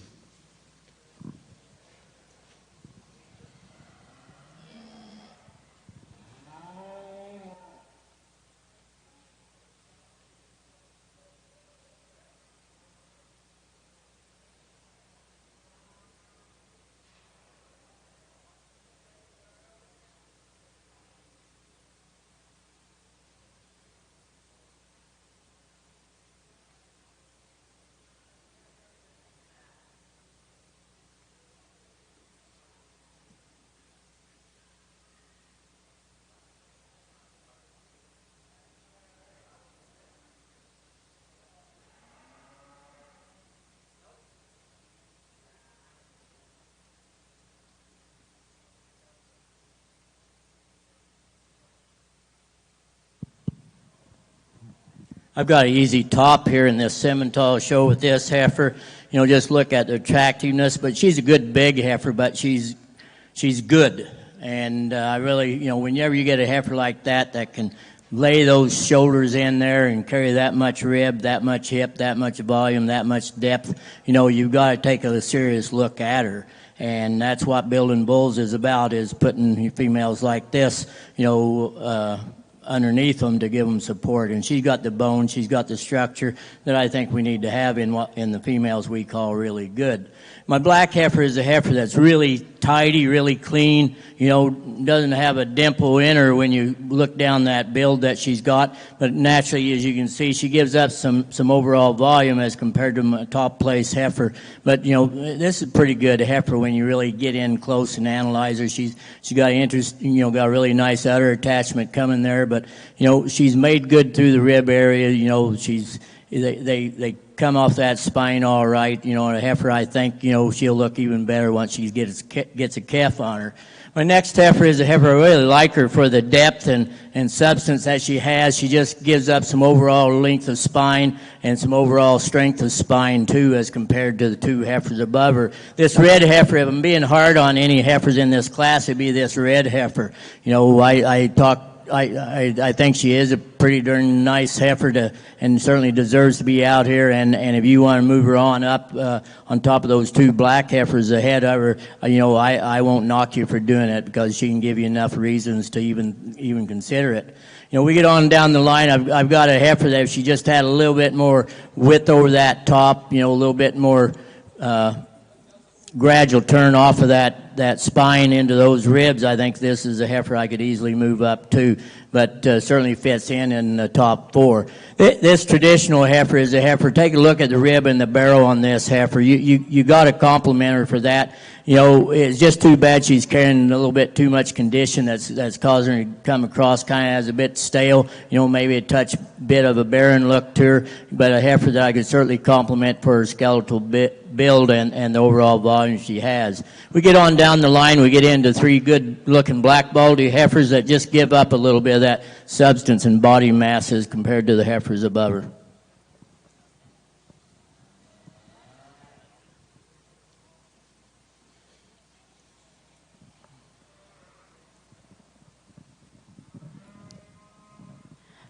Alors, dans l'arène Simmental, les résultats pour cette première division de la classe de femelles 1 an senior. En première position, on retrouve le numéro 89. In first place, in addition to your program, number 89, Barley Arts on Fire, propriété de owned by Jerry Barber. En deuxième position, second place, le numéro 71, number 71, San Sweezy Garnet 223H, propriété de owned by Service Animal Noiseux. En troisième position, third place, le numéro 76, number 76, GCL Iden Treasure, propriété de owned by GCL Simmental. En quatrième position, fourth place, le numéro 72, number 72, Todd Harlequin 25H, propriété de owned by Todd Simmental. En cinquième position, fifth place, le numéro 74, number 74, Jesky Gem 31H, propriété de owned by Keystone Livestock. En sixième position, sixth place, le numéro 78, number 78, Rodrika 2H, propriété de owned by Ferme Eriza. En septième position, seventh place, le numéro 79, number 79, Outback Acres High Class, propriété de owned by André Veilleux. En huitième position, le numéro 73, in eighth place, number 73, Whitewater Harley 19H, owned by Whitewater Livestock.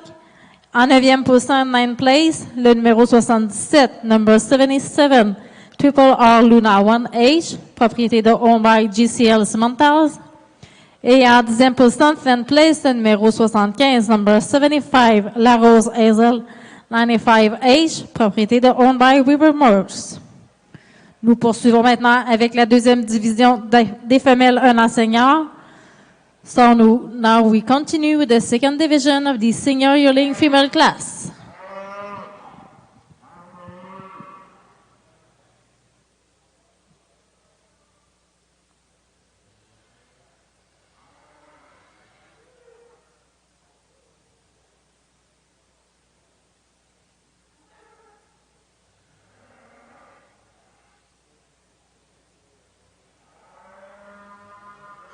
Just a lone entry here. Be quick and brief. Big outline, lots of performance. Got enough as far as foot and bone goes. Just a good kind of a heifer that's definitely got enough body to her. Thank you.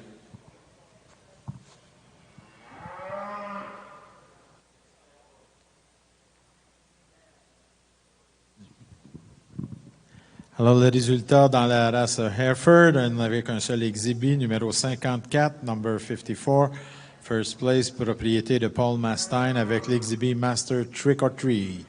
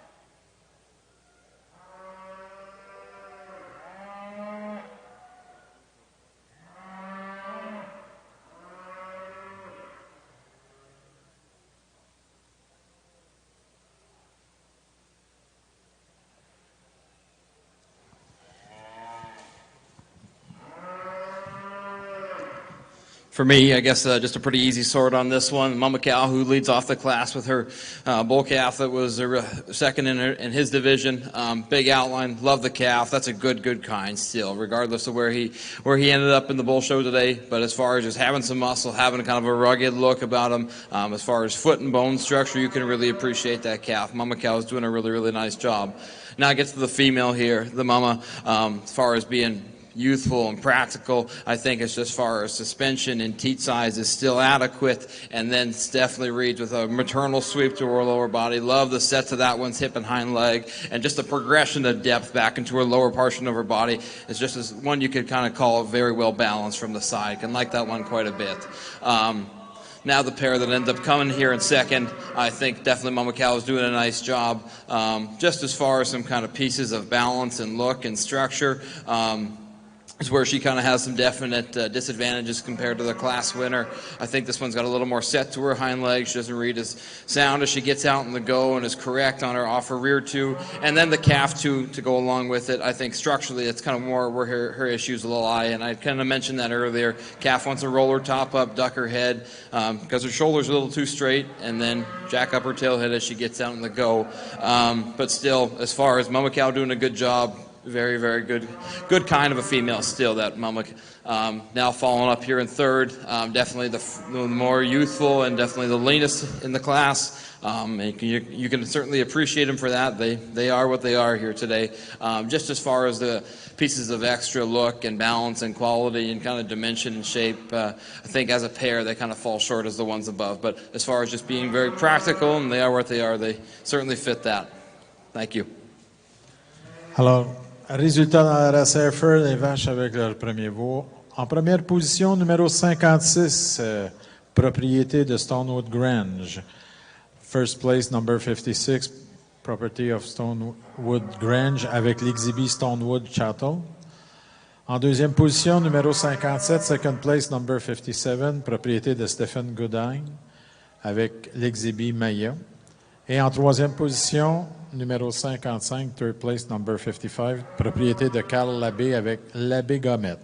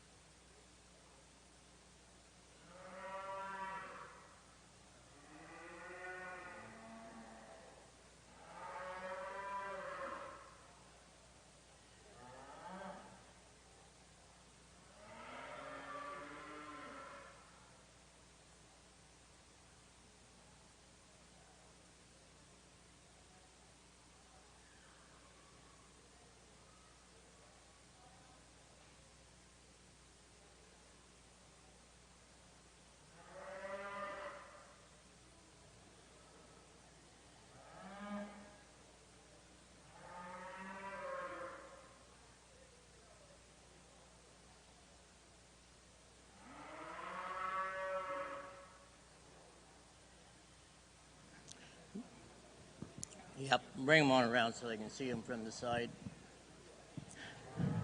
Not an easy decision, as you can probably figure, and I certainly hope that some of you think I did wrong by switching them, because they're too good heifers. Either one of them is going to do a program a lot of good. It's just that when I look at them and think, well, you know, it'd be nice to have one class winner or two that would qualify for a tie, but they won't allow you to do it. This heifer has a lot of extension. For you people that like them really feminine and extended up front, she's got that, but she's still attached in a good way. That neck fits into those shoulders lay flat, and her spine comes out of those shoulders in a good, strong way. She doesn't drop out of those shoulders. She comes across that loin in a really strong manner, and look at the length of the hip that she has. But you know, I can say that on this second place heifer. She maybe not quite as extended up through that front end as my first place heifer is, but I really like the femininity that she shows and the broodiness that she shows. She's strong down that spine. She's big in that rib, and she's roomy enough in that heart. You know, probably the big thing that's helping me decide today, and don't take it as a negative, because I hate to be a predictor. I think the proof is in the pudding when you wean those first calves off these 2-year-olds. But, you know, I think both of these, it'd be interesting to see what they have for calves at side. But udder is going to be the one thing that's helping me go with the one in front today. I just like her, you know, udder attachment, udder development, you know, a little better than my second one. But like I said, don't take that as a negative, because it's just a point of application to help me decide which one of these two needs to be over the other. We get into these black heifers that follow up with these two good red heifers. We don't give up on the quality. We still got, you know, a good look of these heifers. You know, they're good, big, wide top, wide hipped heifers, and look at the way the shoulders lay in on them. You know, I could use the same description for you know, a lot of these heifers on down into this class, and I'd be talking truth too. It's just that some of them are a little heavier in calf, some of them are showing that cowiness a little bit better, and we have to realize that pregnancy is a hormone thing, and as the hormones change, as the hormones increase, that's what's going to trigger the cow aspect and take the show ring look away and start giving them that cow look. And some of these heifers will vary in that aspect. But my compliments to you all. You know, I can certainly be high on what we've got to work with within the Simmental breed and the contribution that these breeders are making towards that end.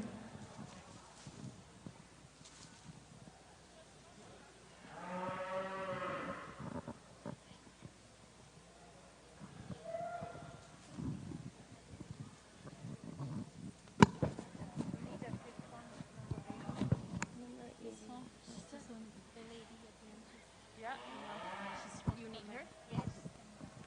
Right now? Yeah, for the final.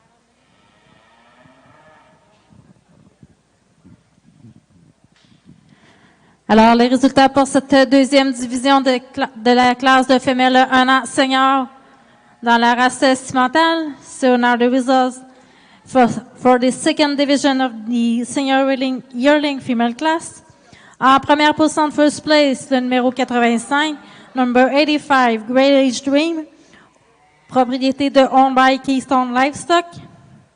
En deuxième position, second place, le numéro 81, number 81, G-Star Amber Nice, 12 age, propriété de Owned by Nathan and Jackie Latchford. En troisième position, third place, le numéro 91, number 91, Master or Earl's Desire, 85 age, propriété de Owned by Paul and Jennifer Marstein. En quatrième position, fourth place, le numéro 90, number 90, Master or Army at Hello 7 age, propriété de Owned by Jennifer and Paul Marstein. En cinquième position, fifth place, le numéro 80, number 80, Outset Havana 109 age, propriété de Owned by Outset Cattle Co. En sixième position, sixth place, le numéro 83, number 83, SBV Miss Beat 610 age, propriété de Owned by Glenn and Pamela Watton. En septième position, seventh place, le numéro 84, number 84, Donavendale Red Yossi, propriété de Owned by André Veilleux.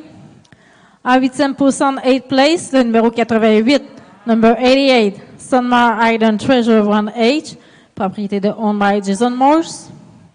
En 9e position, 9th place, le numéro 87, number 87, Whitewater Hype Tonic, 1H, propriété de owned by Whitewater Livestock.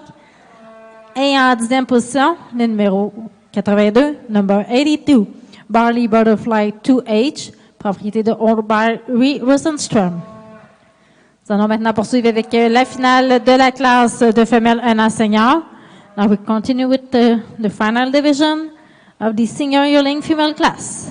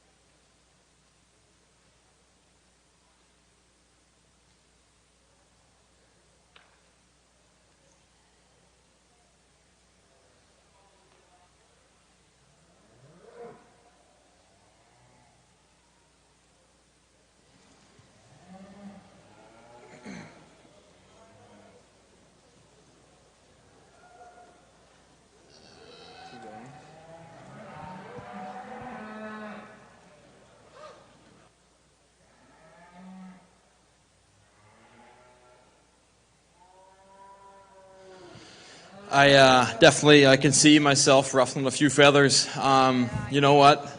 This mama cow that leads off, you know what, can be completely blunt, isn't the most opened up, isn't the most stout, isn't the stoutest featured, isn't the biggest boned. But you know what she is the freshest. As a Hereford breeder, I find the breed struggles with this, and mature Hereford mama cows looking a lot older than what they actually do, and that's what I love about this one.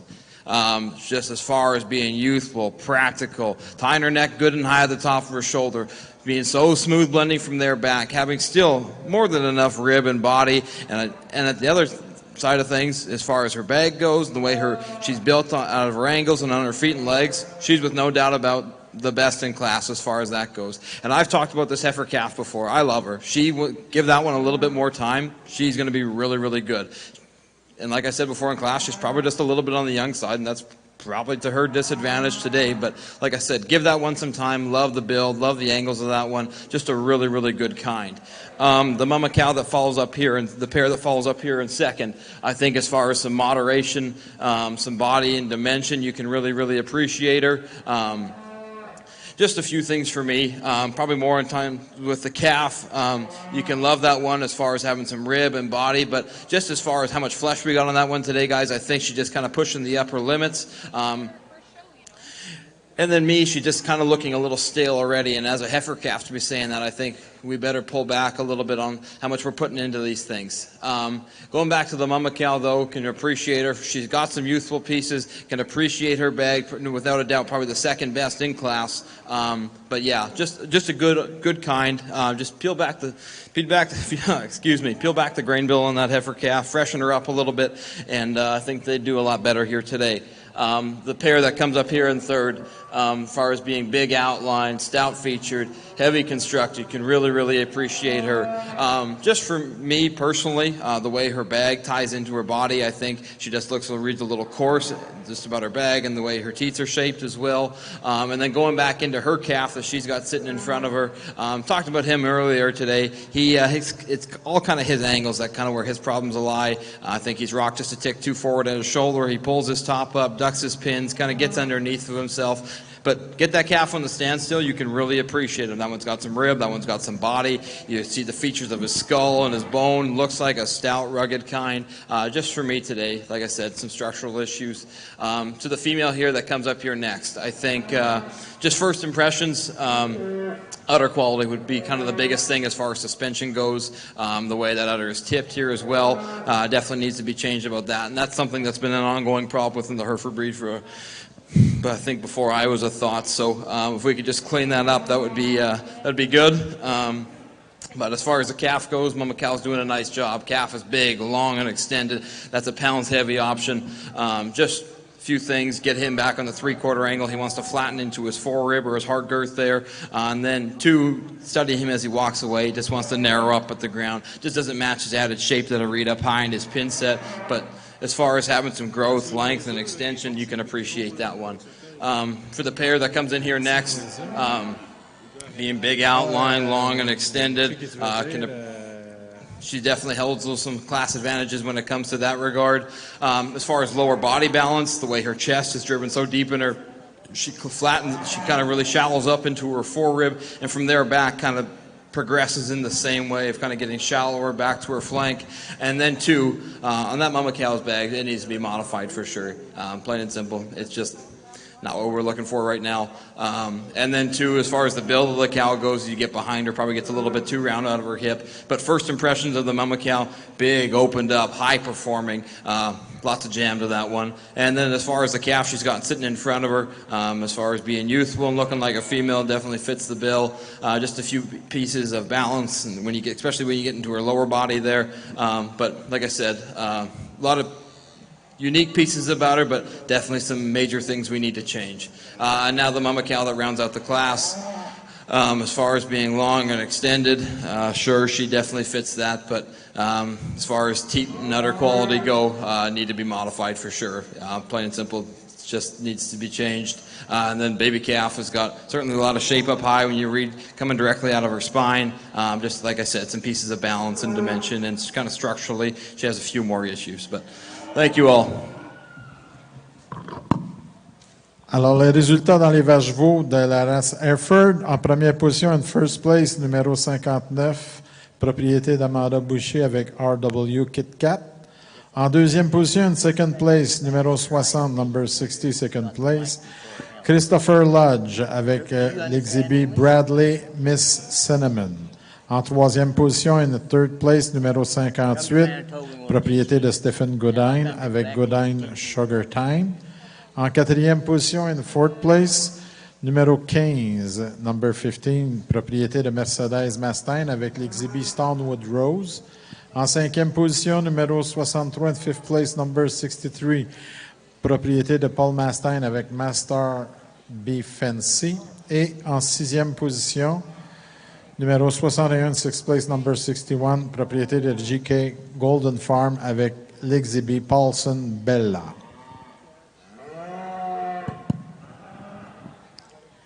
Thank you for your patience there. I've already talked on these Simmental heifers out here in front of you. I've chosen to lead them out here and show them to you head to tail just so you can get a good look at them all and everything. Certainly a good group of cow prospects to represent the Simmental breed. And I think you Simmental breeders should all be proud of the quality out here. It's pretty easy to place, a group of good females, good animals, when there's not hardly any flaws to talk about. So, and that was the case here. I've seen them. I knew what I liked about every one of them, and it's pretty easy to line them up. Thank you for the privilege.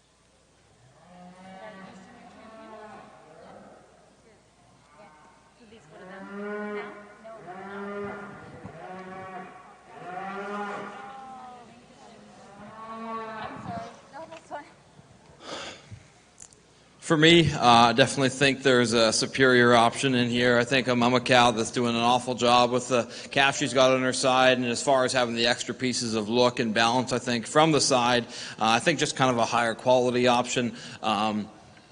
With saying that, like I said, short and brief, congratulations to the champion 2-year-old pair. Congratulations. With saying that, I was awfully high on the one out of the other division, or the other split, so congratulations to you guys here as well. You'll be your reserve. Yeah.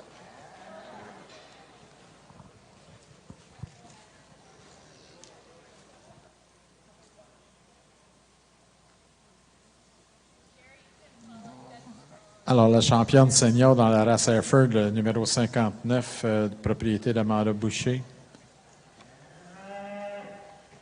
avec l'exhibit Kit Kat. Et la réserve senior, le numéro 56, propriété de Stonewood Grange avec Stonewood Shuttle.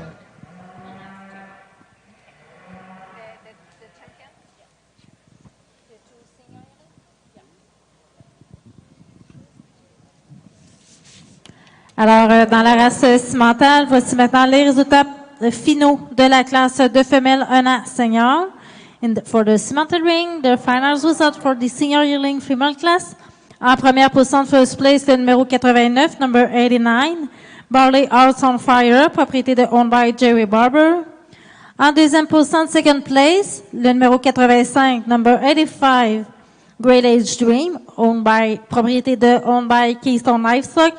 En troisième position, third place, le numéro 81, number 81, Just G-Star Amber and Ice 12H, propriété de owned by Nathan et Jackie Lashford.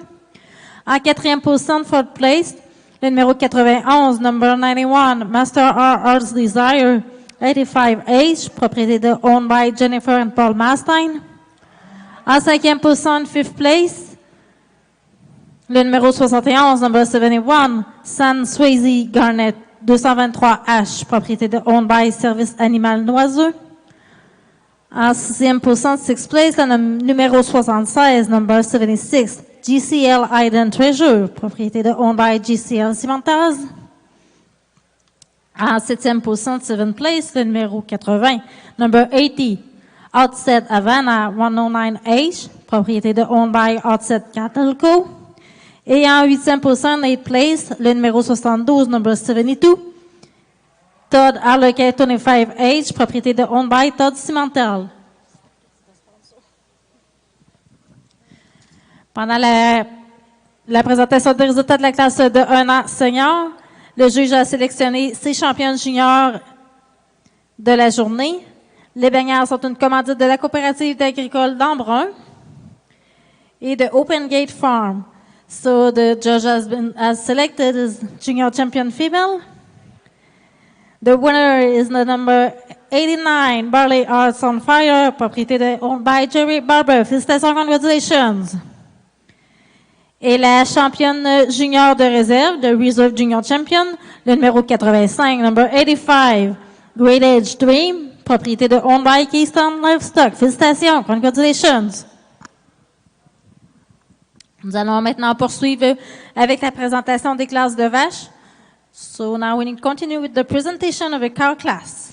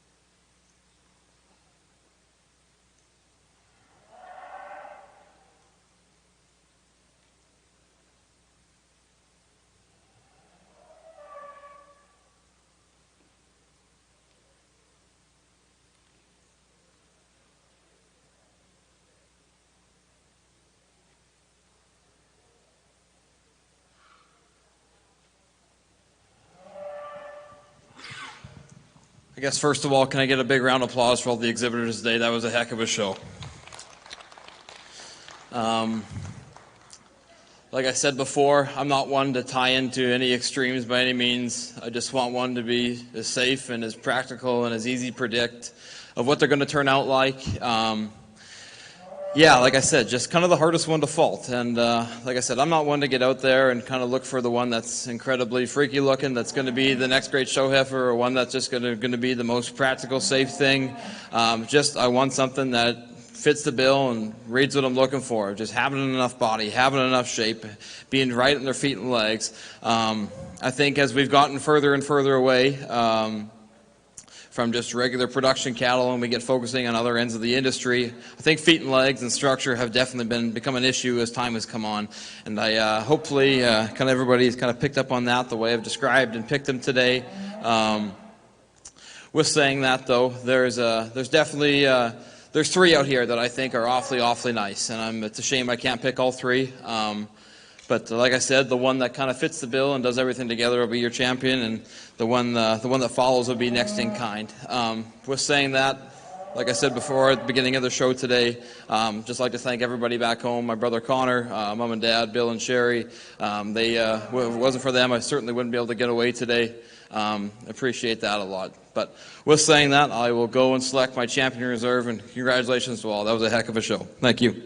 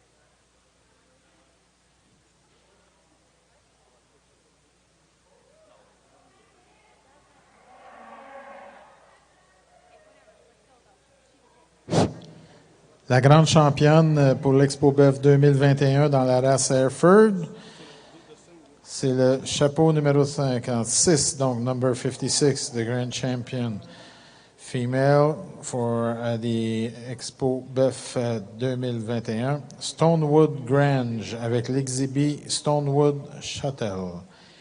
Et la réserve grande championne, c'était la génisse de l'année, qui était le numéro 28. Stonewood Rose, propriété de Stonewood Grange.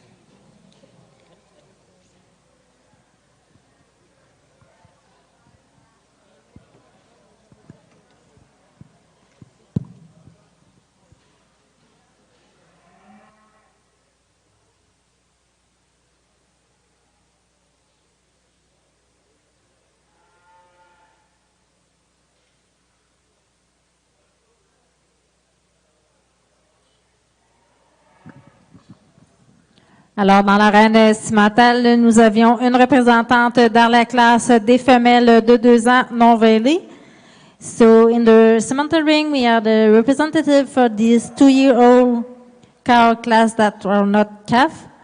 Le numéro 92, number 92, Mekeg Wilma 2J, propriété owned by Firm Terra Agri. Nous allons maintenant poursuivre avec la classe de 2 ans. So now we continue with the 2-year-old cow class.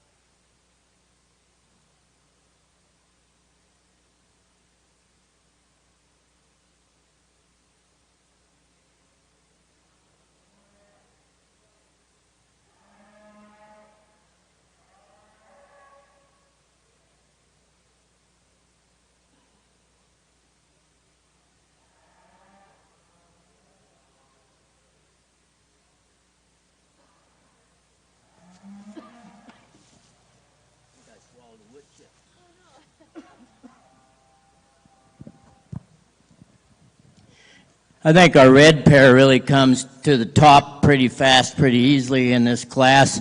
You know, she's got a heck of a bull calf standing there. You know, a calf with a lot of performance, a lot of meat and muscle. You know, she still appears to still be wet and working on them, and for that, you know, I commend her, because that takes a lot out of a cow to keep on nursing a calf of that size. But the calf, as far as, or the cows, as far as you go down through them and compare udder attachment, udder size, udder balance and everything, I think this is the cow that's going to, you know, I'm going to place her up a little higher than the others for that reason, but she's certainly got a, you know, expression of enough milk and everything. The proof is in that bull calf in front. You know, real feminine black pair in second. You know, she gives up a little bit of size and pounds to the cow, but, you know, she's left a pretty good stamp in that black heifer calf. You know, certainly, you know, a young female to look forward as she gets into her prime. You know, the bigger black cow in fourth is a cow that, you know, I really like her for her length, her extension, you know, the expression of milk that she has. Just like to tighten up that udder, just balance it a little bit, and I think we certainly have a cow that could be in contention. My red cow is a cow that maybe is not showing quite as much flesh to her as the others and all, but, you know, she's a cow that I think has a lot of workability in her and everything. I like the job she's done on that calf. I see her stamp, her positives, you know, have been put into that calf, so I commend her for that. Certainly a good pair of 2-year-olds, or a good class of 2-year-olds.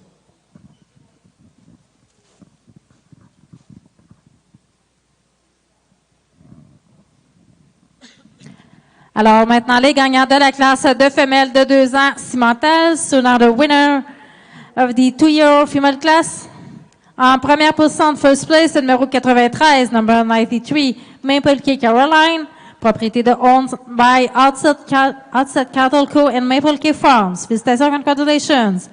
En deuxième position, second place, numéro 96, number 96, Master R. Sephora 95G, propriété de owned by Jennifer and Paul Mastine.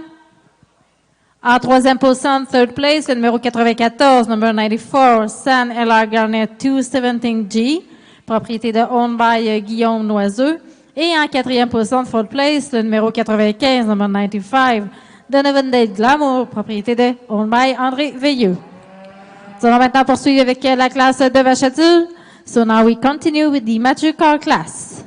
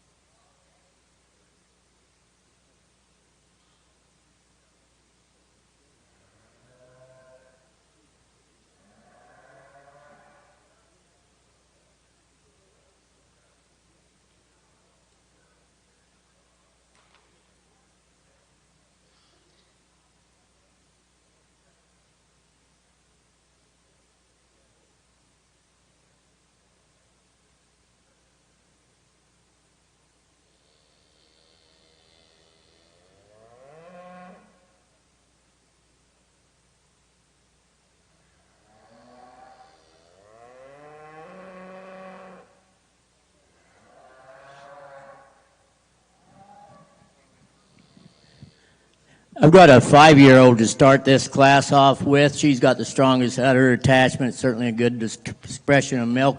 But, you know, take a look at this cow when she turns around there and presents herself to you from the side and from the front and everything. Certainly a good broody impression, broody look to her, and you see that in that good big stout heifer calf she's got in front. My second place cow is a cow that more resembles the cow here as far as type and the way she's made and everything, just a little bit more set in the legs. She's just a little softer in those pasterns. You know, maybe not quite giving me the strength of top as this first cow, but certainly a good calf in front of her. Black cow is a pretty attractive cow, you know, really presents herself in an attractive manner. If I'm not mistaken, she'd be a 5-year-old. Yeah, she's a 5-year-old and everything. Just a little light in that 1/4, but, you know, small enough teated and strong enough structured cow that I think you can see some future in this cow. Thank you very much.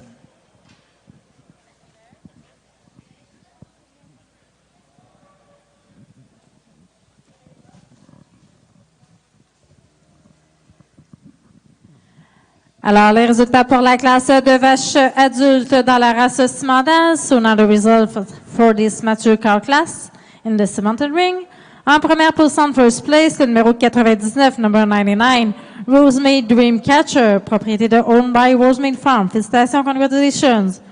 En deuxième position, second place, le numéro 97, number 97, Erickson Lady 31F, propriété de Owned by Mark McCourt. Et en troisième position, third place, le numéro 98, number 98, Donovandale Delicious, propriété de Owned by Todd Simmental. Nous allons maintenant poursuivre avec la classe de championnat senior. So now we follow with the senior championship class.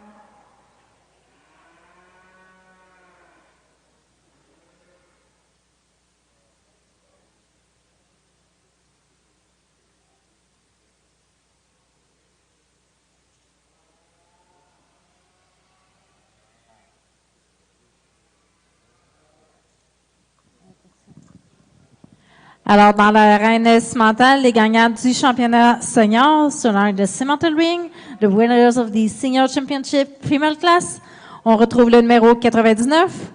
We have number 99, Rosemade Dreamcatcher, propriété de Rosemade Farm. Félicitations, congratulations. La bannière est une commandite de Sullivan Simmentals. The banner is sponsored by Sullivan Simmentals. The Reserve Senior Champion, la championne senior de réserve, le numéro 93, number 93, Maple Cay, Caroline, propriété owned by Outset Cattle Co. and Maple Cay Farm. Félicitations, congratulations. La bannière est une commandite de High-Tech Farms. The banner is sponsored by High-Tech Farms. Nous voilà maintenant rendus à la présentation du grand championnat. So we are now for the Grand Championship of the day.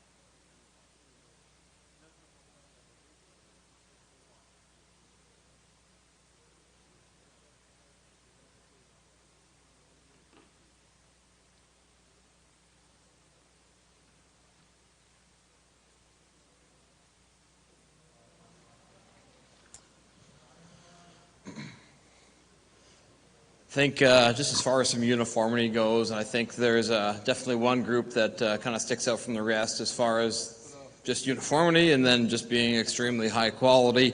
I won't get too in depth on this. It's kind of broad and big picture, but the group here on my left here will be your champion, Breeders' Herd. To follow will be the group here on my far right, and then to round off will be the group here in the middle. Congratulations.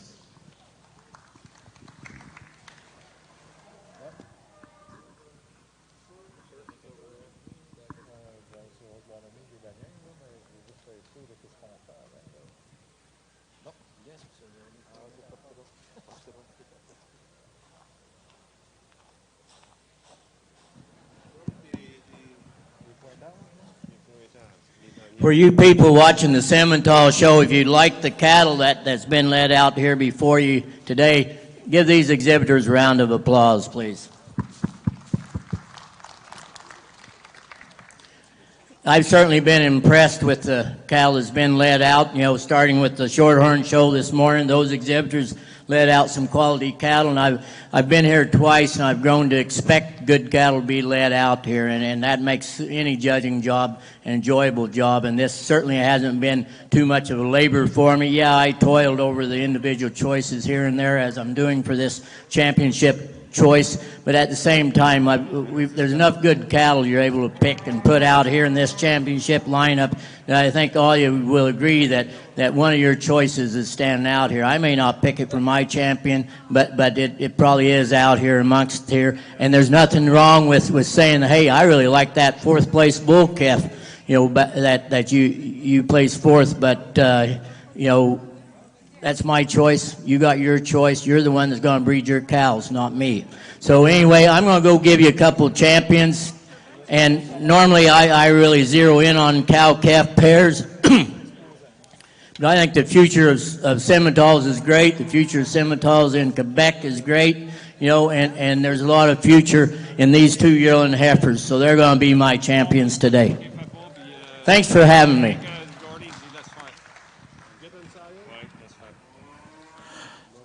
Alors, maintenant, dans la race Hereford, on va remettre les bannières. On va commencer avec la bannière d'exposant. En troisième position, avec 22 points, in the third place for exhibitor, Paul Mastein avec 22 points. En deuxième position, in second place, Bart GM avec 24 points. Et le premier exposant pour l'Expo Boeuf avec 40 points, Stonewood Grange. Maintenant, pour la bannière, premier éleveur, first breeder for the banner. En troisième position, in third place, Bar GM avec 24 points, with 24 points. En deuxième position, in second place, Paul Mastein avec 28 points, 28 points, second place, Paul Mastein. And in first place for breeder, en première place pour meilleur éleveur, Stonewood Grange avec 41 points. Alors, félicitations aux gagnants. L'Expo Boeuf tient à remercier aussi notre juge aujourd'hui. Thank you, Mr. Ted Creech, for coming in Quebec for judging the Expo Boeuf. Il est originaire de Lloydminster, en Alberta. Alors, merci de participer à notre Expo Boeuf. Et l'Expo Boeuf remercie aussi tous les exposants dans la race Hereford d'être venus en grand nombre.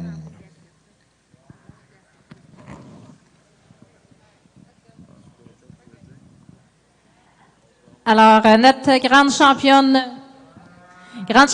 femelle Simmental de l'Expo Boeuf 2021, c'est le nom de Grand Champion Female in the Simmental Ring for Expo Boeuf 2021. Le numéro 89, number 89, Barley Hearts on Fire, propriété de Owned by Jerry Barber. Félicitations, une bonne main d'applaudissements, s'il vous plaît. La bannière est une commandite de Windy Ridge Farms. The banner is sponsored by Windy Ridge Farms. Et la grande championne de réserve, de Reserve Grand Champion, le numéro 85, number 85, Great Age Dream, propriété de Owned by Keystone Livestock. Félicitations, congratulations. La bannière pour la championne senior de réserve, the banner is sponsored by Rosemead Farms.